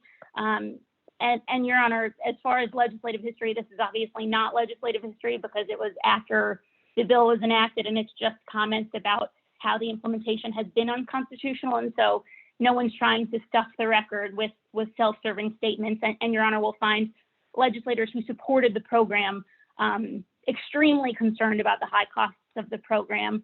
And then, Your Honor, I'll just reiterate our point that that if 5110 and the appropriations law outline different ways to do the same thing, they would have the same requirements, and they don't. The appropriations law has an additional requirement. It was passed later in time. It is the only one that deals with surpluses and deficits, and it was the law that was required to be followed. And if not, the Career Ladder program, the Career Ladder funds are required to revert to the General Assembly, and Your Honor can find that requirement of reversion on pages 73 to 81 of the appropriations law. There are some exceptions to funds that are not required to revert, and Career Ladder crucially is not one of them. And so, Your Honor, we'll just say that unless reallocations are done lawfully, they are not allowed, and they are required to revert, and that's exactly what happened here as far as the reallocation is concerned. So, Your Honor, at least to the point of the meaningful estimate, if Your Honor is inclined to find that we are not likely to succeed on the merits of this claim, we believe that we have definitely stated a claim upon which relief can be granted, and we believe that more will come out in discovery on this point. And so, Your Honor, we request that you deny the motion for temporary injunction on this point so we can build out a factual record, as it is mostly a matter of first impression. And then on the point of the reallocation, Your Honor, we hope that you will find that because the process was undisputably not followed, Your Honor should grant the injunction on the program on this point. And then I'll turn to Mr. Wood. Your Honor, briefly to respond to the remaining points. First, I wanted to address the timing of the implementation of the law that the court referenced earlier. And I would point the court to Exhibit I of my declaration in support of the temporary injunction motion, or the revised version of that fiscal review memo, which Mr. Kelsey just mentioned and just submitted, which is the fiscal memorandum for the ESA law. And if the court takes a look at page 3 of the memorandum, the fiscal memo, which is created by the Fiscal Review Committee, which is made up of members of the Senate and the House, in bullet point 6 on page 3, they assume that the program will begin in fiscal 21-22. And bullet point 6 says an amount of $25 million will be used to fund student ESAs beginning in fiscal 21-22 and subsequent years. In addition, Your Honor, if you look at page 2 of the fiscal memo, where it lays out the fiscal impact of the ESA law, that impact is referenced in terms of the majority of the spending starting in 21 and 22. So this assertion that everyone knew it was going to start early just because the statute says by 21-22 is simply incorrect, and the Fiscal Review Committee memorandum shows that that was not the assumption of that committee. So I do think that that's an important point, Your Honor. Secondly, I want to respond to the standing contention. Before you move on, Mr. Wood, I don't have that right in front of me or handy. What is the date on that fiscal review memo? Well, the date is May 1, 2019, Your Honor. Okay. And then I candidly don't know off the top of my head if the amended memo has the same date on it. I don't know if that means it was, backdated or how that works, but the date is okay. May 1st, 2019. Okay, thank you. Secondly, with respect to standing, I want to make sure that we're clear on our argument specifically as to taxpayer standing, because I think it was mentioned a few times that we have to show some kind of special injury for taxpayer standing. And that's simply not the case. And that's not the law. And this is set forth, I think, very clearly in our briefing. To show taxpayer standing, we need to be a taxpayer, which no one disputes. We have to show illegality in the expenditure of public funds and demand or demand futility. There's no requirement for a special relationship or a special status. And I think that that's important, because specifically for the home rule claim and for standing, the critical point is that the voucher law is unconstitutional because of the home rule claim. And so the plaintiffs have standing as taxpayers to try to enjoin the unconstitutional spending of funds pursuant to an unconstitutional law. So that taxpayer standing issue, I think, is important to the point the court raised earlier about home rule, and to the extent that folks have suggested that there's some special injury that's necessary for that portion of our standing, that's simply not true, Your Honor. Finally, I'd like to address the points briefly that Mr. Panju and Mr. Kelsey made about the balance of equities, and make sure the record is clear. Again, we all as parents want the best for our children. I don't think it's fair to say that anyone's clients were relying on the voucher law because nobody has been awarded a voucher. It is only limited to 5,000 spots, and there was never any guarantee that any particular student was going to be awarded a voucher. But the state's website says if there are more applications that are received than 5,000, I think it'll be done on a lottery basis. So no one was ever guaranteed a voucher, and certainly since the time that Metro's case was filed, which was a month before our case, folks knew with certainty that there was a good possibility that the law would be struck down, and that there were serious claims as to the constitutionality of the program. And again, I said this before, but just to make sure that it's clear, the entirety of their argument about the balance of equity assumes facts that are simply not in the record. It assumes that folks are going to send their kids to private schools that offer a better educational experience than the public schools that they're leaving. There's nothing in the record to suggest that. For many of these folks, there's no suggestion of where they would even go to school. And so I don't think the court can consider that kind of hypothetical harm on the record that is in front of it. Lastly, on multiple occasions, the interveners and the state have said that we are asserting some kind of undefined harm to the school district as a basis for the temporary injunction. And I don't understand this argument. They said it in their briefs and they said it just now. Our motion is clear, and that is not the harm that we are asserting. Our motion is clear that the harm is the constitutional harm and the harm from the illegal use of taxpayer funds. And so that argument, I think, can be disregarded by the court. Thank you.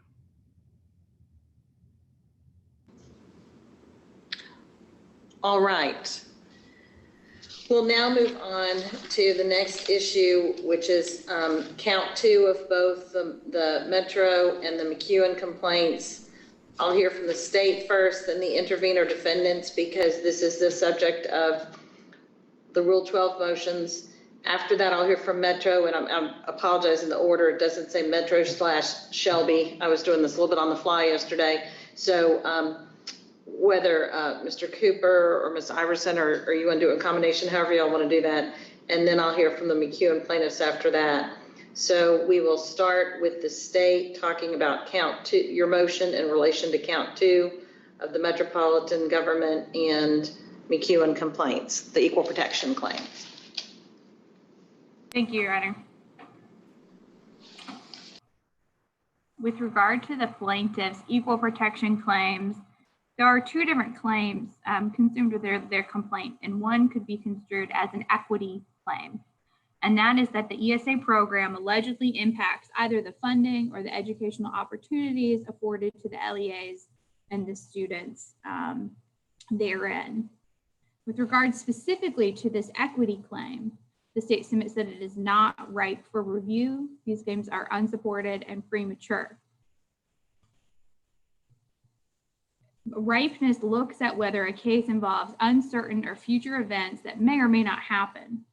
And under the ESA program, whether there will be any impact on funding or alteration in the educational opportunities to students within those LEAs is undetermined, is speculative at this time. Under the ESA program, the funds follow a student from that LEA to their ESA account. In conjunction with that, the LEA is released of their obligation to educate that student. Based on the metropolitan government's complaint, because they contribute more than that statewide average BEP funding, which is contributed not only to the state match, but the local match. This is in their complaint, page 22, paragraph 122, that only the statewide average will follow that student into an ESA account.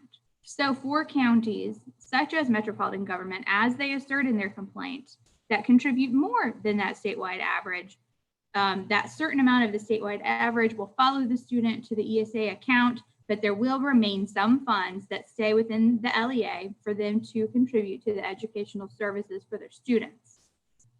So in addition to being able to keep some of the funding within the LEA, in addition to that, for a 3-year period, there is that grant program for which the funds that do follow the student in the ESA program will also be contributed to the LEA. So for the first 3 years, certainly, not only may they get the 3-year match, but they might also have an additional amount that the LEA gets to use for services for their students. And Mr. Kelsey previously put a PowerPoint up with numbers on that, on how that might actually benefit the LEAs, and it may not actually cause any detriment. And Ms. Bergmeyer, my understanding from the way the numbers have been put together by the state and by the intervener defendants, that extra money that Mr. Kelsey was talking about being a windfall, at the very least, the way Metro has pled that it has responsibilities for these students like testing and so forth that do not necessarily go with them to private schools because the private schools don't have the same restrictions and so forth, that is in the state's position sort of an evener, if nothing else. And then for the first 3 years that money really gives these school systems the opportunity to sort of pivot their operational expenses that also are pled as being, fixed costs, that taking these students out of the system does not lower fixed costs. Those seem to be the underpinnings of their argument about the financial impact that it leaves these school systems in. Yes, Your Honor. And we would submit that some of those numbers that they proffer as potential impacts to the LEAs, such as the testing expenses, it's not clear through the statute. It does not require that those LEAs actually incur those testing expenses. That is something that was foreseen as a potential in the fiscal note. But once again, I think whether they do incur testing expenses, whether there's any additional expense, once again, would be speculative and it's premature at this time to claim that is something that does impact their program at this time. Because the potential fiscal impact raised by the plaintiffs is speculative, cannot be accurately determined at this time. And because the state can put forth certain language within the statutes that shows they might actually benefit from the application of the ESA program to their LEAs, we contend that any argument that either the funding or the educational opportunities to their students impact the Equal Protection Clause is simply not right for determination at this time. And not right because we don't know what the numbers are yet, that complaint would have to be brought after the program were implemented and we saw what those numbers were. And even on a Rule 12 motion, they haven't sufficiently pled that because it's not right. Yes, Your Honor. And as we had cited in our motion to dismiss in the Metro case, a lot of the uncertainties are pled within their complaint, and we have cited back those specific facts, which they admit to are uncertain at this time. Moreover, even if this court were to consider this equity part of the equal protection claim, and this assertion that this results in some inequities within the LEA, this would similarly fail to state a claim.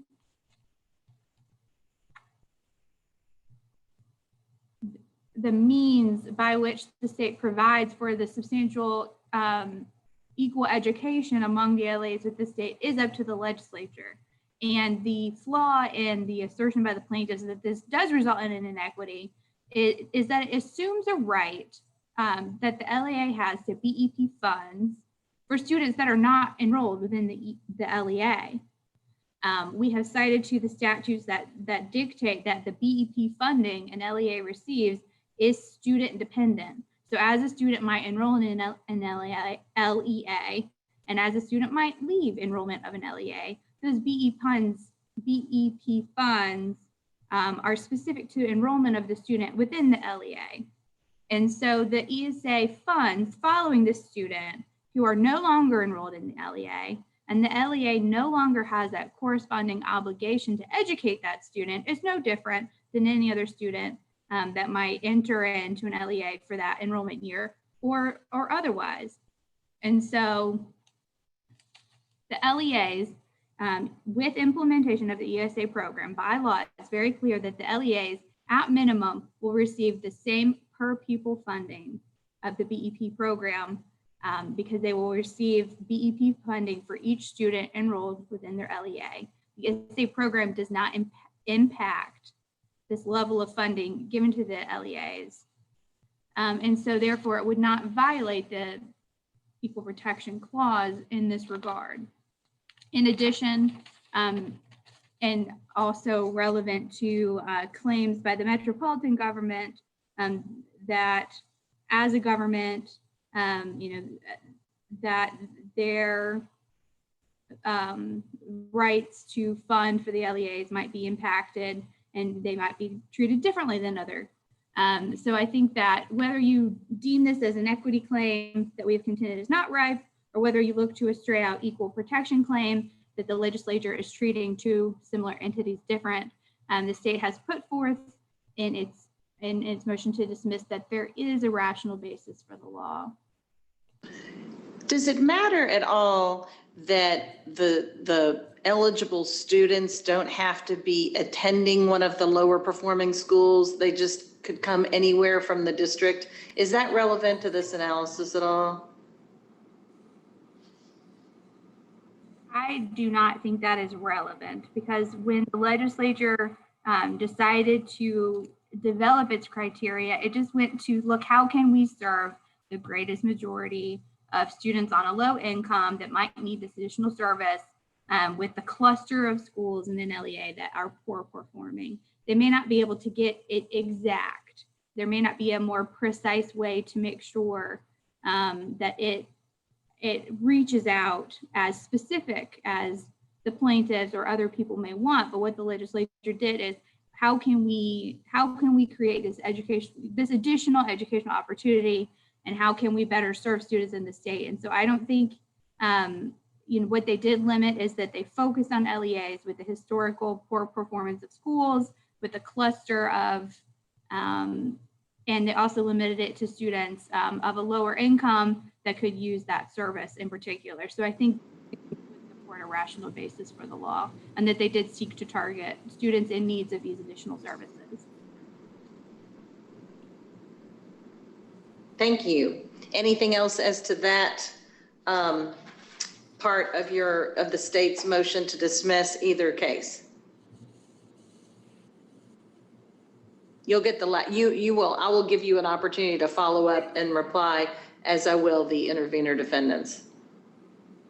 The only thing that we did thoroughly brief, so I won't belabor on it, is that of course the state does have a legitimate interest in the continual improvement of the educational services provided to students in the state, that they do look to school performance and seek to improve it, and that the ESA program is consistent with this legitimate interest.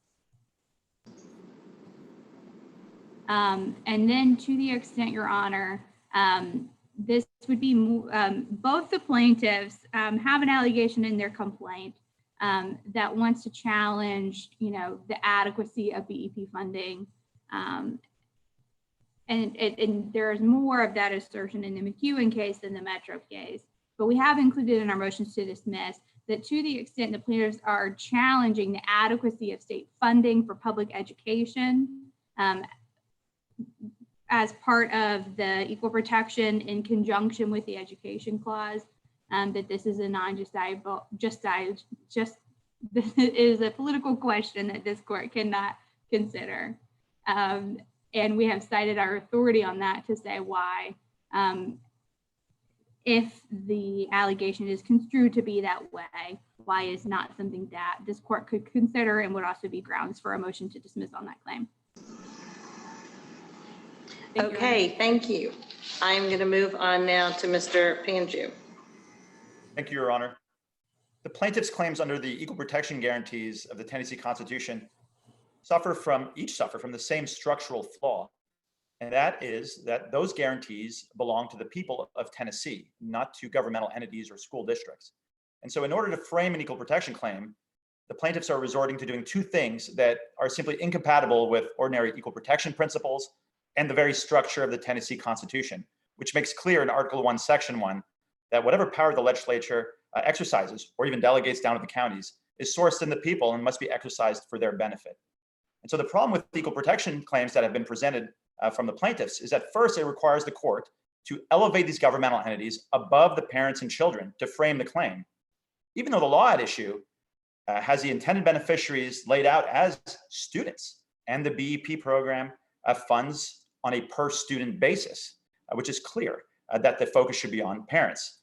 And second, they want the court to proceed with an equal protection analysis with that framing by treating the parents and children not as the individuals that they have to serve, but as mere conduits for money flowing into school budgets. But the equal protection guarantees are framed to protect Tennesseans, like Natuba, Bogasi Diallo, the other parents, not governmental entities. And the pilot program is a law that was precisely tailored to benefit Tennesseans. It's not a funding mechanism for school districts. It's an educational opportunity that even in Small Schools 1, the Tennessee Supreme Court noted, falls within the prerogative of the General Assembly.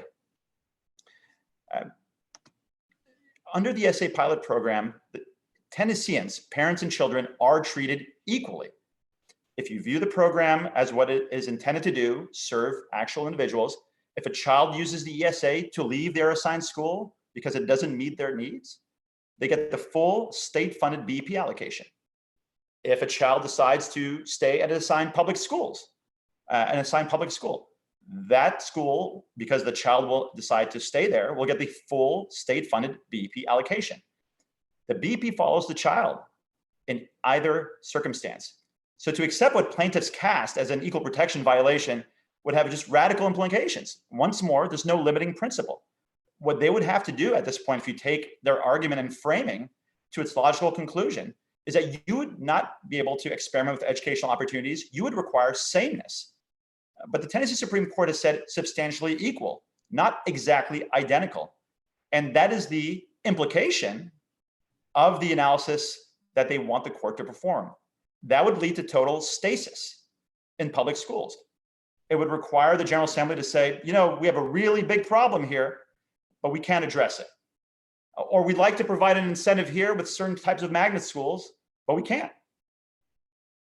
Every child is individual. The Tennessee Constitution is rooted in the individual. And to frame an equal protection claim by ignoring who they are and where the source of government power actually rests, and just treat individuals as mere conduits into budgets of governmental entities, ignores and turns on its head the Tennessee Constitution. A big part of the ESA pilot program is to remedy the lack of equality of opportunity, because the public schools in Metro and Shelby County, although they don't want to admit it, are some of the worst in Tennessee. And the law is precisely tailored to remedy that issue by broadening the educational opportunities available to students.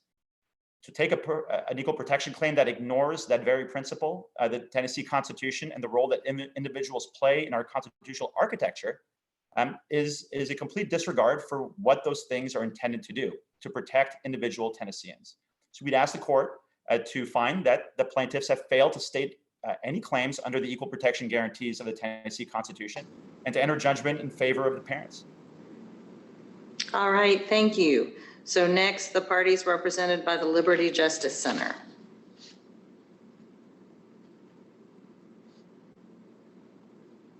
That's me, Your Honor. Okay. At least for starters. And let me begin, Your Honor, by clarifying my earlier comment, as I think Mr. Wood is right about something, that I was insufficiently precise as I was describing our standing argument on appropriations. that was specific to their parental standing, and that though the Supreme Court has historically said that you need a specific injury for taxpayer standing, frankly, the court has become less and less insistent on that in more recent years. And the best case on that, for your honor, is Fannin versus City of La Follette from 2010, which is a pretty good march through the elements. And Mr. Wood had mentioned earlier in the argument that such a demand would have been futile, and that's been one of the sort of core disagreements in our briefing. And so I just want to remind your honor of the high standard set for futility, that the case is Metro Government of Nashville, Mr. Cooper, versus Fulton. And the requirement of a prior demand is only waived in a very exceptional circumstance when it appears that one of the accused public officers would have had to take a corrective action or would have been intimately involved in doing so, or would have been seriously embarrassed, right? In other words, oftentimes these taxpayer standing cases involve public officers who have been exposed for their illicit behavior. And so futility is going to somebody who's done something wrong and saying, clearly they're not going to admit they screwed up and took money illegally, right? That's the standard that the court has set for futility, which is different from what Mr. Wood is asserting, which is a policymaker who has their mind made up is where futility lies. And even then, clearly here, the policymakers' minds weren't made up. So anyway, I just wanted to clarify on standing there that, you know, we stand by our point that don't stand on both parts. So let me turn then on equal protection, Your Honor. Before we get into the merits, I think it's important to clarify the standard of review that you're going to use. In the complaint, Metro Government says that rational basis is the standard for this 11 times. They use rational basis as the standard. But in their response to our motion to dismiss, for the first time, they assert that strict scrutiny is the appropriate standard because there's a supposed fundamental right to education. And their citation for that is a case called Hine versus Metro Nashville Board of Public Education. So a case, again, they should know well, from 2012. And if you'll just permit me, Your Honor, to quote from that case, the sort of key sentence is that the General Assembly has created a statutory right to a public education that benefits all school-age children in Tennessee. And then the quote ends or continues a little bit later to say, to fulfill the constitutional imperative the General Assembly has to provide a public education. Right, so the constitutional obligation is the legislatures, the General Assemblies, but the legislature has created a statutory right. And what plaintiffs are asking you to do is to misread that sentence and instead say that the students have a constitutional right, which would then entitle them to strict scrutiny. I mean, that argument fails for two clear holdings. One is a case called CSC versus Knox County Board of Education. It's the Court of Appeals 2006, where they say that the Supreme Court has acknowledged that Article 11, Section 12 guarantees the school children a right to an education, but our courts have not held to date that education in Tennessee is a fundamental right, and therefore strict scrutiny does not apply.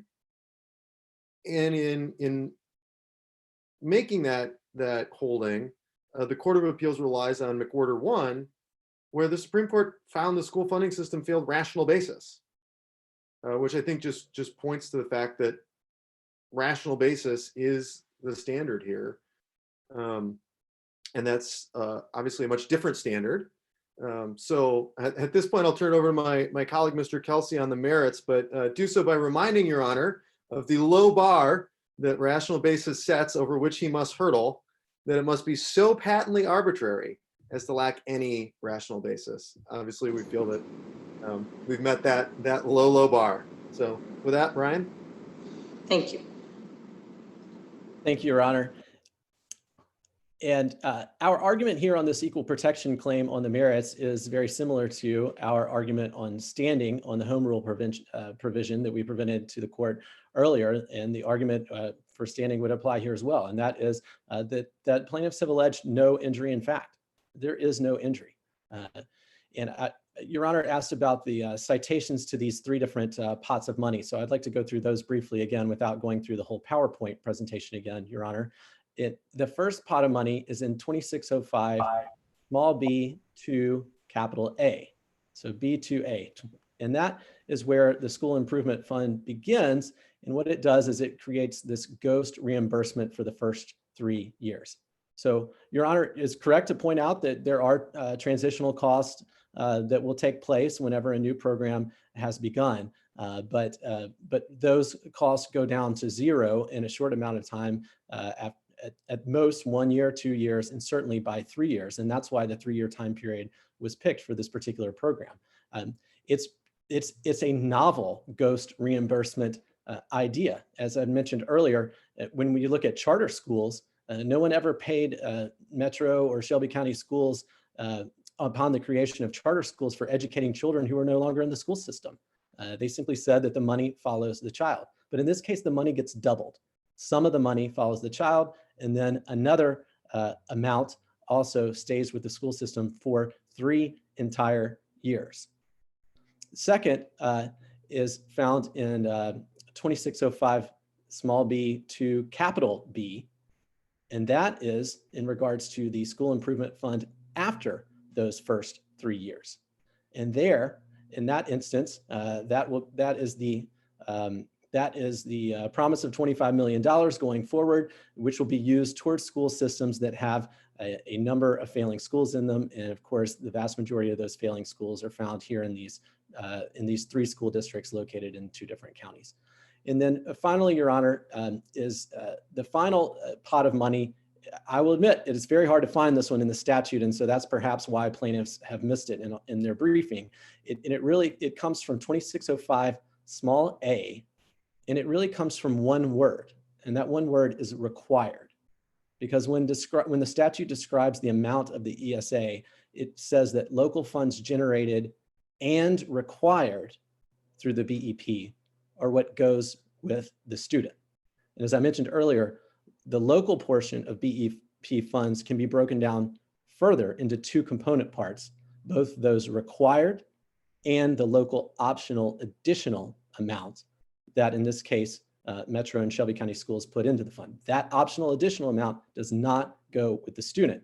Your Honor mentioned that perhaps that could pay for things like testing, and as Ms. Bergmeyer stated, it's not clear from the record that these school systems will have to pay for testing. So I'm not sure that there are any costs whatsoever associated with them. But nonetheless, I did the math on those numbers I presented to you earlier. Well, and again, because I'm looking at this from a Rule 12 standpoint, that is what is pled. Obviously, those allegations would be sussed out if these claims went forward. But what they plead is that their belief is they're going to have testing obligations, some record keeping obligations, those kind of things. Whether or not, you're right, it's not in the statute, so whether or not that would happen is unknown, but that is what's pled. So I was looking at it from a Rule 12 standpoint.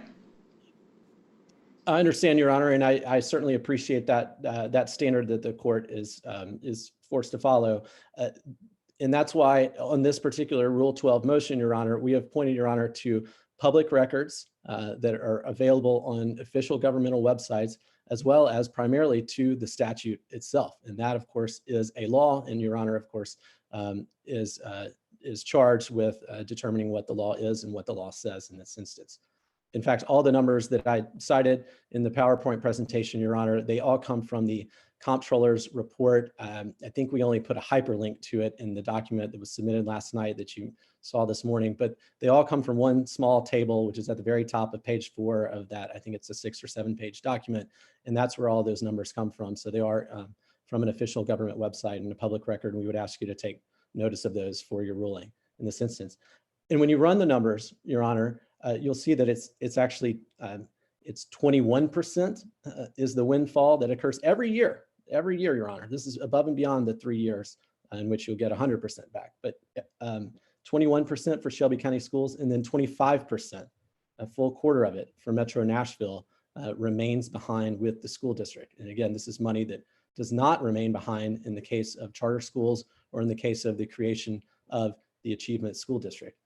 And so in looking at the rational basis standard that on the merits we were forced to meet, we also would ask Your Honor to take a look at the equal protection and the equality of our clients. We've got two in particular that I'd like to mention to Your Honor. David Wilson, he has a son who's in Metro Schools. They live in East Nashville, and the interveners have mentioned that we didn't plead any intention to use the program or participate in the program in our briefings, but in fact we did. These are all exhibits. They're all declarations and exhibits to our motion to dismiss. Let's just take one school in East Nashville, for example. Back when the Achievement School District was created, Brick Church Middle School in East Nashville had 8.7% of its students proficient in math. 8.7%. Well over 90% were failing to be proficient in math. And so what occurred as a result of that? Well, Governor Bredesen created the Achievement School District to try to address this problem of persistently failing schools and persistently failing school districts. So that school was ultimately taken over by Lead Academy. Has it gotten better? I hope so. It still is not good. And now is the chance for Governor Lee to take a shot at this problem. Let's look at another one of our clients, Kay Johnson. We've submitted her affidavit as well. She is the headmaster at Greater Praise Christian Academy. That school serves impoverished African-American children in the Fraser neighborhood of Memphis. Fraser High School, before the creation of the Achievement School District by Governor Bredesen, had pitiful ACT scores. It's stated, and I believe this is actually in the record, the legislative history, but it's stated by the gentleman who runs the Memphis Teacher Residency Program in Memphis that if you fill out the ACT, write your name at the top, and randomly bubble in C all the way down, you will get a 12. Because of course, you got a 1 in 4 chance of getting the answers right. So you'll get a 12. At Fraser High School, the average score, half below, half above, the average score was 14.5. Average. These are the types of students that are being served at my client's school. In fact, they go above and beyond that, and they reach out to students who are behind in their academics, and they try to reach them. So that's why you see, in Your Honor, that throughout the legislative history that there are mixed opinions given as to whether this is a good idea or a bad idea. That's why you see that 3 Shelby County legislators did vote in favor of the bill. And to pick out the statements from those who voted against the bill versus those who voted in favor of the bill is an unfair use of that particular way of looking at a case. Your Honor had mentioned and asked about early on that the case of the Board of Education of Shelby County versus Memphis City School Board of Education. And should you look to legislative history in that case? And I think, Your Honor, the answer is, from a legal standpoint, no. When the statute is clear, there's no need to resort to legislative history. But judges are people too, Your Honor, and you can't simply take out of judges' minds knowledge of a large public issue that is going on in the background. And in that case, the largest issue that was happening in the city of Memphis for months was that the city school board had given up its charter so that it could be absorbed by and incorporated into the Shelby County schools and merge all of the school districts into one. That was the largest media issue of the time. So I think in that case, what Judge Mays did was, knowing where the legislative history would take him, he decided to look to it first so that he could then have a justification for going back and looking to it at all. It was clear when he looked to it that because of that specific occurrence in time that had taken place, that he should, that this legislation that would undo that act of the Memphis City School Board was targeted at a particular county, Memphis and Shelby County. In this case, that's not the fact. There's been no action by Metro schools or by Shelby County schools or the Achievement School District to warrant the legislature to go and try to target or punish or provide an unequal education to the students in those districts versus everywhere else. Quite the opposite. The background is that these school districts have been failing for years. Governor Lee campaigned across the entire state on this particular issue, that he was in favor of educational choice and in favor of allowing education savings accounts to go forward. This was his signature piece of legislation. So it wasn't about targeting school districts. It was about giving children like my clients in failing school districts more opportunities. We would ask you to please give them that opportunity. Thank you. Mr. Busick. Your Honor, we concur with the assessments made above. In particular, I'd cite the comments of Mr. Ponju. Thank you so much. Now I'll come back, I'm sorry, to Metro or Shelby County. Good afternoon. We're going to get our other computer muted. Give us 1 second. Okay. And just for clarification, Your Honor, Allison Bussell on behalf of the Metropolitan Government and Metro Nashville School Board, I will be, we have conferred with the McEwen plaintiffs, as Mr. Wood mentioned earlier today. I'm going to be primarily speaking on the equal protection claim for both plaintiffs. He will certainly fill in anything that he feels like I didn't address or that is specific to the McEwen plaintiffs. On the contrary, Mr. Wood is going to be taking the lead on the education clause claim. So I wanted to bring that to your attention that we've agreed to flip that order if that's okay with Your Honor. Okay.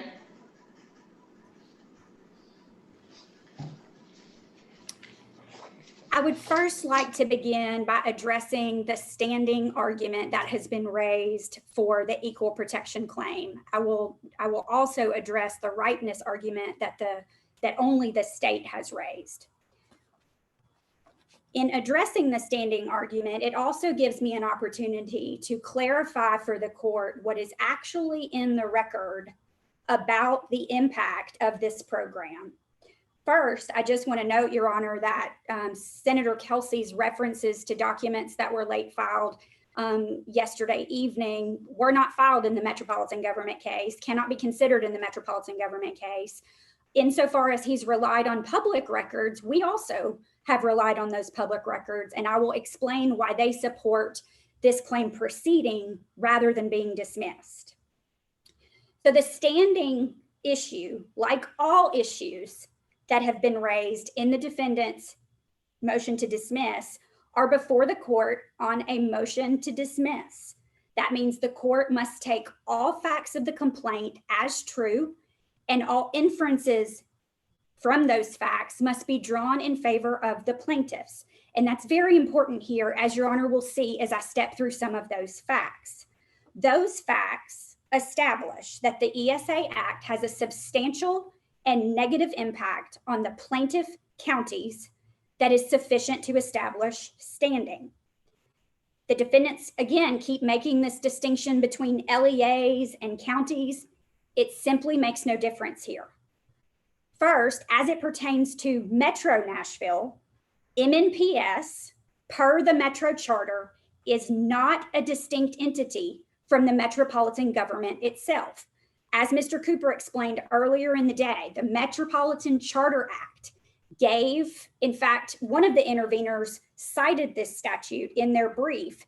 It gave counties and municipalities the right to consolidate and authorized them to create school systems and to create boards of education.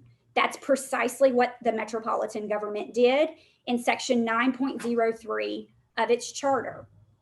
So insofar as this act applies to LEAs and to MNPS, it applies to Metro, the plaintiff in this lawsuit.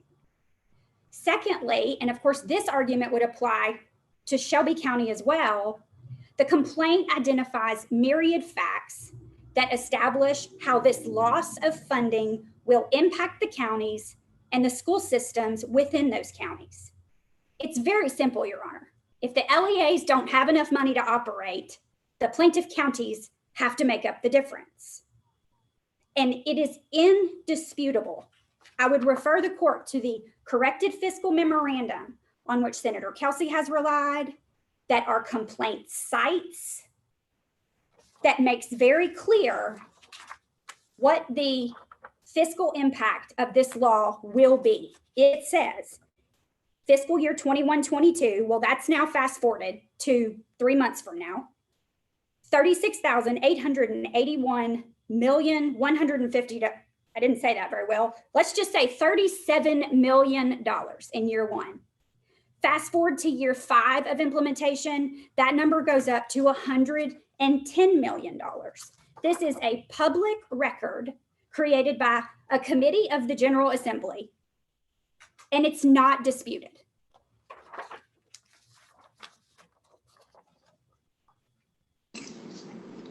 Now, the Can I ask you a basic question? Argument. Let me ask you one thing, Ms. Bussell. Suffer from several flaws. One, they ignore the well-pleaded allegations in the complaint. And frankly, some of them are just inaccurate. And I want to go through each of those step by step, because each of these not only establish the standing of the counties, but they establish the impact that renders this both problematic from a legal perspective and makes the claim ripe as well. First, as the complaint details, you cannot reduce operation costs in proportion to students leaving the school system. This whole dollars follow the child concept that keeps getting bandied about is a derivative of the old funding method that was struck down in the small schools cases. And it was struck down for that reason. Just because a student leaves the system doesn't mean that the cost of operating that system goes down in proportion to the BEP dollars that leave with that student. And again, the complaint details this in paragraphs 141, 142, 143, 144, 149. Many costs are fixed. They are unaffected by students moving between schools. You have state law mandated ratios. For example, every school has to have a principal. Every school has to have a librarian. You don't save that librarian's salary just because 2 or 3 students leave that school and take BEP dollars with them. Those facts are deemed true. The second mischaracterization of the factual record on which the standing argument is based is this whole concept of testing costs. In the complaint, plaintiffs alleged that there would be an increase in testing costs to the LEAs from which these students are leaving. This is not something that plaintiffs created out of whole cloth. It comes directly, again, from the fiscal memorandum produced by the General Assembly's Fiscal Review Committee. Public information in the complaint that is deemed true for purposes of the motion to dismiss. Third, the grant program has been referenced a number of times, and kind of rolled into that is this idea that Davidson County and Shelby County fund their schools above and beyond what the BEP state law requires. These two concepts have been described by the defendants and the interveners as a windfall. And I'm going to tell you why that is a gross mischaracterization of certainly the complaint, which must be accepted as true, and reality. First, the grant program does not replace the same dollars that leave the system when a student takes BEP dollars to attend private school for several reasons. First, the grant funds are grant funds. They are not general operating funds. Therefore, they're restricted to whatever parameters have been placed on that grant. We don't know much about that because the General Assembly didn't tell us much about it, but we know that they're restricted to school improvement. That's not the same as keeping the lights on, Your Honor. That's not the same as putting books in a library. It's a grant. It's not a one-for-one replacement. That grant's also going to run out in year 3, and we really don't even know if it's going to be appropriated in year 2. That is not a precondition to application of the act. The General Assembly is free to ignore that if they choose. In addition, students entering the state who choose to utilize an ESA account, when they take BEP dollars with them, the grant program doesn't replace those dollars. The same is true for students entering kindergarten.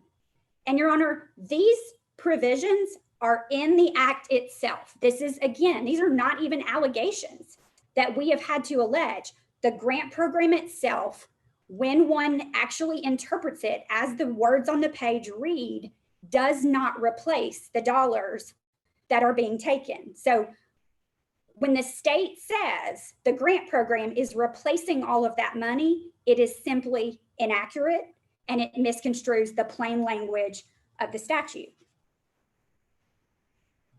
And then finally, I want to address this issue of the county's funding school systems above and beyond what the BEP requires, which has somehow been flipped against the counties and just being described as a windfall. Again, this argument misconstrues and ignores the well-pleaded facts in the complaint, which explicitly allege that the ESA Act is going to have a financial impact on the county, a negative financial impact. In addition, just to return to Mr. Kelsey's late filed production last night that was not filed in our case, the mischaracterization in that document is that these are optional BEP dollars. These are not BEP dollars at all. What Mr. Kelsey's talking about it's just an additional amount of money that our school system chooses to put into the system above and beyond what is required by state law. Because as Your Honor knows, based on another pending lawsuit, we contend that the BEP is wildly insufficient to actually support our schools. So we have to put in additional money so that we can operate our schools at an effective capacity for our students. Moreover, even if you accepted Senator Kelsey's numbers on their face, they still establish a net loss to the school system. The total state and local BEP dollars that will go with a student to private school are greater than this quote unquote additional money that has somehow become a windfall to us. Will we have that additional money? Yes. And it's going to immediately be eaten up by all of the costs that the county will incur because those other BEP dollars have left, and the costs don't decrease when those dollars leave. Here's the bottom line, Your Honor. The complaint explicitly alleges a negative financial impact. The question for purposes of this motion to dismiss is not what is the extent of that impact. The question is there an impact alleged? And there is. And because of that, when those facts are deemed true, as is required under 12.026, we have standing. This act prevents Davidson and Shelby counties from spending money on education the way 93 other counties in the state of Tennessee do. There will be an immediate financial impact. And as it pertains to education savings accounts for Metro students, they actually will be funded by Metro money in greater proportion than state money, which is also alleged in the complaint. The county's BEP money, Your Honor, is the heart and soul of this act, and everybody knows it. As a result, the counties have standing to challenge it. I'd now like to turn to the ripeness argument that's been presented by the state, and I don't want to overcomplicate what is really a simple issue. Under Colonial Pipeline, the law explicitly is that a present injury is not required to establish that a declaratory judgment claim is ripe. It's really that simple. The state's ripeness argument relies exclusively on the fact that no money has yet been taken from the counties. Well, that's coming. very soon. But under Colonial Pipeline, it doesn't matter when that is going to occur. It's a two-part inquiry for ripeness. First, are the issues appropriate for judicial resolution? The answer to that question, Your Honor, is yes. This is a live controversy. The program has been launched. TDOE will soon be notifying families that they are eligible to be part of the program. And again, we are just a short couple of months away from the state taking county money to fund these accounts. The grant program will not make the counties whole. It has restrictions on spending, and it does not replace BEP funding for every student that leaves the system. The second question that the court must ask under the ripeness inquiry is, will the court's refusal to act cause hardship to the parties? Again, that's a yes. If this court does not intervene, the state is going to withhold state and local dollars from the counties that they would have otherwise received to fund these education savings accounts. And as the complaint alleges, that will cause immediate financial deficit for the counties. Again, the damage will be done soon, and nothing in the ripeness doctrine requires that the injury be present today. And unless Your Honor has any questions about standing or ripeness, I'm going to turn my attention to the merits of the equal protection claim on the 12.026 motion. I would like to begin this argument again by just reminding the court, we've heard a lot over the last 30 or 45 minutes about this plaintiff and this person's school and that person's school. I think it is helpful just to all take a step back and remember that we are on this, we're talking about this claim on a 12.026 motion. So the court is examining whether the facts taken as true and the inferences from those facts drawn in favor of the plaintiffs state a claim for relief.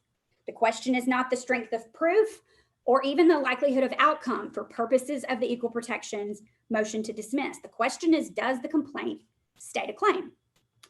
And the first question that always comes to mind with an equal protection claim is, what is the classification in the law that is being challenged? The ESA Act defines eligibility by the school district to which a student is zoned. As a result of that, interestingly, this act actually creates two sets of classifications because its impact is widespread. First, you've got students, those who attend school in Shelby and Davidson County, who can participate in the program, and all the other students in the state of Tennessee who cannot.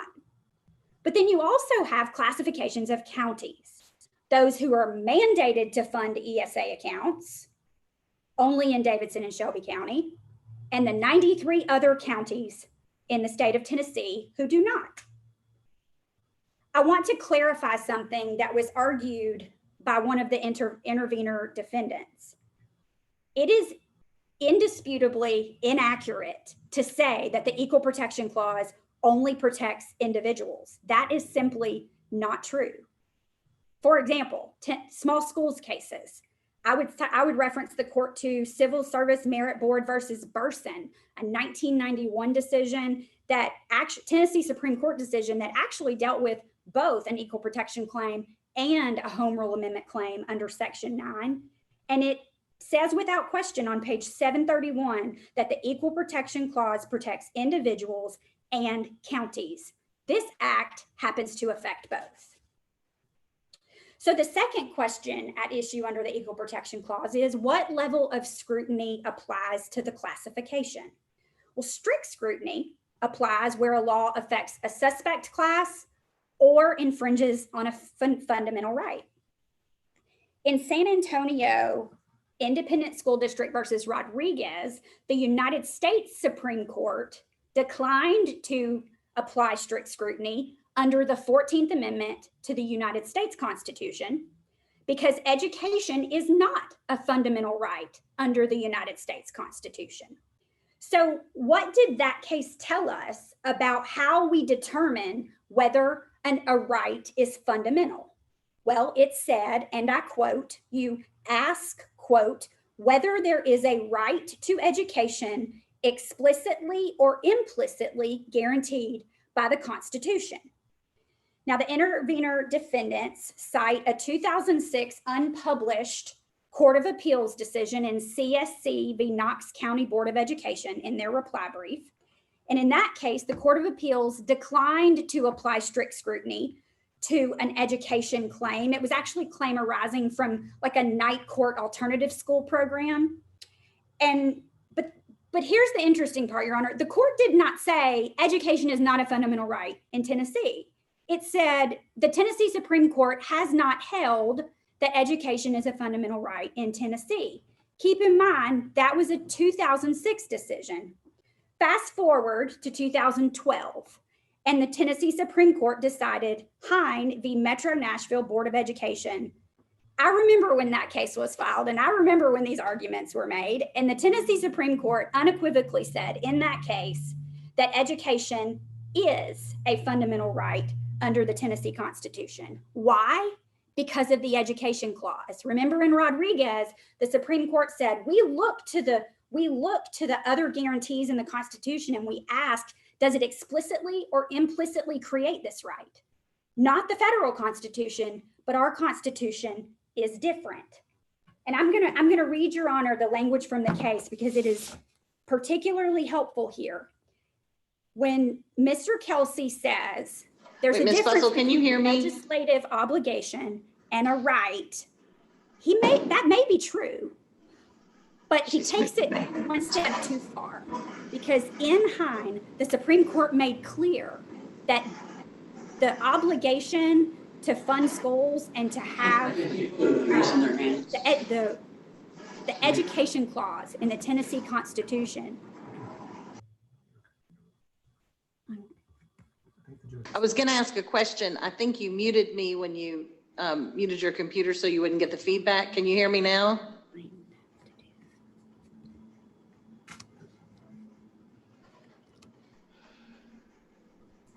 I wondered why I couldn't hear her. Can you hear me now?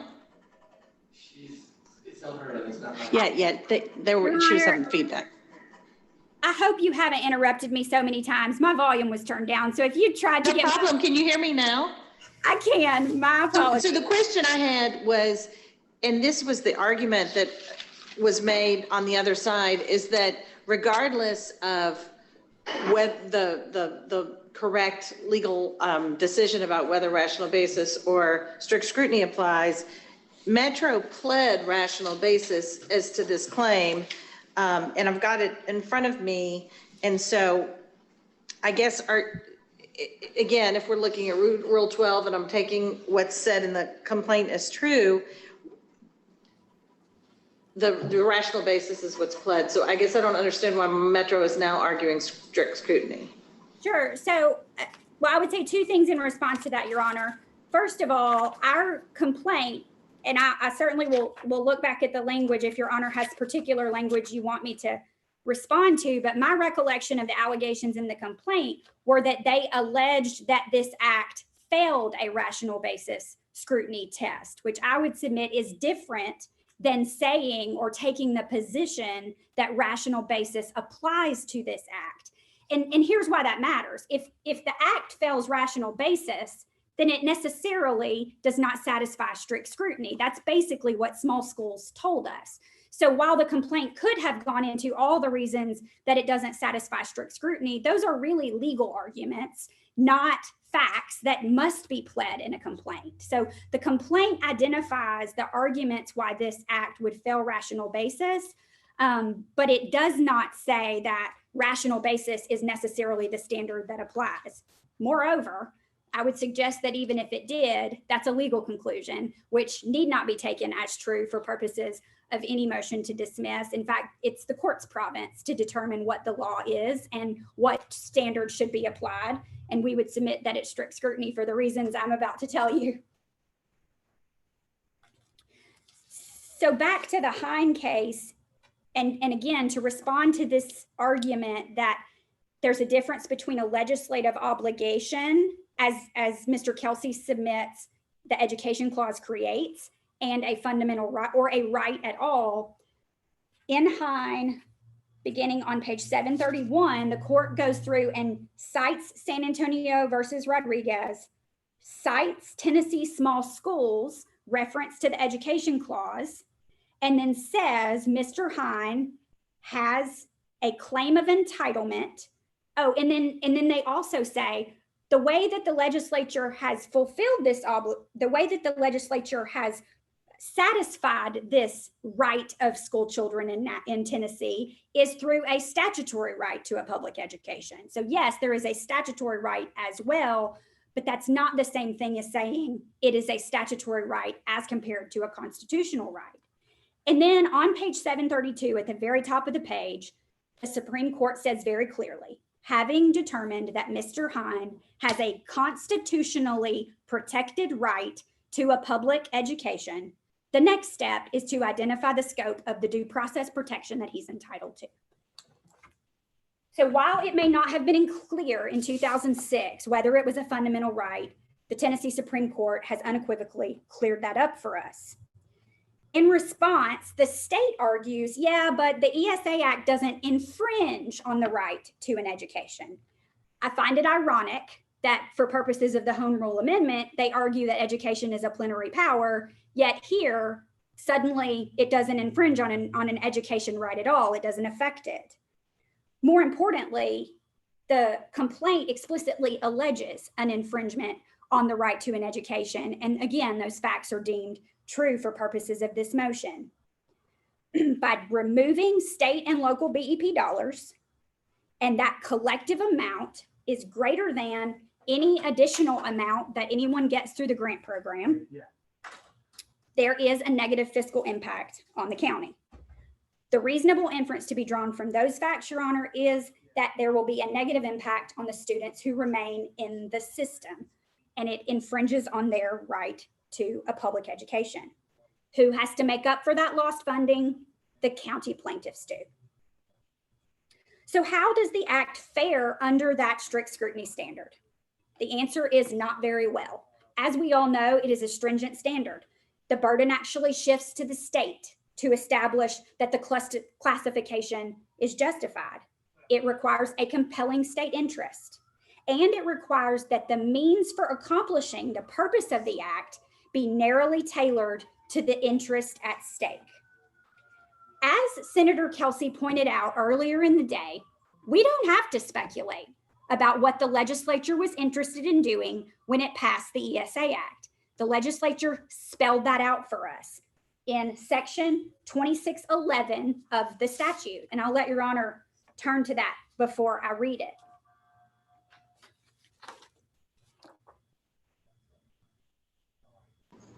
I've got it. And I would mention here too, the court can't ignore the obvious intent of the legislature as stated in its own act. The General Assembly recognizes this state's legitimate interest, here we go, in the continual improvement of all LEAs, and particularly the LEAs that have consistently had the lowest performing schools on a historical basis. So the legitimate interest at stake in this law is the continual improvement of Metro and Shelby County schools. And the legislature's means by which they choose to accomplish that is by taking away their money. That is not only not narrowly tailored, Your Honor, that is illogical. It certainly does not constitute the least restrictive means of accomplishing that goal.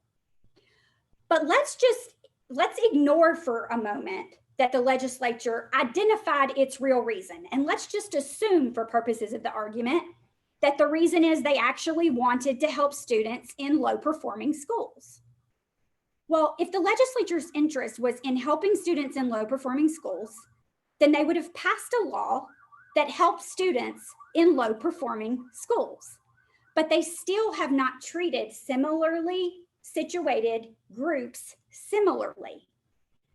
As Your Honor has already identified, this law does not provide LEAs to students in bad schools. It provides ESAs to students in the best performing schools in Davidson County and allows them to take that money outside the county. This is not narrowly tailored to a desire to provide educational opportunities for students in schools that are not performing well.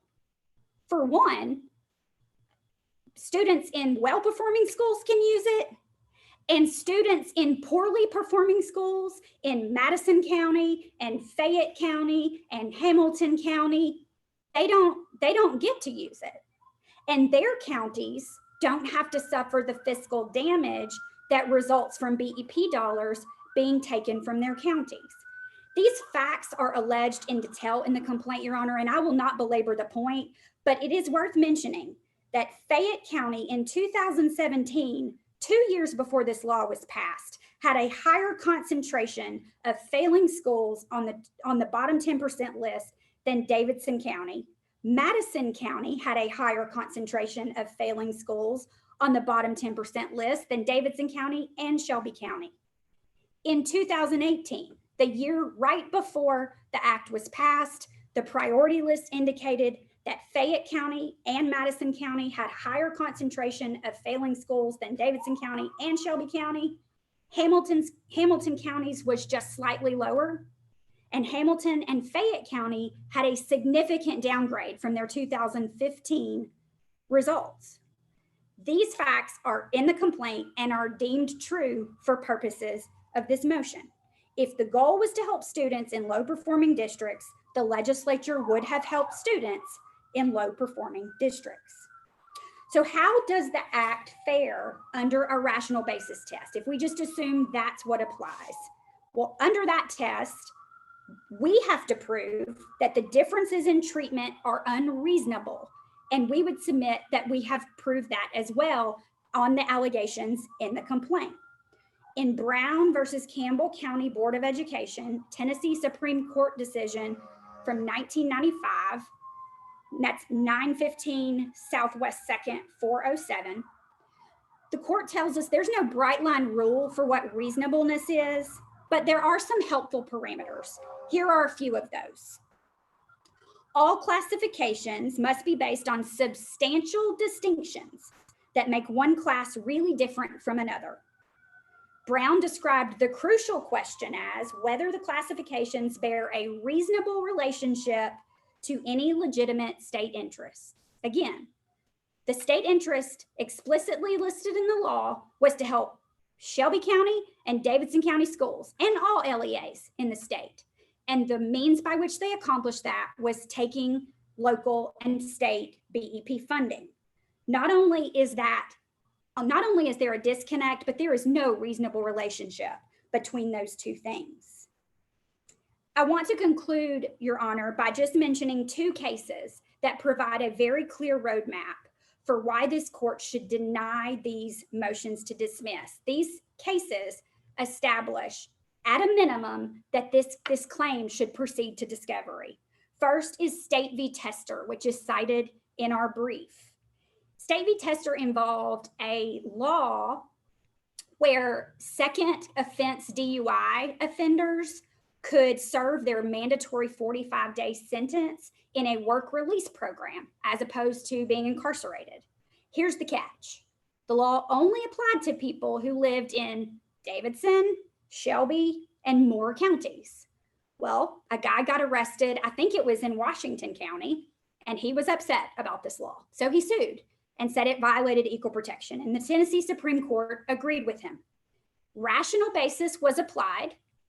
The law was deemed unconstitutional. Why?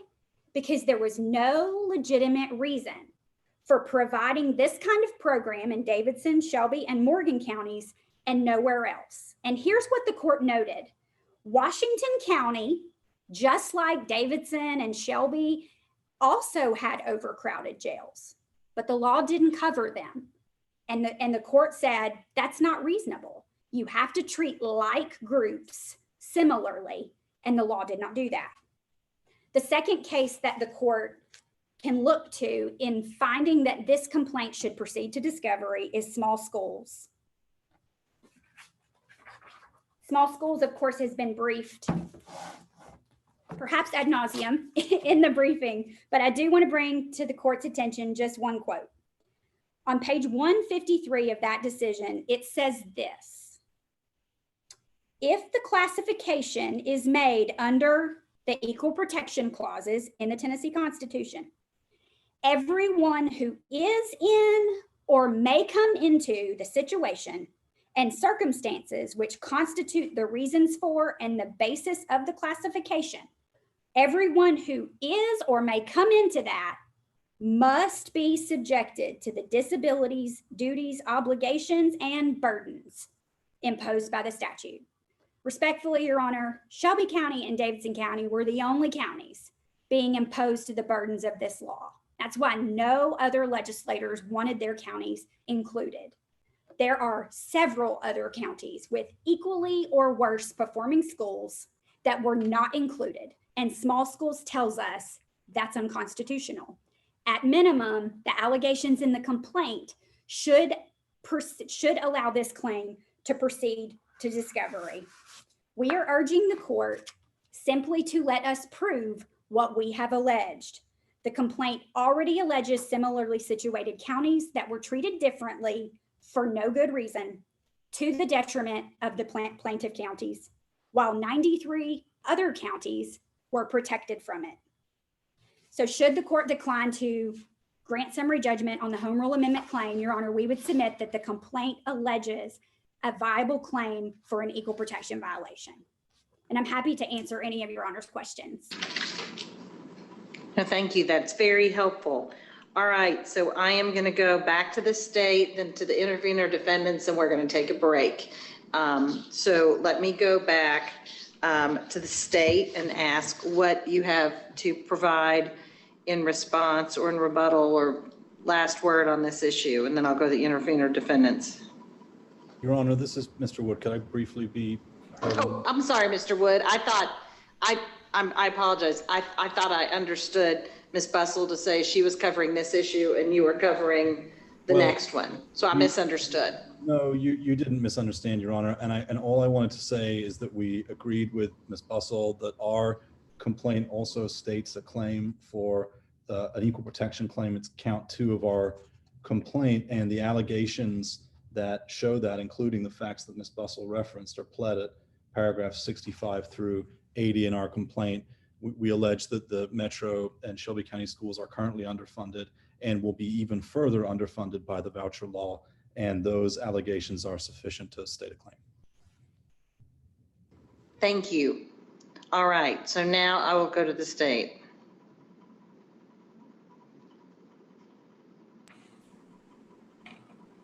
Thank you, Your Honor. As an initial matter, and we did include this in our reply filed in support of our motion to dismiss, but the plaintiff's reliance on the Hine case and the education clause is insufficient to establish that strict scrutiny should be used in evaluating the ESA program. The Hine case talks about the right to a public education. And that general right is not what is affected by the ESA program. It does not infringe upon the right to a public education. The students within the LEA served continue to receive the same amount, if not more, of BEP funding as alleged and previously argued. The ESA program simply provides additional educational opportunities to students zoned in LEAs, and it does not infringe upon the right to education within the state. And so we contend that their reliance on Hine and the education clause is insufficient to establish strict scrutiny here.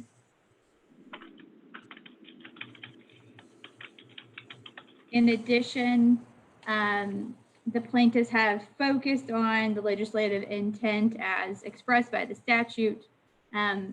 Rational basis is also clear that a court need not look to the express intent of the legislature. In fact, it can be any conceivable basis upon which to uphold the statute. The statute should be upheld. So the state has proffered in its motion to dismiss that in addition to improving educational services in LEAs, it's conceivable that the ESA program will further state interest in providing additional educational opportunities to students in low-performing schools, and that students in LEAs with a cluster of such schools, such as 10 or more in one LEA, are appropriately identified as students that could be afforded those additional opportunities. With regard to their claim that ripeness is not something the court should look to in a declaratory judgment act, I would respectfully disagree.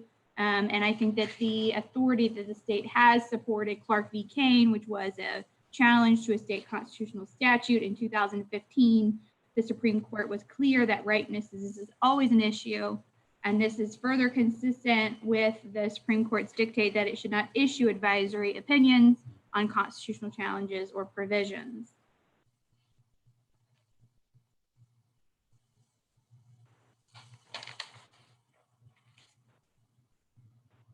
Finally, there's been much said about the ripeness issue. We do think that our briefing on this matter is clear, and that the contingencies and the fact that any fiscal impact to the government or the LEAs is contingent. It is not necessarily, according to the law, going to occur. It does depend on future events. And these are all the reasons why the ripeness argument would apply here.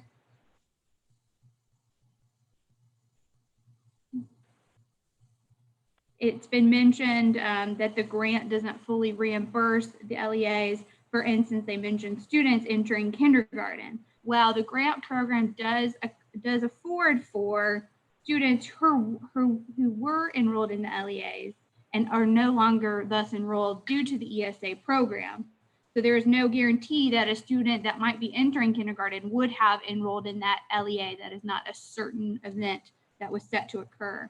And so the LEA, or the grant program, does seek to accommodate the certainties of students that were enrolled in the LEA and then chose to go through the ESA program, and then affording the LEAs those funds for those students.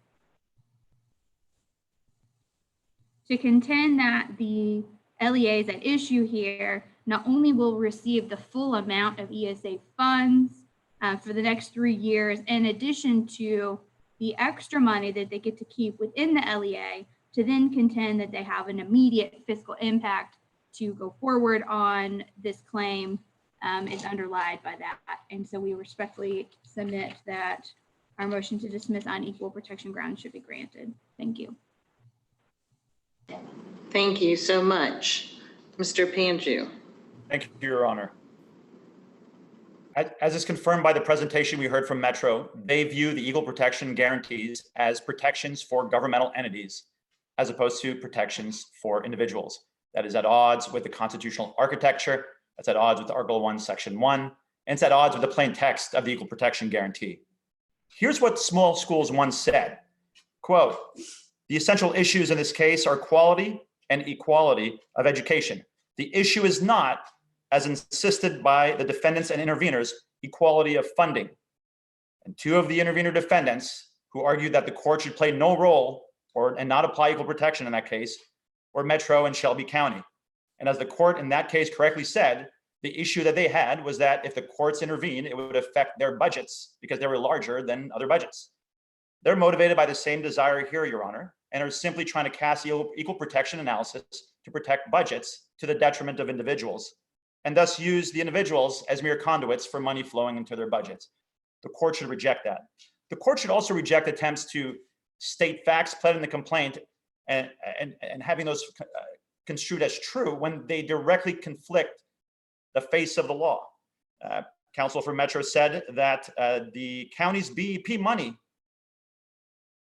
which the ESA pilot program does not touch, is somehow the heart and soul of the BEP, of the ESA pilot program. It is not.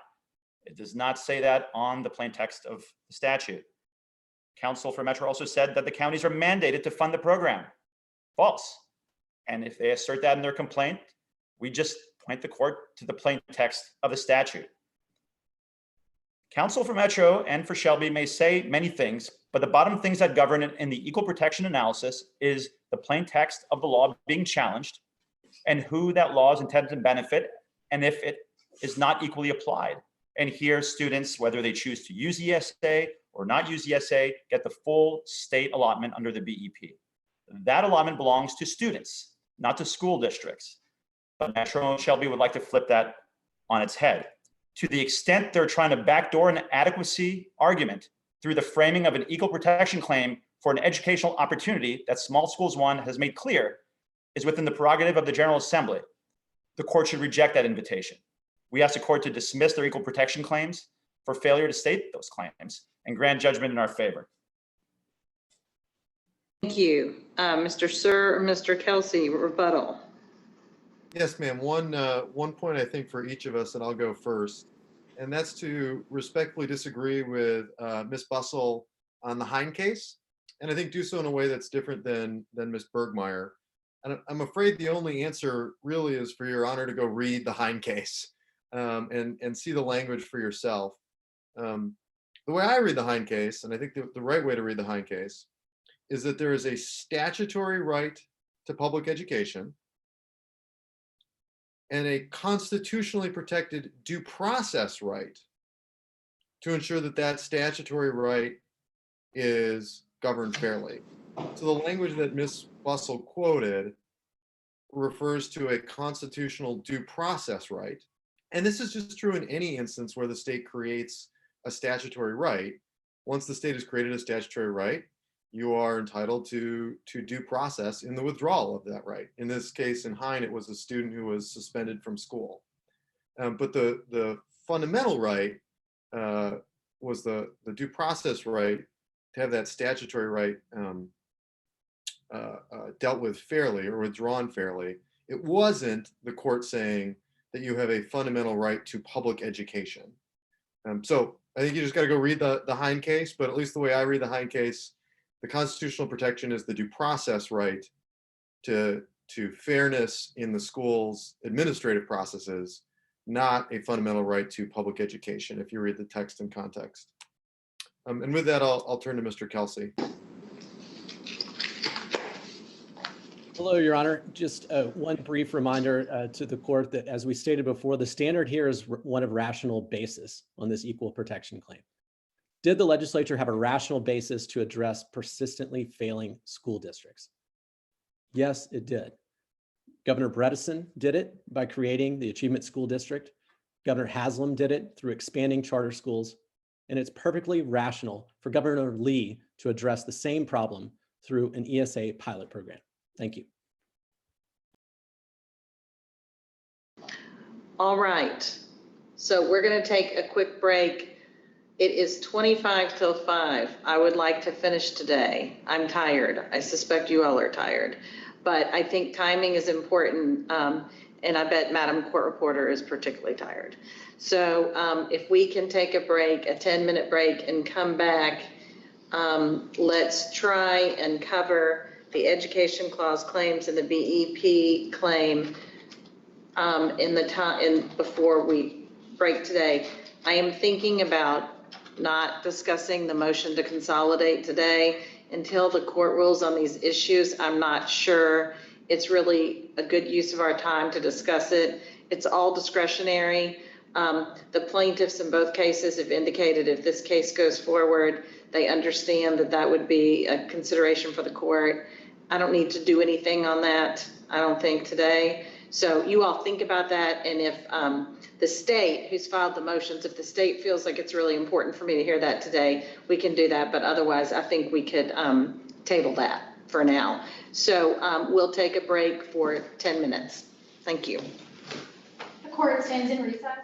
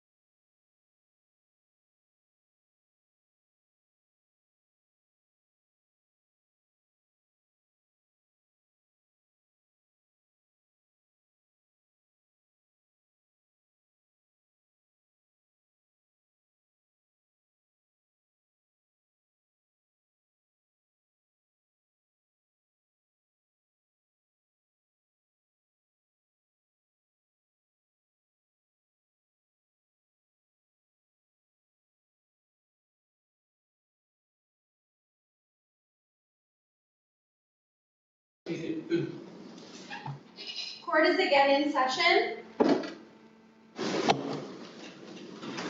All right. So if everyone is ready, we will go on to the Education Clause claims, which are count 3 of both complaints, and I will ask the state to start.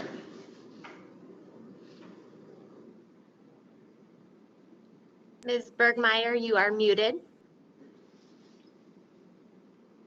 Thank you. Your Honor, for count 3 of the Metro government claim, we had averred that dismissal was appropriate on ripeness. And since we've already argued that before, Your Honor, we'll rely on our previous arguments to the court. Looking at count 3 in the McEwen case, their allegation under the Education Clause was a little different. And what they alleged under the Education Clause is that the ESA program somehow infringed upon the statewide system of public schools, which it clearly does not by its terms. Under the Education Clause, the City of Humboldt, the Tennessee Court of Appeals found that the General Assembly has extensive power and discretion to decide the means and methods by which it chooses to provide the public school system. They have set up that statewide system of free public schools. It's governed by state law, policies, standards, and guidelines of the State Board of Education. The system is designed and maintained to provide direct delivery of educational services by LEAs. And the ESA program simply does not infringe upon that right to be in violation of that constitutional provision and the rights that it provides. The LEAs continue to provide educational services within the statutory framework set up in Title IX. And for students participating in the ESA program, the LEAs are released from their obligation to educate those students. And for these reasons, we aver that the ESA program simply does not violate count 3 as asserted by the McEwen plaintiffs in their complaint. And you say Humboldt is the best authority on that underlies that argument? Humboldt, we cite for the proposition that we have extensive power in the discretion by which we set up the state system. What we actually rely on for our argument is the statutes that set up the statewide system, which is Tennessee Code Annotated Title 49. And we specifically cite to 49-1-102 subsection A and C, which talks about how the statewide system governed by the Education Clause is set up, and then cite to the ESA program to say how it does not infringe upon that right.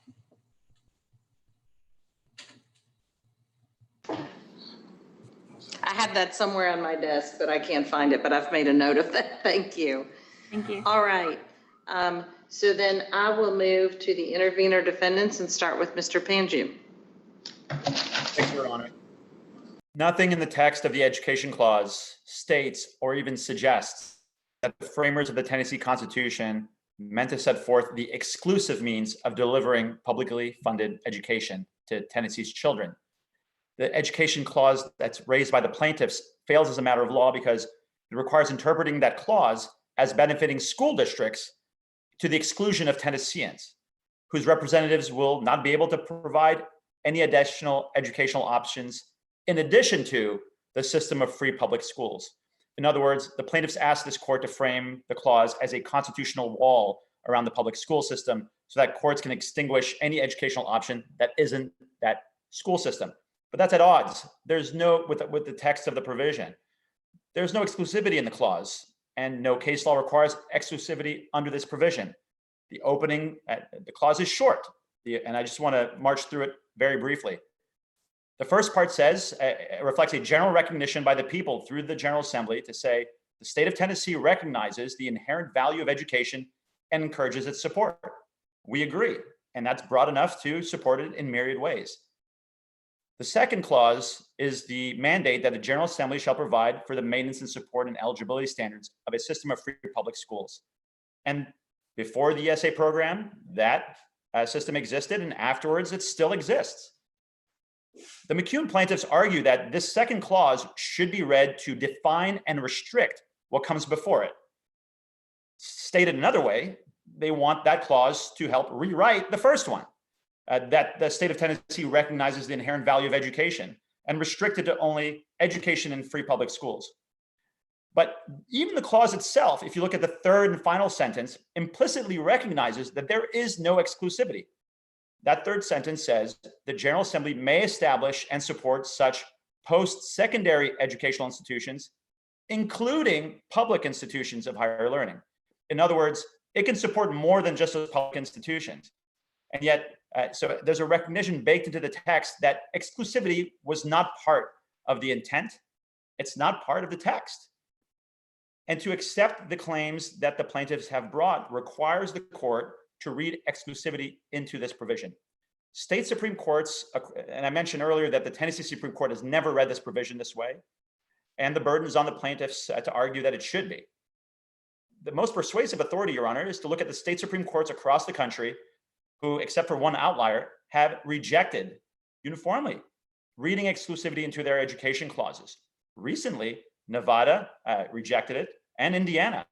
And both Indiana and Nevada both expressly rejected the outlier, the Florida Supreme Court in Holmes, and Bush v. Holmes, which, as the Nevada Supreme Court recognized, has a unique provision imposing a paramount duty, language that's not in this provision. It bears noting that Florida is one of the biggest education choice states. It has 4 programs, despite Bush v. Holmes, including publicly funded programs, and has over 200,000 students that benefit from those programs. And so to the extent Holmes has any value, and it doesn't, it should be rejected like it has previously, and it has never been adopted at all by any state Supreme Court in the United States. Metro is attempting to reconstrue this clause to one that requires exclusivity so that the General Assembly will be hamstrung and will not be able to fulfill their duty to support education. And they can do so right now in ways other than the free public school system. It has to do so in this particular case with the ESA pilot program because the schools in the LEAs are failing schools right now. So we asked the court to reject plaintiffs' claims under the education clause. They're at odds with the text. They're at odds with the intent behind the clause. And there's absolutely no support for defining and restricting the opening part of the clause to breathe exclusivity into a provision where it doesn't exist. So we ask the court to grant judgment in parents' favor on that claim. Thank you so much. All right, I will move to the Liberty Justice Center attorneys and ask you all to address this issue, if you choose to. Thank you, Your Honor. We do, Your Honor, and Mr. will do it. Thank you, Your Honor. Brian Kelsey, and I will address it briefly. First of all, Your Honor, I would just remind the court that in small schools 1, 2, and 3, those are education equal protection cases, as we discussed in regards to the last count. These types of cases were filed throughout the country back in the 1990s, and many, like the ones in Tennessee, were successful. They were followed, however, 20 years ago in other states by education adequacy cases. That did not occur in the state of Tennessee because the language in our state constitutional education clause does not allow for it. Mr. Panju read you the whole 2 sentences that are applicable to this claim. And for that reason, no Tennessee court has ever held, as has been held in other states, that our education clause creates an adequacy claim. The law of the Constitution is clear on its face. It does not create such a right. And also nothing on the face of the ESA law abolishes this system of free public schools that's guaranteed by the Constitution. So for that proposition, Your Honor, we would point you to the Attorney General opinion of General Cooper back in 2013, 13-27, which analyzed a very, very similar law to the one that ultimately was enacted in 2019. And there, the general laid out the law for why this does not violate the educational clause of Tennessee. So the court need read nothing more than those 2 laws, the actual statute itself that was passed and the actual constitutional language to determine that this novel theory in the complaint fails to state a claim upon which relief can be granted. Thank you. Thank you. Mr. Busek. Your Honor, nothing further on behalf of the interveners on this point. Thank you so much. All right, so I'm going to hear from somebody either for Metro Shelby County and or McEwen plaintiffs regarding this matter. Your Honor, this is Mr. Wood. I'm going to address those matters. And just before I do, so that we've got the lay of the land clear, there are two different types of education clause claims at issue. The first one is count 3 of Metro's complaint, and also I would say half of count 2 of our complaint. And that claim I would submit is very similar to the equal protection claim in terms of saying that through small schools, the Tennessee Constitution mandates that the state provide substantially equal educational opportunities to everyone. And so the court in small schools held that the education clause's use of the term education establishes an enforceable standard for assessing the educational opportunities provided in the districts throughout the state. And that's the first sentence of the education clause.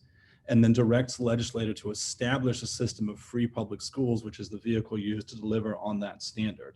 So the education clause itself establishes an enforceable standard, and that piece of the education clause claim is a claim that through the voucher law infringes on that right because it creates unequal education in different districts because of the resources it's taking away from Metro and Shelby County. So that's the one piece of the education clause claim, which we have together with our equal protection claim in count 2, and is a separate cause of action in Metro's case in count 3. There's an entirely separate education clause claim in our complaint, which is count 3, and that is an allegation that the voucher law violates the requirement in the state constitution of a single system of public schools. So again, to go back to the text of the Constitution, the education clause says that the state of Tennessee recognizes the inherent value of education and encourages its support. The General Assembly shall provide for the maintenance, support, and eligibility standards of a system of free public schools. And what we allege, Your Honor, is that the voucher law by which the state is funding private schools in 2 counties as part of their mandate to provide free, adequate, and substantially equal public education violates the education clause, violates section 12. The argument I think is pretty straightforward. Under the voucher law, the state funds public schools, and it also funds private schools for certain students in counties only that are not accountable to the public and are not subject to the same requirements for non-discrimination.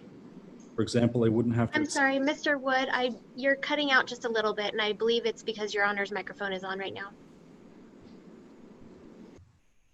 Okay, I'm sorry, I'll try again. So under the voucher law, the state funds public schools and then also funds private schools for certain students only in 2 counties that are not accountable to the public, not subject to the same requirements regarding non-discrimination. They don't have to accept or provide resources to students with disabilities, for example, which would include certain of our clients' children. And what you're left with is a mishmash of free public schools and not free but subsidized private schools, which collectively the state asserts will meet its obligations under the Constitution. But that's not what the Constitution requires. It requires a system of free public schools that are adequate and substantially equal, not some public schools and some private schools which aren't free but will subsidize. So we think on a plain reading of the Constitution, the voucher law violates the education clause. Now, there is a split of authority in state courts on this issue. And that is nothing new, Your Honor. If you go back to the first small schools opinion, you'll note that the Supreme Court there noted that there were decisions all over the map about what to do with the issues in that case. The same is true here. What we have pointed you to in our brief is Bush versus Holmes, which is the Florida Supreme Court case, which we think is instructive and we think is on all fours with how Your Honor should resolve this case. The operative differences in the constitutional language between Florida and Tennessee, I would submit, Your Honor, is that in Florida, the Constitution used the term uniform. And that was certainly part of the analysis from the Florida Supreme Court about why their voucher program was unconstitutional. Here, the Tennessee Constitution says a system, but we know from small schools that they have to be substantially equal. And so we think that the same analysis that the Florida court used should apply here. And if Your Honor reviews the Bush v. Holmes case, you know, every argument that has been raised by the defendants and the interveners in this case was dealt with in that opinion and was rejected. For example, in Bush, they noted the principle that the principle of statute or the principle of construction, that the expression of one thing implies the exclusion of others.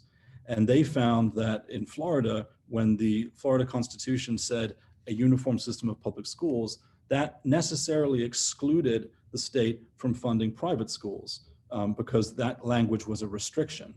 And those same canons of interpretation we would submit apply here in the SunTrust v. Burke case, which is 491 SW 3rd 693, notes those same standards being applied by the Tennessee Court of Appeals. So we think that the court should follow Bush v. Holmes, Your Honor, and and find that by implementing the voucher law, the state is violating the constitutional requirement of a system of public schools. Thank you, Mr. Wood. Anything else from any of the plaintiffs before I do another round with the defendants, since these are their motions? Hi, Your Honor. Hold on.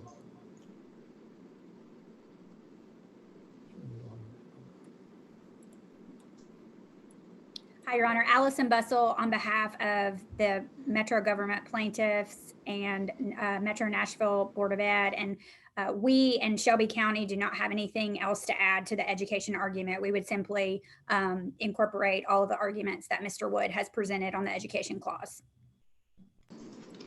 Thank you. So I'm going to go back to the state and ask you to follow up with anything else that needs to be addressed in responding to the plaintiffs or the other issues that were raised, or anything that you want to raise on this issue. I'm not limiting you.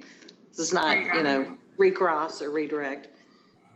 Sure, Your Honor. Two things, and one is very fundamental, and it would apply to plaintiff's characterization of the ESA program all day to refer to as to a voucher program. There is a distinction between a typical voucher program and the ESA program that's here in Tennessee. And the difference is that in a voucher program, the funds go by voucher directly to a private school, for instance.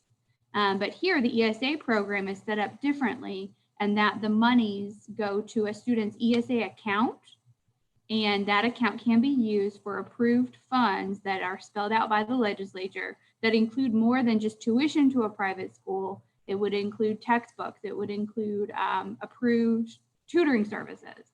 So there's a wider variety of educational services that an ESA program provides that does make it a little different than the voucher program that the McEwen plaintiffs have referred to it as. In addition, in our motions to dismiss in the McEwen case, we did walk through each claim and explain to Your Honor why we felt that they did not have standing on all of these counts because they didn't allege a special injury that is not shared with the general public. And so I didn't want to waive that argument. It's just that we have been arguing that special injury did not exist throughout the other claims raised before the court, and I did not want to take up the time, but I would rely on the state's motion to dismiss to go specifically into each count and the general premise that, such as in this case, they don't allege an injury that they don't share with all citizens in Tennessee. Thank you, Your Honor. Thank you so much. Mr. Panju, anything to add? Yes, Your Honor, just 3 points. First, there is no, to have a non-uniform system of public schools, the ESA pilot program would have to transform private schools into public schools. It does not do that. And to properly frame this claim, they'd have to show that that is the case. But more fundamentally, they'd have to show that there's exclusivity, because even this second argument that you have this parallel system requires exclusivity. You can only do one thing, and you can't have any other options. And the plaintiffs come forth with no argument really to explain how the third part of the education clause can be in harmony with exclusivity when it, by its own terms, says that you can support higher ed, including those public institutions that are higher ed, which means non-public as well. Second, Your Honor, is that this argument that these private schools are converted into public schools has been rejected by state Supreme Courts, unsurprisingly, including in Wisconsin and including in Tennessee in Meredith v. Pence. The Wisconsin case is Jackson v. Benson, Supreme Court of Wisconsin, 578 Northwest 2nd, 602. That's in our briefing and our motion for judgment on the pleadings. Meredith v. Pence is the Indiana Supreme Court case upholding their school choice program. Finally, Your Honor, interpreting the clause this way would have substantial problems for special needs kids. Tennessee has a special needs ESA that's been on the books for several years, since 2015. It's called Tennessee's Individualized Education Program. In our reply brief in support of our motions for judgment on the pleadings, it's in footnote 9, and it's an educational option that's in addition to the state system of free public schools. And under plaintiff's view of the education clause, students with special needs could also lose their ESAs and be forced back into schools that have failed to meet their unique needs. No reading of the education clause's text or any case law interpreting other education clause can be harmonized with the Tennessee Constitution's requirement, which is you have a system of free public schools, and the state can also support education in ways in addition to that system of public schools. And the court should just view it as that, because that's what the text says. So we'd ask the court to reject plaintiff's claim, including the second cast of this claim, which is addressed in our briefing that the McEwen plaintiffs brought up at oral argument here, and grant judgment in favor of the parents. Thank you, Your Honor. Thank you so much. Okay, Mr. Sir or Kelsey? Yes, Your Honor, just one point, and that's a logical inconsistency between Mr. Wood's arguments that I think is really telling. So in count 3 of the McEwen case, he's arguing that the constitutional text, quote, a system of free public schools means one single exclusive system. But on home rule, he is reading a particular county, not as one county, but as an unspecified number of counties, a small number, but an unspecified small number of counties. And that goes directly to LJC's textual argument that the singular form means one and only one. And then, just to conclude the point, Your Honor, we don't think that this creates a second system and that's the problem. It's rather that we agree with Mr. Panju that this state legislature may provide a alternative funding mechanism for students in private schools, and that doesn't violate the clause's requirement of providing a system of free public schools. That's it. Thank you. Anything to add, Mr. Kelsey? Thank you. Mr. Bousek? Nothing further, Your Honor. All right, thank you. So now we are going to move to the last substantive count, which is count 4 of the McEwen complaint. So I assume Mr. Wood, or the state, we'll start with the state and the intervener defendants, because this is the subject of their Rule 12 motions, and then the McEwen plaintiffs, and then we'll go back through the defendants. So we'll start with the state.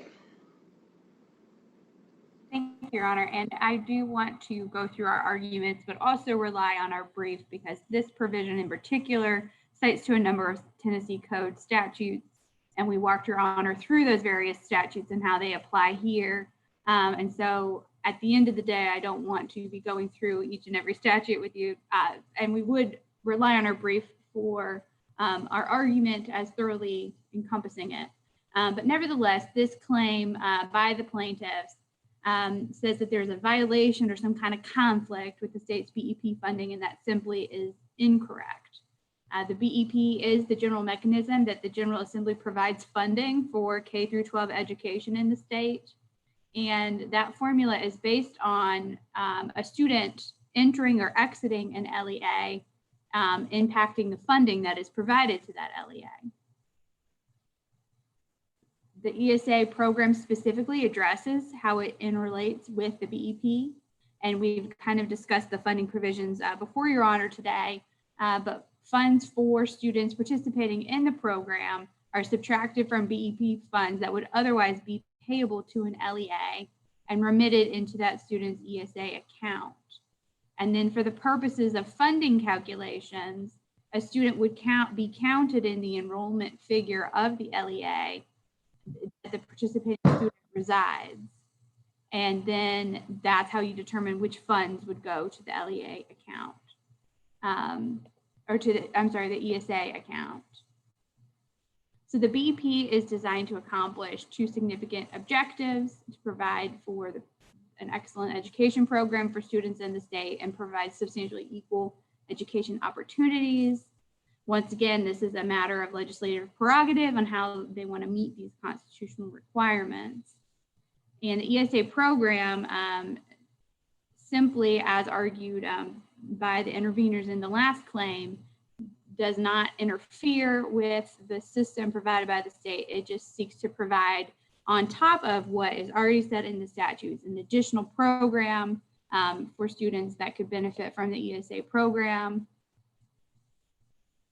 We've gone through a lot of case law about statutory construction and that the court should avoid placing one statute in conflict with each other. I assume Your Honor is familiar with that.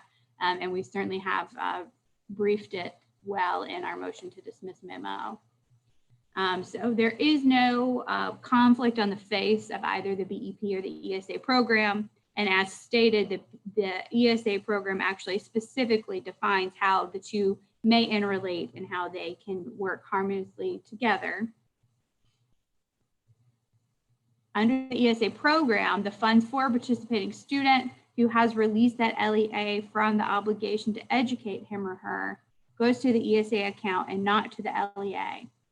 The funds might be utilized to these educational opportunities such as tutoring services, and there is no conflict with the BEP provisions and then providing to LEAs a certain amount of funds for students enrolled in the program. Very specifically with that obligation to participate in the ESA program, the student also agrees that the LEA does not have to educate him or her and that they waive the ability to enroll in the LEA for that school year. To the extent there would be any conflict, the more specific ESA program provisions as to how the funding goes to an ESA account would take precedent. And they're more narrow in scope than the general BEP funds that go through the entire statewide public school system. There is no direct conflict. There is no implicit conflict, and any conflict could be construed so that the statutes can continue to operate harmoniously to provide this public school system to most students in the state, and then to provide this additional opportunity through the ESA program. And so we would request Your Honor deny this claim of the ESA's complaint. Thank you. Thank you so much. Mr. Panju, I have not kept straight which of the intervener defendants, well, I think all the motions that were filed address all the claims, but I'm just going to go down the line and ask everybody and not sort of sort out what specific claims you spent more or less time on. You're all defendants that are all moving for dismissal, so I'm just going to do that. Go ahead. Thank you, Your Honor. On the motion for judgment on the pleadings, you're correct. We have fully briefed that claim and incorporated some arguments in our reply with respect to the BEP claim. So we will rest on our briefs. I think this is the longest hearing I've had, and I'll defer to Your Honor to read the briefs, and but happy to answer any questions if you have any. So we'll rest on our briefs, and I'll turn it over to Liberty Justice Center's counsel. Thank you. Thank you, Your Honor. Brian Kelsey, on behalf of the Greater Praise defendant interveners, just two brief points, Your Honor. First of all, as we already went through back in our slideshow this morning, we discussed how the ESA is not in conflict with the BEP law, but in fact, it works hand in glove with the BEP law. So this cause of action should be dismissed on a second point, Your Honor, because even if the two statutes were somehow in conflict with one another, when two statutes conflict, the one that's enacted later in time controls. And for that, Your Honor, we have cited two cases in our briefing, Taylor versus State, which was attached as Exhibit 11 to our memorandum on motion to dismiss, and then Exhibit 12 was Matthews versus Conrad. So therefore, this is not a claim upon which relief can be granted, and it should be dismissed. Thank you. Thank you. Mr. Busek, anything to add? No, ma'am. And I do appreciate the Beacon Center and the Liberty Justice Center working together on your briefing and your argument. But I will say too, I'm sorry, not the Liberty, the Institute for Justice. But I want to say that the Liberty Justice Center, in particular, Mr. Kelsey, Mr. Sure, your arguments have been very, very helpful today. So everyone has added a lot of value. Let me go then to the McEwen plaintiffs. Mr. Wood. Thank you, Your Honor. And just very briefly, I think mostly we will rest on our pleadings here too, but the BEP statute is different from a regular statute, Your Honor. And if we go back and look at small schools, the BEP was supposed to be the state's solution to its historical failures to comply with its constitutional obligations to provide adequate educational funding. And what the Tennessee Supreme Court left it up to the legislators to come up with a mechanism to remedy those problems, but not unfettered discretion. And after small schools won, the Tennessee Supreme Court had to step in twice more to make sure that the BEP statute and that the formula that the legislator came up with was sufficient to ensure adequate and substantially similar funding. And what the voucher law does by taking money out of that BEP pot, basically what we allege throws off the entire formula. The BEP is a complicated formula. It has dozens and dozens of different inputs. And to just slice off a pot of money and say we're going to give that to private schools means that the BEP formula no longer makes sense. It's no longer adequate to provide the educational resources that are needed. And so the voucher law violates the statute because the state is no longer providing adequate funding to the school districts. Thank you. And so I'm sorry, one more point, just to respond to what was said earlier, again on standing, to respond to the state's point. For taxpayer standing, we do not need a special injury. And so I don't know why it's been said so many times, but that is not a requirement. Does Metro or Shelby County have anything? Oh, I'm sorry, this is not a claim that you all have asserted, so I will go back to the state.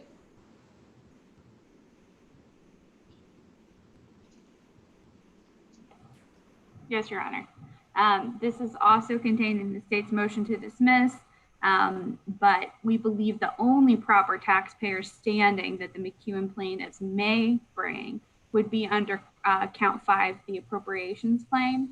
I think this general argument that they contend this funding should not go to the ESA program or a student's ESA account because it could be used towards a private school that is a very general premise that does not look to the specific constitutional right invoked and that whether that right is affected. And so we would contend that their premise that taxpayer standing would survive at each count of their complaint is not appropriate, and that specifically for taxpayer standing and the exception they want to rely upon is when they allege a specific illegality in the expenditure of public funds, and the constitutional provisions that would be affecting that right would be their appropriations claim at best, and certainly not something like this claim or the Home Rule Amendment or any of the other claims that they have asserted. Thank you. Thank you. I'll go back to you, Mr. Panju. Nothing in rebuttal, Your Honor. Mr. Kelsey. Just one thought, Your Honor, and it's a pretty simple one. There is no such thing as a super statute. If you put that into Westlaw, you're not going to find a case that anoints a particular statute as a super statute. If the Flesh that out for me a little bit. Well, Mr. Wood's argument is essentially that the BEP is a super statute, that because the Tennessee Supreme Court has put its imprimatur on it through the McWhorter lines of cases, that somehow it's acquired a sacrosanct a status such that a later in time statute can't alter it without creating a claim because it's a super statute. And the answer to that is, as Mr. Wood pointed out, when the legislature messes with the BEP formula, you have a claim under the education clause, right? The claim is that the new BEP doesn't meet the education clause, and that's what we've been arguing all afternoon. It's not a claim that the BEP itself as a statute is sacrosanct and the legislature is frozen in time from making any changes to it. Does that make sense? Okay. Yes, absolutely. I understand. Just because the BEP was the solution to the first case and then has been tinkered with or addressed in the second and the third cases doesn't mean that the state is barred from making adjustments to its education program that could affect the BEP formulation. Right. Otherwise, it becomes a one-way ratchet where it's at best frozen in time, and the legislature can make no alterations because it's somehow, as I say, been sort of sanctified by McWhorter, and that's just not how the law works. The legislature can make changes, and if plaintiffs or others want to come back and allege those changes are unconstitutional, that's a claim under the education clause. It's not a claim in itself. Understood. Very well put. All right. So we have covered everything we had on our agenda today, but the motion to consolidate, which, like I said, I'm going to hold off ruling on until I address these other motions. I don't think it's necessary right now. And we've had a very long day, and the court has a lot to address in a pretty quick turnaround to meet the timetable that we discussed when we were together last time. Before we conclude, is there anything that we have not covered today that was expected for coverage, either from Metro or Shelby County? Do you all have anything else on your list or anything that we haven't addressed? We don't. No, thank you, Your Honor. Okay. And then what about Ms. Bergmeyer, Mr. Newsom, anything that I didn't cover that you anticipated me covering today or that you think needs to be addressed before we can conclude? No, thank you, Your Honor. And Mr. Wood, I'm sorry, I didn't mean to skip over you. Was there anything else from you or any of your co-counsel? Nothing further from us, Your Honor. Thank you. Okay, thank you. Mr. Panju, anything on your list that we didn't cover? No, Your Honor. Thank you. Thank you. And Mr. Kelsey or Mr. Sir, anything that you thought we were going to cover that we didn't? No, thank you, Your Honor. Thank you for your time. And Mr. Busek, anything you had on your list or anything pending that we didn't address today? No, Your Honor, we appreciate the court's time.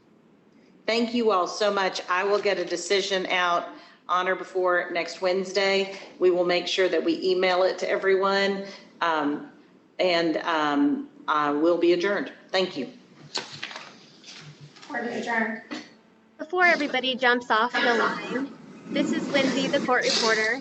If you could each send me, I don't know if you can all see the chat there, but I put my email address. It would be very helpful if you could each send me whom you represent and your full information that you would like on the appearance page of the transcript. Thank you, Lindsay. And I do not see your email in the chat. Oh, now I see it. Okay. Thank you so much. All right. Thank you all. So go ahead. I was just going to say, for those of you who can't see the chat, My email address is my first name, Lindsay, spelled Lindsey, just like on the screen, Lindsay at elitereportingservices.com.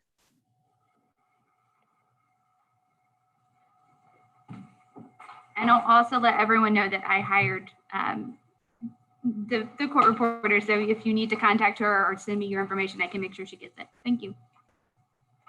Thanks, everyone. Have a good evening.